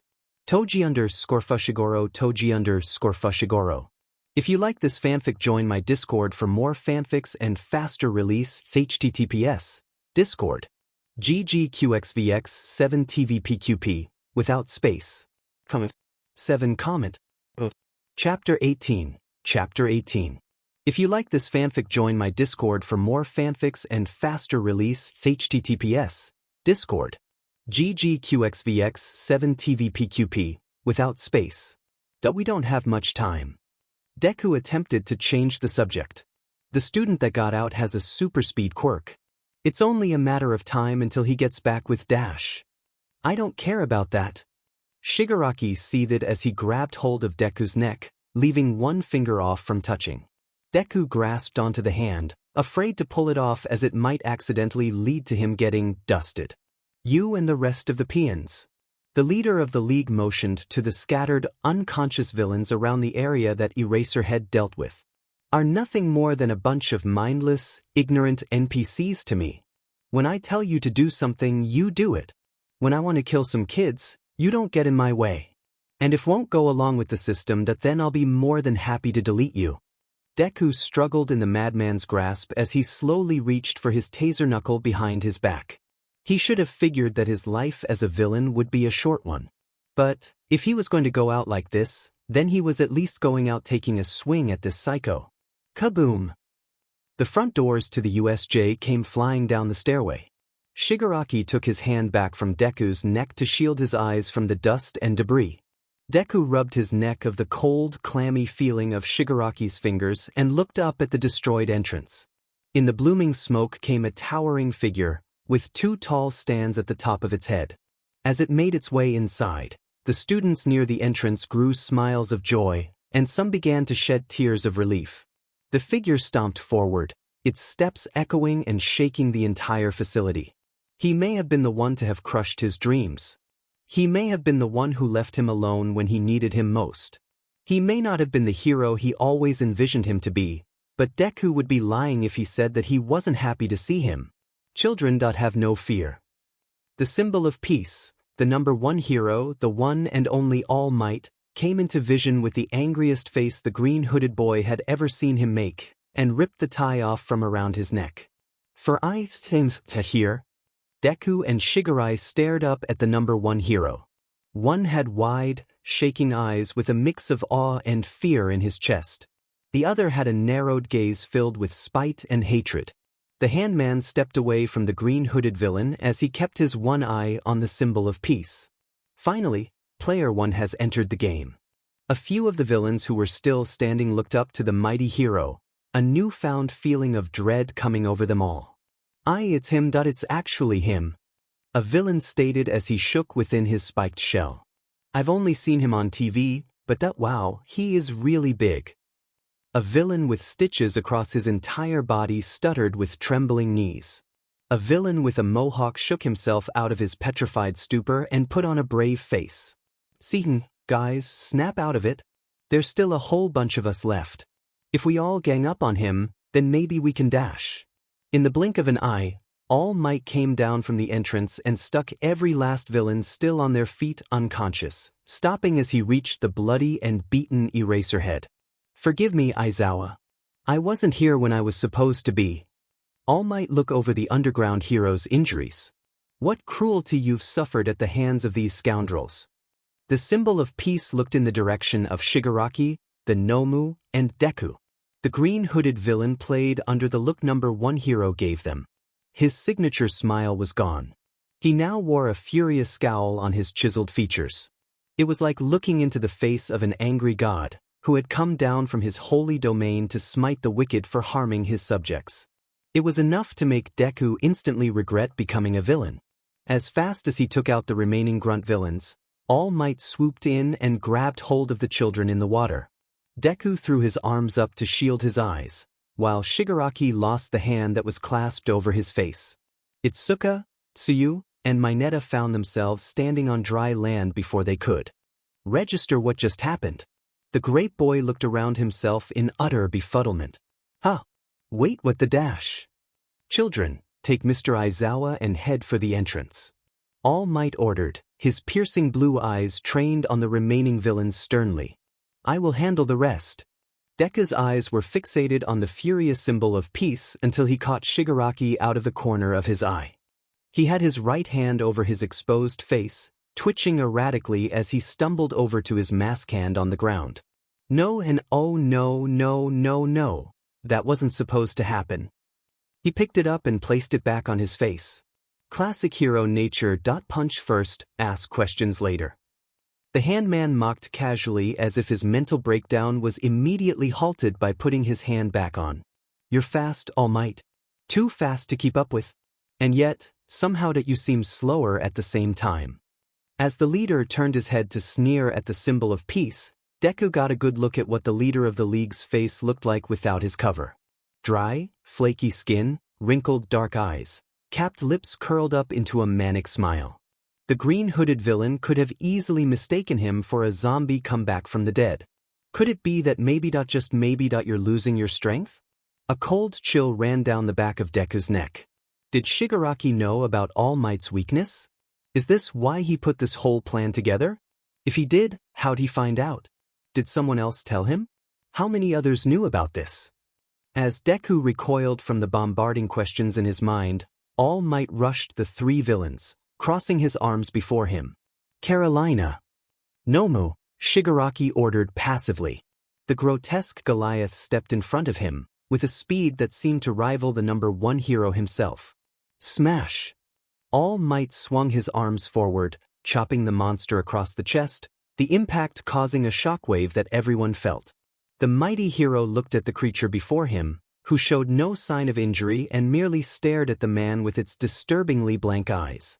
Suddenly, the monster lashed out at All Might, trying to wrap its muscular arms around him for a bone-crushing bear hug. All Might retaliated by ducking down and leaning back, then using his position to spring forward and deliver a devastating right to the belly of the beast. But the Nomu stayed on its feet. All Might was stalled with shock until he tried another high-powered punch aimed at the monster's exposed brain. But once again, the creature stayed standing. What in the world is this thing? That thing is what will finally finish you off, All Might. Shigaraki gloated confidently. You're going to have to put whatever dwindling power you have left into destroying it before it destroys you. All Might zipped behind the beast and grabbed it by its waist. Thanks for the advice. He then swung himself backwards, bringing the Nomu with him, until he plunged the monster's head into the ground. The amount of force behind the attack shattered the earth, causing a geyser of dust and debris to erupt from the impact. Whoa! That was all that Deku could say as he watched the spectacle of power. But deep in his gut, Deku worried that the Nomu may prove too much for the symbol of peace to handle. He had to guess that the reason All Might was late for his own class was because he was using what power he had earlier that day, saving lives and keeping up his appearance as the #1 hero. It was a tight pot that the mighty hero had put himself in. After all of his feats and victories, All Might had built up an image of always being able to save anyone and everyone, and that as long as he was here, all would be well. The boy could see it on the awe-inspired and relieved faces of the students around him. But the mighty hero's reputation was a double-edged sword. If he was to, hypothetically, fall in the line of heroism, Deku could only imagine the fallout of society. Panic and fear would flood the streets. Villains would take the symbol of peace's downfall as an invitation to run rampant, with no All Might to put them back in line. It would be chaos. Pure, unfathomable chaos. And that was exactly what the League of Villains was after. Aerg. Deku whipped his head back to the struggle between All Might and the Nomu, seeing something that took time for him to register. If you like this fanfic, join my Discord for more fanfics and faster release. https Discord. ggqxvx7tvpqp, without space. Creator's thoughts. Toji_Fushiguro Toji_Fushiguro. If you like this fanfic, join my Discord for more fanfics and faster release. https Discord. ggqxvx7tvpqp, without space. Comment. Chapter 19. Chapter 19. If you like this fanfic, join my Discord for more fanfics and faster release. https Discord. ggqxvx7tvpqp, without space. All Might was stuck in his suplex pose, holding onto the Nomu by the waist with its legs in the air. However, the Nomu appeared to be cut in half, with its head and arms coming out of the ground beneath the #1 hero and digging its claws into his ribs. The reason for the ghastly creature's strange position was thanks to Kurogyri, who had opened a vortex where the Nomu's head would have hit the ground, allowing it to reach up for the mighty hero and sink its grip into his body. So, you thought you could stun him and deal damage while he was in the ground, did you, All Might? The handman laughed giddily. Well, it wouldn't have worked if you did. Nomu's as strong as you, perhaps even stronger now that you're losing power. I can't stand having blood in my vortex, but at this moment, I'm willing to make an exception. The living cloud remarked, looking down at the trapped symbol of peace. All I have to do is wait for our Nomu to drag you halfway into my portal. And once I close it up, that you'll be split in two. As the symbol of peace struggled to find a way out of his dire situation, Deku was frozen at a distance, watching with wide, vacant eyes. Was this happening? Was All Might really going to die? The idea was so unbelievable. His mind recalled the last time he met his hero, his former hero. That day, at the top of a stray building, when the man Izuku Midoriya looked up to and dreamed of being like, showed his true form, told him the truth of his power and said the one thing that caused him to let go of his dream for good. It's good to have dreams, but you should accept the reality of your situation. I'm sorry, but you can't become a hero. Those words still stung even after a whole year. Deku clutched at his left arm, an inner turmoil taking him over as he asked himself questions that he'd been avoiding for a long time. Did he hate All Might? Did he want him to suffer? Just because he said something the quirkless child didn't want to hear? Did Deku want him to die? Kaboom! Whatever answers the green-hooded boy was coming to were immediately blown away, as a huge explosion snatched his attention, causing him to look back at the struggling symbol and who had just flown onto the scene. And everything in the quirkless child's vision turned red. Kurajiji had been tackled to the ground after taking a blast from a spiky blonde-haired boy with red eyes and a malicious smirk on his face. He wore a black tank top with an orange X on the front and a pair of black pants with matching combat boots. He wore a black face mask over his eyes, tied off at the back with two wingtips that looked like comic book-style explosions protruding out of his hair. But the most noticeable part about the boy's outfit were the two large gauntlets shaped like frag grenades on his arms, where his hands could be seen sticking out of the pin tops. Katsuki Bagwo sneered down at the vortex man beneath him. "Not so fast, Smokey." Deku's attention was taken off of his old tormentor when he saw a path of ice make its way toward the Nomu, freezing its body on contact. The cold trail led back to a boy with white and red-colored hair, with the white on the right and the red on the left. What stuck out the most about the boy, more than his hair color, was the foul-looking scar that took up his entire left eye. He wore an all-white uniform, from his button-dress shirt, slacks, and combat boots. It was clear that he was the one who froze the Nomu, as the entire left side of his torso was covered in ice. He kept his stone-cold gaze on the creature, with his right eye being a warm red, but his left scarred eye being a striking icy blue. "So, your friends were telling the truth that you really are here to try and kill All Might." Shoto Todoroki spoke in a tone as cold as his quirk. Shigaraki caught something out of the corner of his eye and sprung out of the way. A boy with wild, spiky red hair took a swing at the handman, his entire arm looking like jagged rock. He wore an armored brace that went over and under his shoulders, a face guard that covered his forehead, nose and chin, a pair of black baggy pants with a belt with a large red R as a buckle, a dark red waist cape with a torn edge and matching color boots. "Dang, I missed." Ejiro Kirishima cursed as he glared at the handman. How can he even see out of that mask whatever it is on his face? All Might felt the sudden chill, figuring it was young Todoroki who had frozen the beast holding him. With a hefty amount of force, All Might pulled himself free of the frosted fiend and leapt to a safe distance beside the children who'd saved him. "We're not just going to stand by and let scum like you kill the symbol of peace," Shoto announced as he raised his left hand, ready to let loose another blizzard. Shigaraki took in the sight of the trio of students before chuckling. Well, look at you. Aren't you just an impressive little party? Not only did you beat back our enemy waves, but you even captured our teleporter." Kurojiri attempted to get up, but Bakugo slammed him back down with sadistic glee. "Don't even think about warping out of here, gasbag. That collar of yours is part of your actual body, am I right? You use all that smoke of yours to hide your physical form." He lowered his head closer to the mist man's face, his hand on the villain's collar crackling with explosive energy. "If you so much as flinch in a way I don't like, I'm gonna blast you into vapor." "Geez, Bakubro." The spiky redhead grimaced. "That's not very heroic, don't you think?" The crazed handman placed his real hands together in a calm, docile manner. "Well, my dear future heroes, from the looks of things, it seems like it's game over for us. Except." The handman looked over to the frozen, trapped creature. "Nomu." The biological beast then began to pull itself out of the vortex, its frozen half breaking as it moved. Soon enough its entire right side shattered to pieces, but as soon as it did, the monster started to grow back entirely new limbs from its muscle fiber in a matter of seconds, right before the students' and heroes' eyes.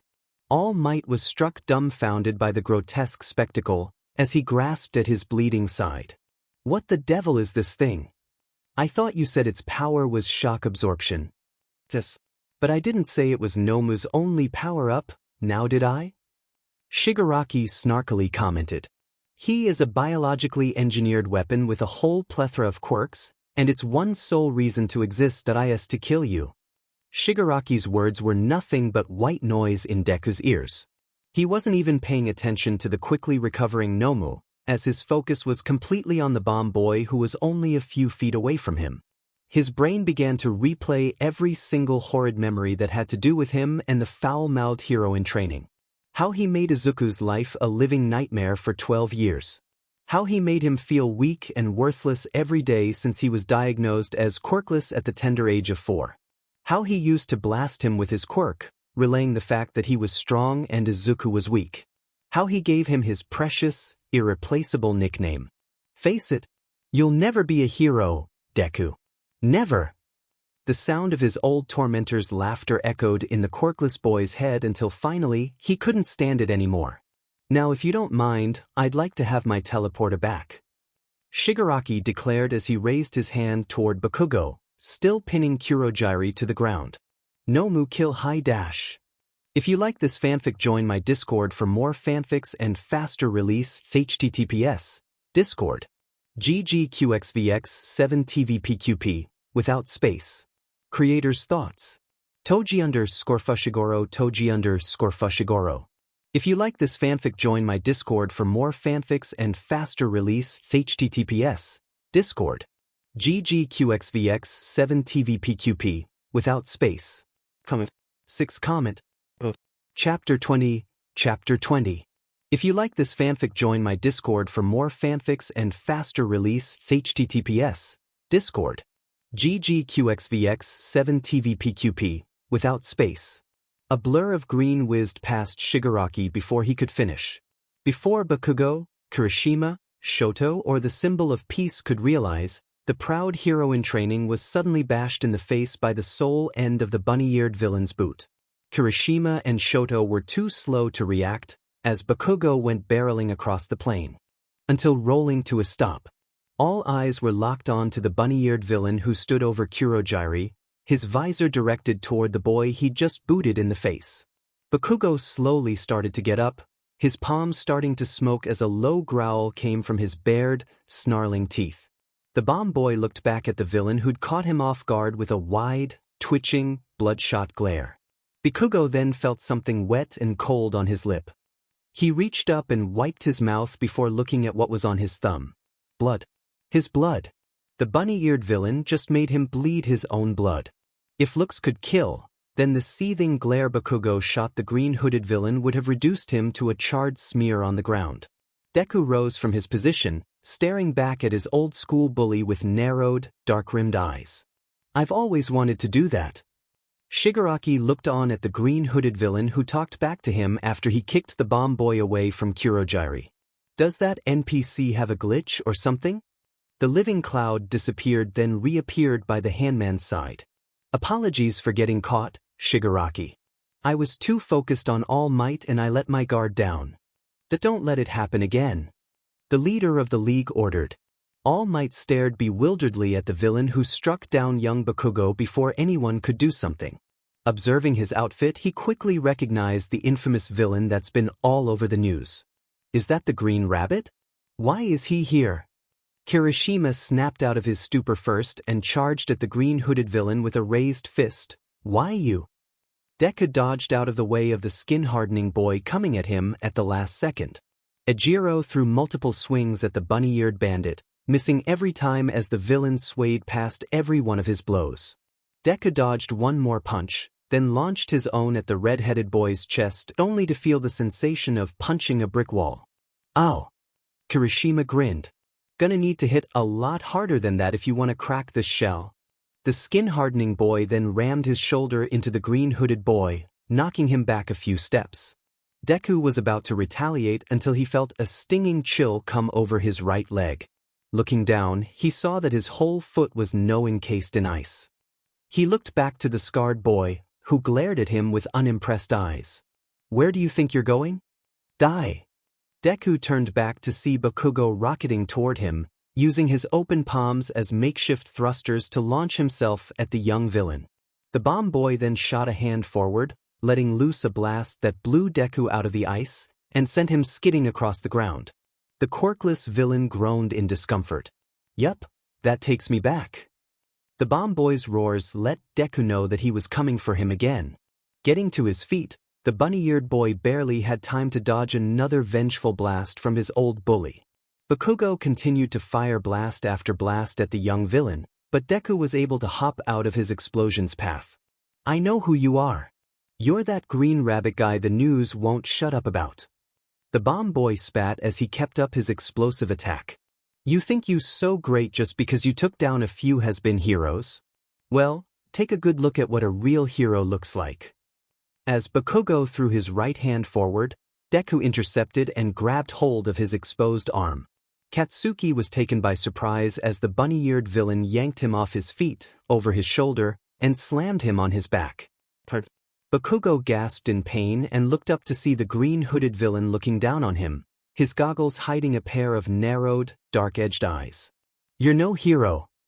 The villain finished his counterargument by punting the bomb boy in the stomach, with enough force to make him roll over, grasping his stomach with a growl. Deku took a moment to look down at the sight of the prideful boy's agony. So, this was what it was like to be the one on top. He liked it. Get away from him. Deku snapped around in time to see Kirishima coming at him. The red-haired boy threw a rock-hard punch at the young villain, but Deku sidestepped out of the way. He grabbed hold of the boy's outstretched arm, gripped him by his shoulder, and dragged him into a spin before tripping him up and sending him sprawling to the ground. What sounded like shattering glass met his ears next. He turned to see a stampeding glacier heading his way, courtesy of Shoto standing at a safe distance. Deku surprised the scarred boy as he charged for the rampaging ice, jumping up and running across the craggy ice formation until he closed in on Shoto, delivering a devastating kick to the boy's chin. As Deku landed on his feet gracefully, he looked back to the 3 hero students he just downed, including Bakugo himself. He didn't make a strategy like he would with any heroes that would try to stop him in the middle of a heist. He just ran in without a plan and took them all down with nothing but skill and instinct. The 3 heroes in training started to get back up, and Deku was looking forward to seeing what he could do against all 3 of them. Call him crazy, but he believed he could do this. No. How dare you dash? All Might was about to leap toward the green-hooded villain when the League's mutant monster came out of nowhere and swung his massive fist at the number 1 hero. All Might barely had time to throw up his arms and block the attack, which sent him skidding across the area until he hit a wall. The symbol of peace was stunned by the amount of strength the monster had. To push the likes him back with just a single punch spoke volumes of how truly powerful this hideous creature was. Not so fast, All Might. You don't have time to complete a side mission right now. Shigaraki gleefully gloated. You've got a final boss to die to. Back to the Battle of the Youths, Kirishima was the first to attack the young villain again. Deku reached for his taser knuckle, and after sidestepping his wild haymaker, rammed his weapon into the hard-skinned boy's chest. This time, he was able to cause the red-headed student some damage. Arg! While the boy's guard was down, Deku delivered a few more zaps, before whacking him across the face with the blunt end of his knuckle. Before Kirishima hit the ground, Deku heard the telltale noise of crackling ice heading his way. He turned and saw another glacier wave heading his way. The green-hooded villain dived out of the way and dashed toward the scarred boy once more. Same trick with no difference. And people think I'm crazy. Todoroki shot out another stream of ice, following after the young villain as he ran along the side and closed in on him. Shoto was astounded at how this villain could stay ahead of his attack. Deku finally got up close to the scarred boy, who made a futile attempt to strike him. The bunny-eared villain easily evaded his fist and threw his elbow into the ice boy's jaw, sending him tumbling to the floor. Deku saw Bakugo coming at him from a mile away. The boy had snarled like a mad dog as he threw his exploding fists at the bunny-eared villain, who ducked and weaved past all of them. After experiencing Bakugo's abuse for such a long time, Deku was more than familiar with the bomb boy's fighting prowess.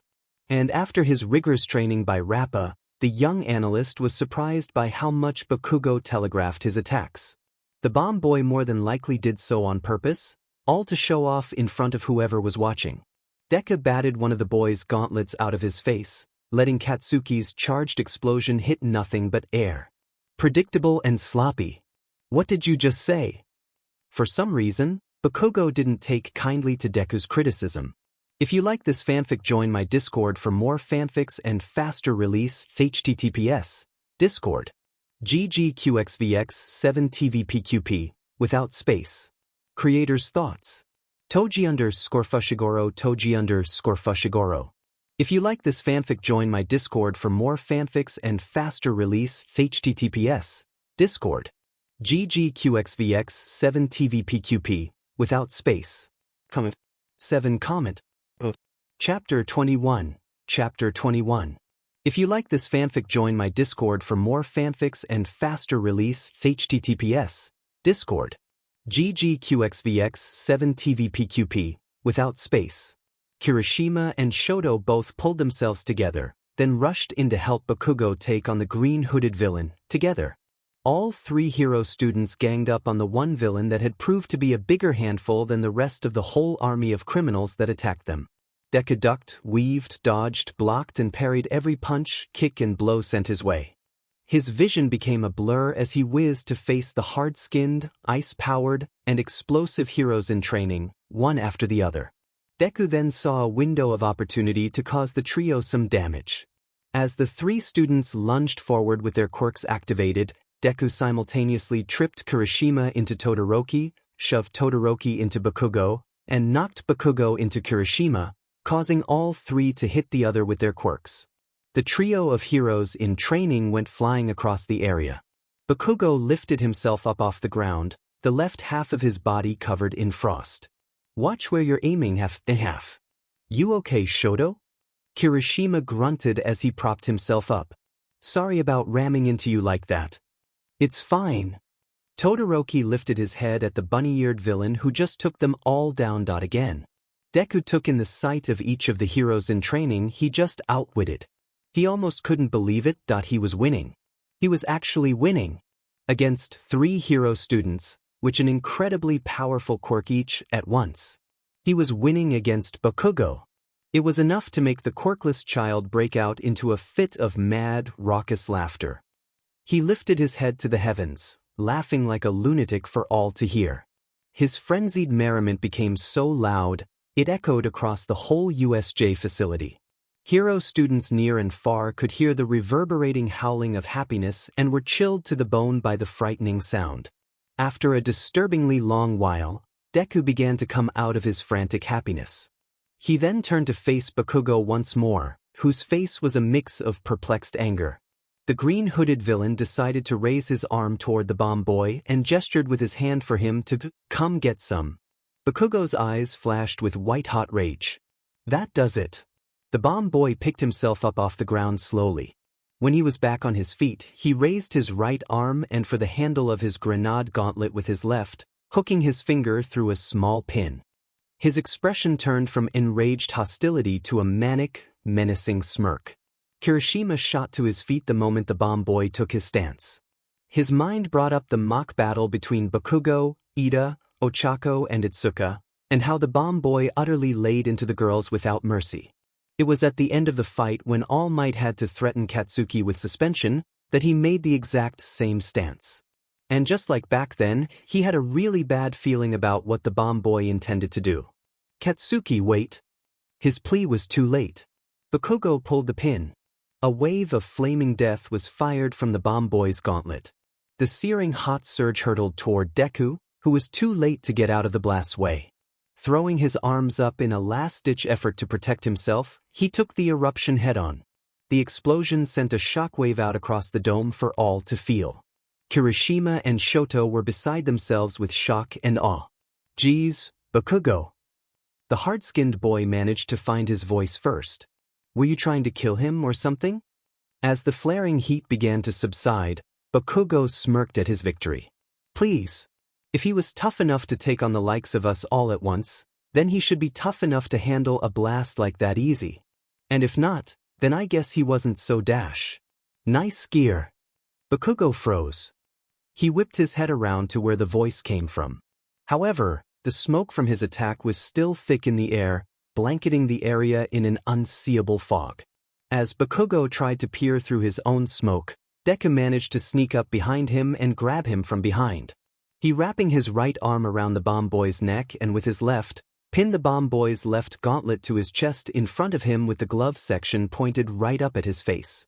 I see the support classes of UA are still the best in all of Japan. Bakugo would have blasted the bunny-earned villain off his back, But the way he had him held made it so that if he were to let off an explosion, he'd catch himself in it. And that fact irritated him to no end. Let me guess that the explosive sweat from your palms gets stored into these gauntlets, allowing you to let them off in one gigantic blast like that one. Deku deduced as he nodded his head at the explosion that was recently unleashed.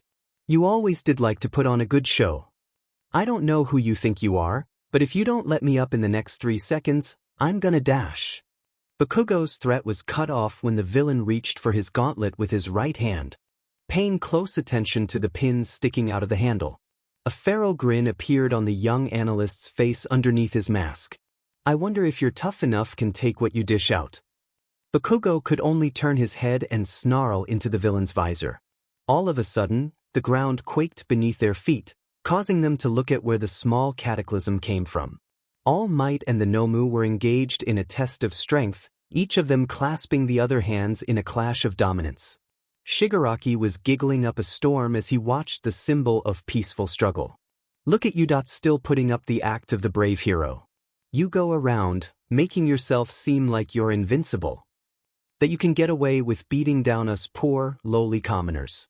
Let's face it, you're just a glorified poster boy for this rotten society, able to get away with as much violence as you want. You're no better than us. The Nomu groaned as it pushed the mighty hero back a few inches, the symbol of peace grunting in reaction. Don't give me that. You're not doing this because of some self-righteous purpose. This is all just some twisted game to you. You're loving every bit of this. The handman then broke out into a fit of unhinged cackling. You got me. This is a game, and I am loving every moment of this. Deku watched the conflict from afar, keeping Bakugo in his grasp. He hated to admit it, but Shigaraki was right. If his hypothesis was correct that the #1 hero had been using his strength beforehand, then All Might was practically running on fumes. Could this be it? Was All Might really going to? Toshinori grimaced as the wound in his side let itself be known with a harsh sting once more. How could he not have seen that coming? If he was still in his prime, he would have slipped out of that tight spot like it was nothing. The knowledge of his impending end weighed heavy on his mind. Oh, how he hated getting old. But that wasn't important right now. This ugly mook was proving itself to be quite the handful, and on top of that, he only had about a minute left in his All Might form before he completely ran out of power. If he pushed himself any further, it could mean his end. But that's what he was here for, wasn't it? How was this any different from his life before? Putting himself in the path of danger for the sake of others. Shining a light of hope to all who needed it. Fighting back for forces of evil, and striking down injustice wherever it stood. And he still had work to do. While he was fighting this freak of nature, the boy who showed him the spirit of a hero 1 year ago was still out there. And he had to find him, and tell him that he could still become the hero he wanted to be. To become the next great hero after All Might. That is what he became. That is who he is. That is why he is the world's #1 symbol of peace. All Might smacked the beast's arms away from him and began to rain down a thunderous hailstorm of fists. The Nomu tried to fight back, keeping as much pace with its target's blows as it could. But All Might proved to be much faster and stronger than the handman hoped not to be. The flurry of brutality caused a shockwave that hit everyone present in the teeth. Deku managed to keep hold of Bako throughout the whole ordeal, but his eyes were glued to the fight, and he couldn't tear them away even if he tried. I can't get in there. Kurogiri groaned as he tried and failed to morph himself to Nomu's side, but the whipping wind of the fight was too powerful for him. If you like this fanfic, join my Discord for more fanfics and faster release. https Discord. ggqxvx7tvpqp, without space. Creator's thoughts. Toji_Fushiguro Toji_Fushiguro. If you like this fanfic, join my Discord for more fanfics and faster release. https Discord. ggqxvx7tvpqp, without space. Comment 3 comment. Chapter 22. Chapter 22. If you like this fanfic, join my Discord for more fanfics and faster release. https Discord. ggqxvx7tvpqp, without space. I can't get in there. Kurojiri groaned as he tried and failed to morph himself to Nomu's side, but the whipping wind of the fight was too powerful for him. You said one of this thing's powers was shock absorption, right? The number 1 hero called out to the leader of the league as he slowly started to beat the beast back. That means that there's a limit to how much damage this monster can take. The Nomu managed to land a lucky punch on the symbol of peace's bleeding side.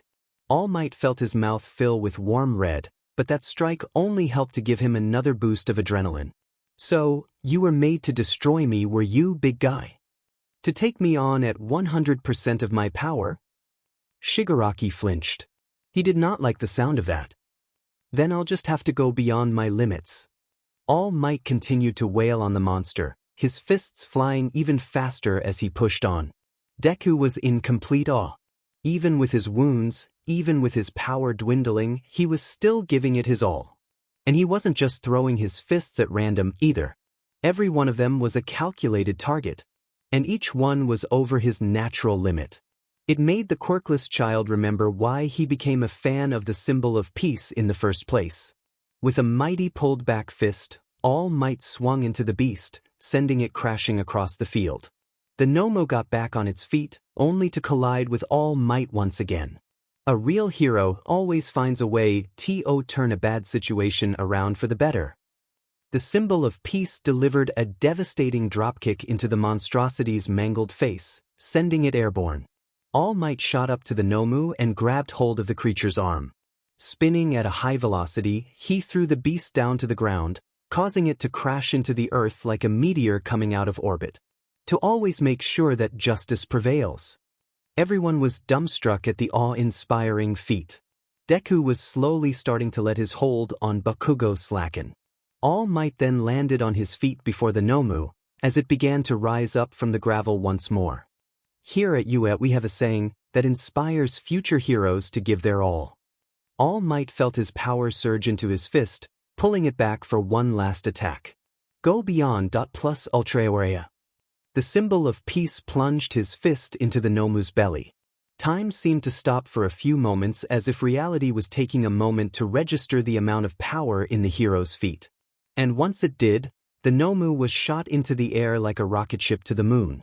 The thick hide struck the dome roof of the USJ, and the force of All Might punch helped to push it through the ceiling and out into the open air. The sounds of the Nomu screeching started to drift away as it slowly disappeared into the wide blue sky. All Might heaved heavy breaths after his climactic finish. In my prime, I would have taken down that beast with 5 blows alone. He stood back up straight, his signature grin glimmering in the smoke of the demolished facility. But it took 300 blows to send that creature flying. I'm starting to think I'm getting too old for this. Shigaraki's wide astonished eye turned into a bitter sharp slit. That's cheating. He then started to flail his arms around, throwing a fit like a toddler would when denied what he wanted. That's cheating. He's supposed to weak. Master said he's supposed to be weak now. I call hacks. Deku ripped his gaze away from his former idol and back at the raised handman. Did he say Master? Wasn't Shigaraki the leader of the League of Villains? A tired groan came to his ears next. He turned his attention to a few of the down villains still on the ground. Realizing his position, he retightened his hold on the bomb boy and called out to the defeated villains. Rock Slide. The 4-armed rock villain eyes shot open when his name was called. Ha! W-it. Brano! Splittins! Skullosaurus! The green-hooded villain cried out. Anyone that can move, move. We gotta go. He then whipped his head to the living cloud. Mr. Vortex. Kurojiri turned his attention to the bunny-eared boy who came to his aid. Make a portal quick. We gotta get out of here. The young villain ordered. What does he think he's doing? Shigaraki growled as he pointed at the green-hooded upstart. I'm the one in charge here. I tell you, dash. He's right, Shigaraki. Kurojiri defended the boy, taking the seething handman by surprise. The rest of the heroes will be on us in a matter of time. We must leave now. Shigaraki couldn't believe what he was hearing. His frustrated mind began to spill with overflowing, inane thoughts as he ripped into his neck once again. Did he have any leeway around here? The living cloud created a large portal behind himself, as some of the other villains started waking up and picking themselves off the ground. "Oh, I don't think so," Kirishima declared as he rushed for the bunny-eared villain, only to stop dead in his tracks as the young analyst jingled the pin of Bakugo's gauntlet, still aimed at the snarling boy's face. The green-hooded boy warned as he kept his prisoner close. "One false move and the firecracker goes off for good. He's bluffing. Get him," Bakugo barked. But Kirishima didn't have it in him to take that chance. "No." All Might grunted as he tried to make his way over to the young villain, but after his draining battle with the Nomu, he was barely holding it together. If he made any move, he would reform into his true form. He didn't want the world to see him for what he was, but he couldn't stand leaving young Bakugo to these merciless fiends. He clenched his mammoth-sized fist in frustration. He was caught. A handful of villains started making their way toward the vortex, walking around the green-hooded boy and his hostage. Shoto wanted nothing more than to turn those smug, smirking convicts into villain cycles. But he too couldn't take the chance of Bakugo's head getting blown off. No matter how much the temperamental time bombs seemed to be asking for it. "This reminds me of what happened to you last year." The bunny-eared villain mocked the bomb boy in his grasp. "When that sludge villain got a hold of you, and none of the heroes had the guts to come rescue you." A joyful chuckle escaped his masked lips. "I remember the look in your eyes. You were so scared." "You don't know a thing about me," Katsuki roared as he tried to wrestle himself out of the young villain's arms. "Oh, I beg to differ," the green-hooded villain argued back as he tightened his grip. "I know how you regard everyone in your life as extras. How you love to lord your power over others. How you relish in breaking people down until they don't have the will to fight back." The boy had to take a moment to calm himself, breathing heavily after his rant.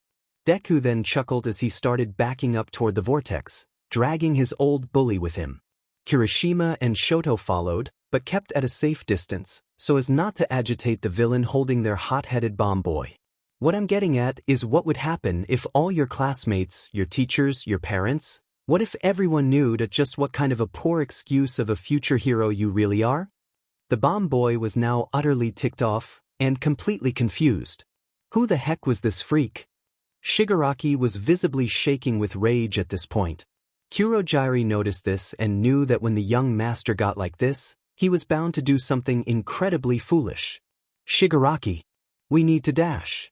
I'm the one in charge here." The handman's raspy voice ripped through the air. All eyes snapped toward him, as he broke out into a mad dash at the bunny-eared villain and his prisoner. "If you're just gonna stand there and lag over killing that brat, then I'll kill him myself. And you with him." Deku could do nothing but watch as Shigaraki came racing toward him, his right hand stretched out. If you like this fanfic, join my Discord for more fanfics and faster release. https Discord.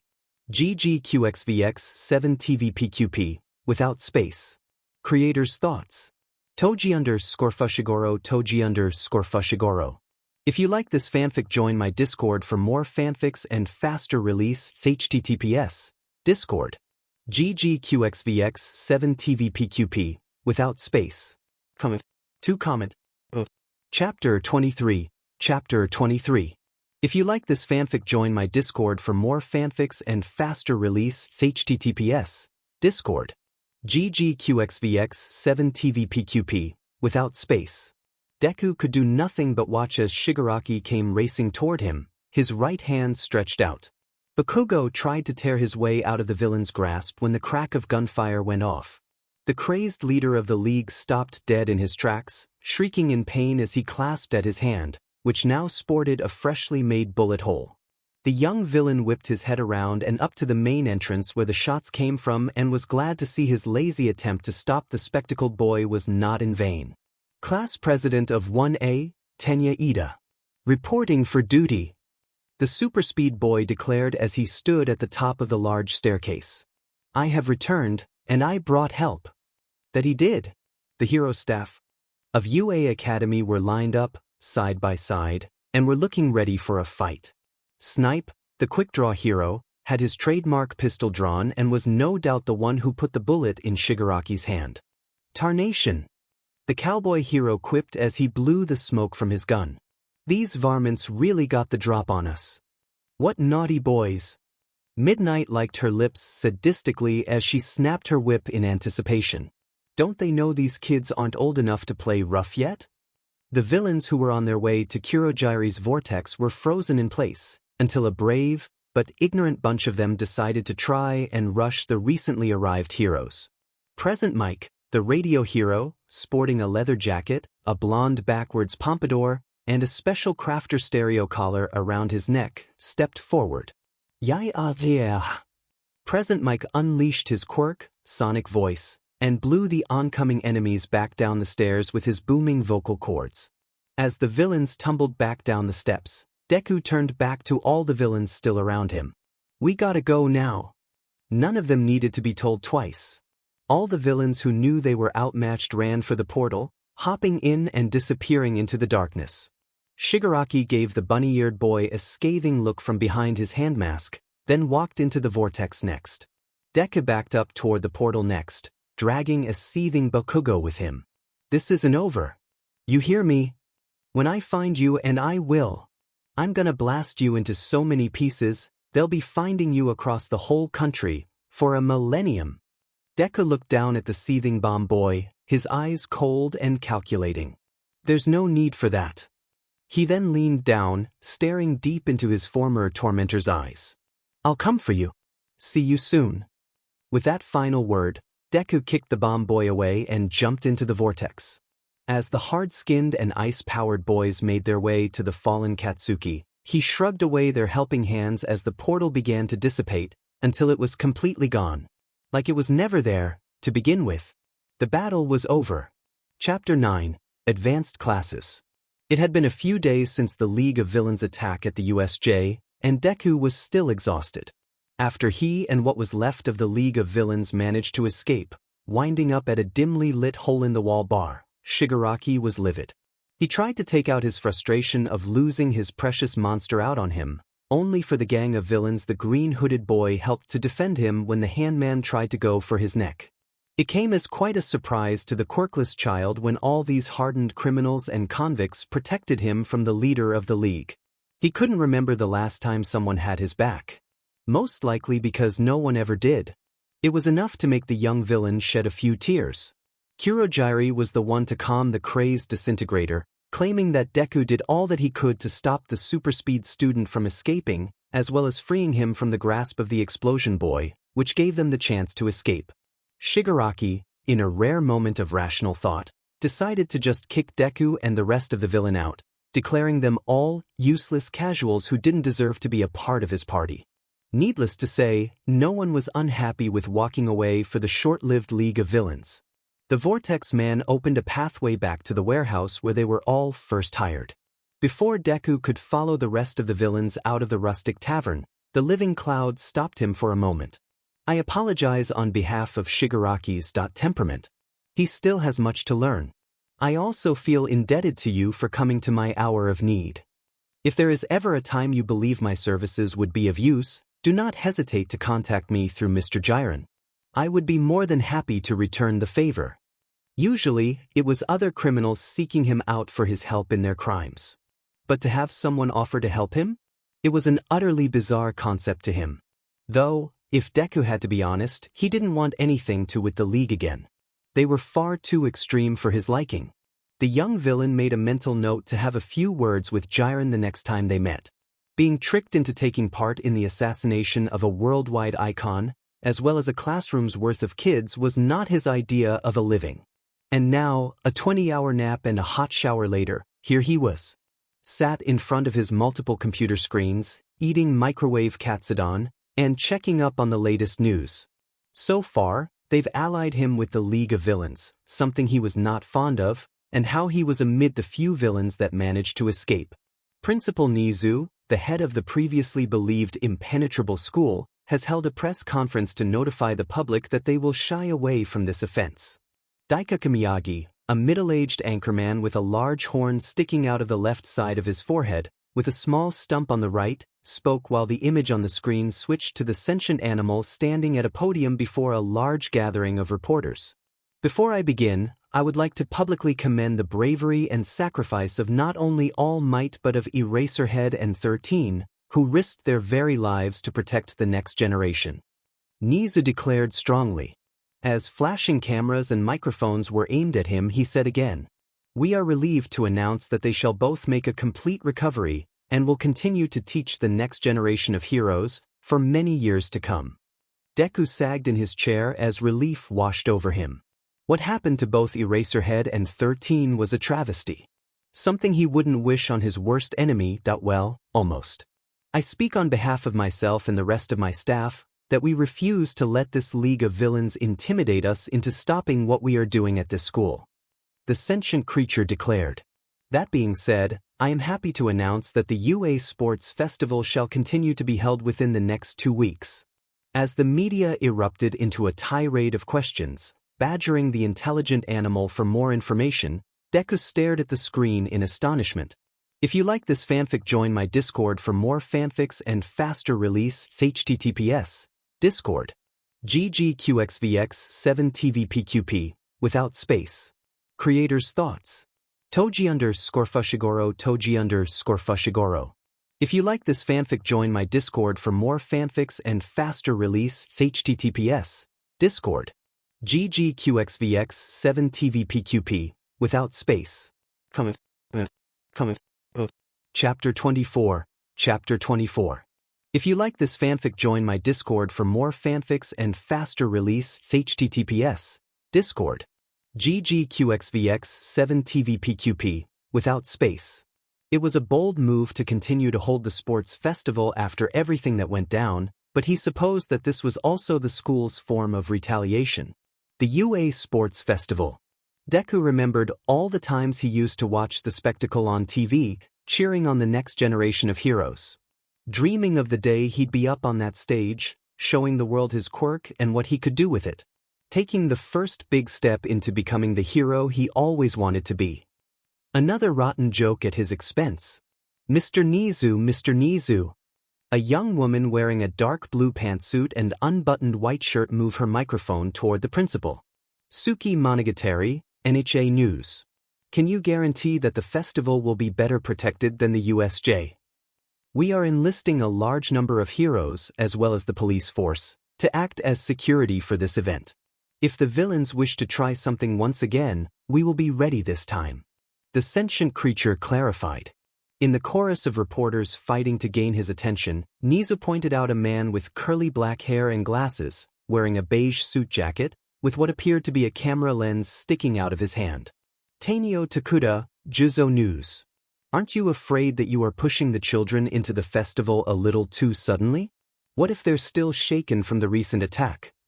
We believe that the festival shall help our students recover from their endangerment, as well as bring some normalcy back into their everyday school lives, Nizu answered, keeping his calm in the bombardment of flashes and voices.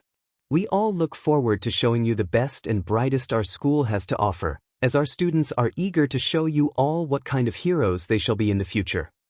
Deku slumped back in his chair, letting the noise of the news report blur in his ears. No doubt Bakugo would be pleased as Punch to be taking part in the sports festival.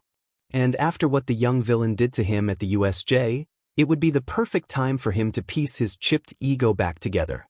Bakugo. He had gotten away with so much. When he found out Izuku was quirkless, he took it as an open invitation to torture and torment him, all because he could. As they grew, the beatings only got worse. No matter what he did to Izuku, no one called him out on it. Not even the teachers. His parents barely did anything, figuring that it was just two friends roughhousing. It grew so bad, he began to fear going to sleep, terrified to see the blonde blaster in his nightmares. Laughing as he pounded on Izuku, relishing in his tears and cries for help, burning his skin with every strike, thanks to his devastating power. He labeled Izuku with a name that would haunt him for his entire life. And now he was at UA. Studying with heroes. Learning to better his quirk. Living Izuku Midoriya's dream. Face it, Deku. You'll never be a hero. Never. The quirkless boy curled into himself and wrapped his arms over his head. Stop it. Is Deku gonna cry? Go ahead, you quirkless baby. Cry your eyes out. Leave me alone. Go ahead, Deku. Hit me. Push me back with your quirk. Oh, wait, that's right, that you don't have one. I didn't do anything to you. No wonder your dad bailed on you. If I ever had a quirkless kid, I'd leave him behind too. Stop it. If you want to be a hero so bad, take a swan dive off the roof. Maybe you can be reborn with a quirk in your next life. Shoo you up. Deku shot up and grabbed his keyboard. Fueled by pure anger and agony, he slammed it into one of his numerous monitors, sending it crashing to the ground, taking a few plugs and wires with it. As the screen fizzed and frazzled, his shoulders shuddered with every heavy breath he took. He stared bloodshot eyes into the open air. After a while, he was able to get a hold of himself, wiping his face of sweat and stress. He looked down at the wrecked monitor, the image on screen frozen on a shot of the grand and majestic UA Stadium, where the sports festival had been hosted ever since the school was first acted. Heroes of the future? What would you think if you knew about their past? The moment those words left his lips, Deku's mind sparked to life. A plan started to lay itself out before him. His eyes grew wide as it continued to unravel, showing more and possibilities. As the formula drew itself out, a smile began to grow on the quirkless villain's face. A chuckle bubbled up in his throat, then he laughed. And laughed and laughed and laughed and laughed. He suddenly stopped. He then grabbed his keyboard in a flash and began typing at a blinding speed. He looked up a plethora of pages and images and hit the print button like there was no tomorrow. While his printer started churning out papers, he zipped over to his backpack and removed every journal he had and started ripping out pages. When his printer stopped its operation, he dashed over and took up every freshly inked document. Once he had everything he needed, he scurried over to a stray wall and began sticking, gluing and taping papers to the surface, linking them together with strands of red string. After 2 hours of work and planning, he stepped back to admire what he had created. And it was beautiful. A gentle rapping on wood drew gentle from his book and tea. Heaving himself out of his lounge chair, he made his way to the front door of his apartment hideout and looked through the peephole. His mustache lifted upwards in a smile as he spied a familiar mess of green hair. The flamboyant thief threw the door open and snatched his second protege up in a hug. Deku, my boy. Hey, Mr. Gentle. Deku wheezed. Sorry I haven't been in touch. The elasticity man spared the boy of any further crushing and placed him back on his feet. We were worried sick. Worried? What for? The young villain asked quizzically. Deku. A sudden collision to the boy's right leg caught Deku's attention. Looking down, he spotted La Brava, hugging his leg tight and glaring up at him with a rather adorable pout. You scared the heck out of us, you big dummy. Scared you? What do you mean? What are you talking about? The boy was beyond confusion. The dazzling duo dragged the boy inside, closing the door behind them from any prying eyes. La Brava took the boy's hand and dragged him over to her laptop, bringing up a news report on the USJ Attack on screen. This is what we're talking about. Oh, right. Deku rubbed the back of his head bashfully. Guess I forgot. Must have slipped my mind, what with all the craziness going on. You tried to kill All Might. The boy's athletic mentor shouted. And a whole class worth of students. That is not what I trained you for. Gentle, wait. I can explain. Deku pleaded desperately. Gentle and La Brava both stood side by side, with folded arms and sour looks on their faces. Deku didn't know what was going on when Gentle spoke. Well, that we're waiting. Oh. Right. Sorry. This has never I mean, no one's ever. Deku stopped his babbling and cleared his throat. See, it's like this. The young villain told his side of the story. How he got caught up with the League of Villains, how he was forced to attack the school under Shigaraki's threat of death, and how he did everything he could to stop anyone from getting hurt. By the time he was done, Gentle and La Brava were stunned. My word, that's just barbaric. The flamboyant thief declared as he fell back into his comfy chair. If you like this fanfic, join my Discord for more fanfics and faster release. https Discord ggqxvx7tvpqp without space. Creator's thoughts. Toji_Fushiguro Toji_Fushiguro. If you like this fanfic, join my Discord for more fanfics and faster release. https Discord ggqxvx7tvpqp without space. Comment. One comment. Chapter 25. Chapter 25. If you like this fanfic, join my Discord for more fanfics and faster release. https Discord ggqxvx7tvpqp without space. He really killed a guy right in front of you?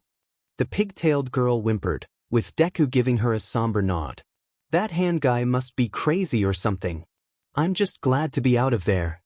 Deku relented. There's no way I want to get caught up in any more of their plans. I'm so glad you made it out in one piece, Deku my boy. Gentle declared as he stood from his seat and pointed to the sky. I propose a spot of tea to celebrate your safe return. I second that. La Brava jumped with joy. You know what, I'd love a cup. Deku chuckled, glad to be back with two villains he was happy to call his friends. As the three settled down into a private tea party, Deku took a sip from his cup before speaking. Actually, Gentle, there was something I wanted to talk to you about. What's that, Deku my boy? Gentle inquired as he poured a cup for a swooning La Brava. You know how I've been working with criminals in minor heists for the last year, right? The young villain explained as he helped himself to a biscuit. Gentle nodded. Yes, indeed. And I am so proud of the progress you've made on your path of villainy. Thank you. The boy chuckled. But, you see that I'm thinking of branching out a little, pulling a job of my own making. That sounds splendid. Gentle exclaimed with outstretched arms, spilling tea from the pot in his hand and not seeming to care. It will be your next step in becoming a true villain. Yeah, Deke agreed as he took another sip. But the thing is, I'm not going to be able to pull it off on my own. I need help. And I was hoping Gentle was on his knees and staring up at Deku with wide, watery eyes. You want me to take part in your first official heist? Yeah? Deku answered through the awkward situation. My dear boy, I'd be delighted. Gentle hopped back onto his feet, laughing joyfully as he placed his hands on his sides broadly. I was also hoping that La Brava would want to help as well. Deku offered the pigtailed girl. Where Gentle goes, I go. The tiny vandal gave the boy a wink and a thumbs up. You've got yourself a hacker, Deku. Great. The boy beamed. Oh, there's one more thing. I figured I'd take you up on your offer, and was wondering if you could help me. Make a new villain costume? The elasticity man gasped, his face creased with a gleeful grin. He suddenly drew the back of his hand to his forehead. Catch me, La Brava. I feel faint. Gentle. The pigtailed girl cried as she rushed over to cushion the flamboyant thief's fall. Deku smiled at the two antics. I've got some ideas, but I need to get the materials for it first. Of course, dear boy. Take all the time you need. Gentle waved as La Brava struggled to hold the man up from under him. And where would be getting these materials, if I might ask? For the first time since he arrived, Deku's face skewed up into a scowl. Someone who owes me an explanation. Okay, in my defense, I didn't know that they were planning on trying to assassinate All Might with a giant, mutant, monster thing. Jiren explained with his most charming smile. Nor did I know that they were gonna try and kill a bunch of kids in the process. Deku said nothing as stared at the gap-toothed man angrily down a dark ally with folded arms.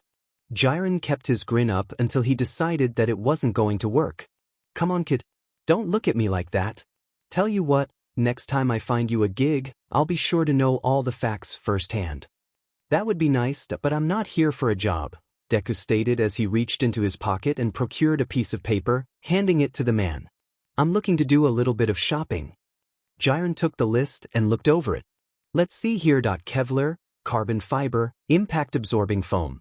Another taser knuckle? The broker looked back at the boy before him. Geez, kid, you thinking about going to war or something? Something like that. Deku answered ominously. I'm also gonna need you to get in touch with a few people for me. Oda thinking about putting a crew together, are we?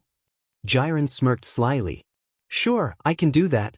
Anyone you got in mind? Team Reservoir Dogs. They said they'd have my back, no matter what. I want to see if they meant it. Deku noted as an uncomfortable expression came to his face. Also at the League of Villains. Jiren froze for a moment. Really? I thought you'd want nothing to do with those guys after everything that went down. I don't. The young villain made clear. I just want you to talk to one of their members for me, Kurohige.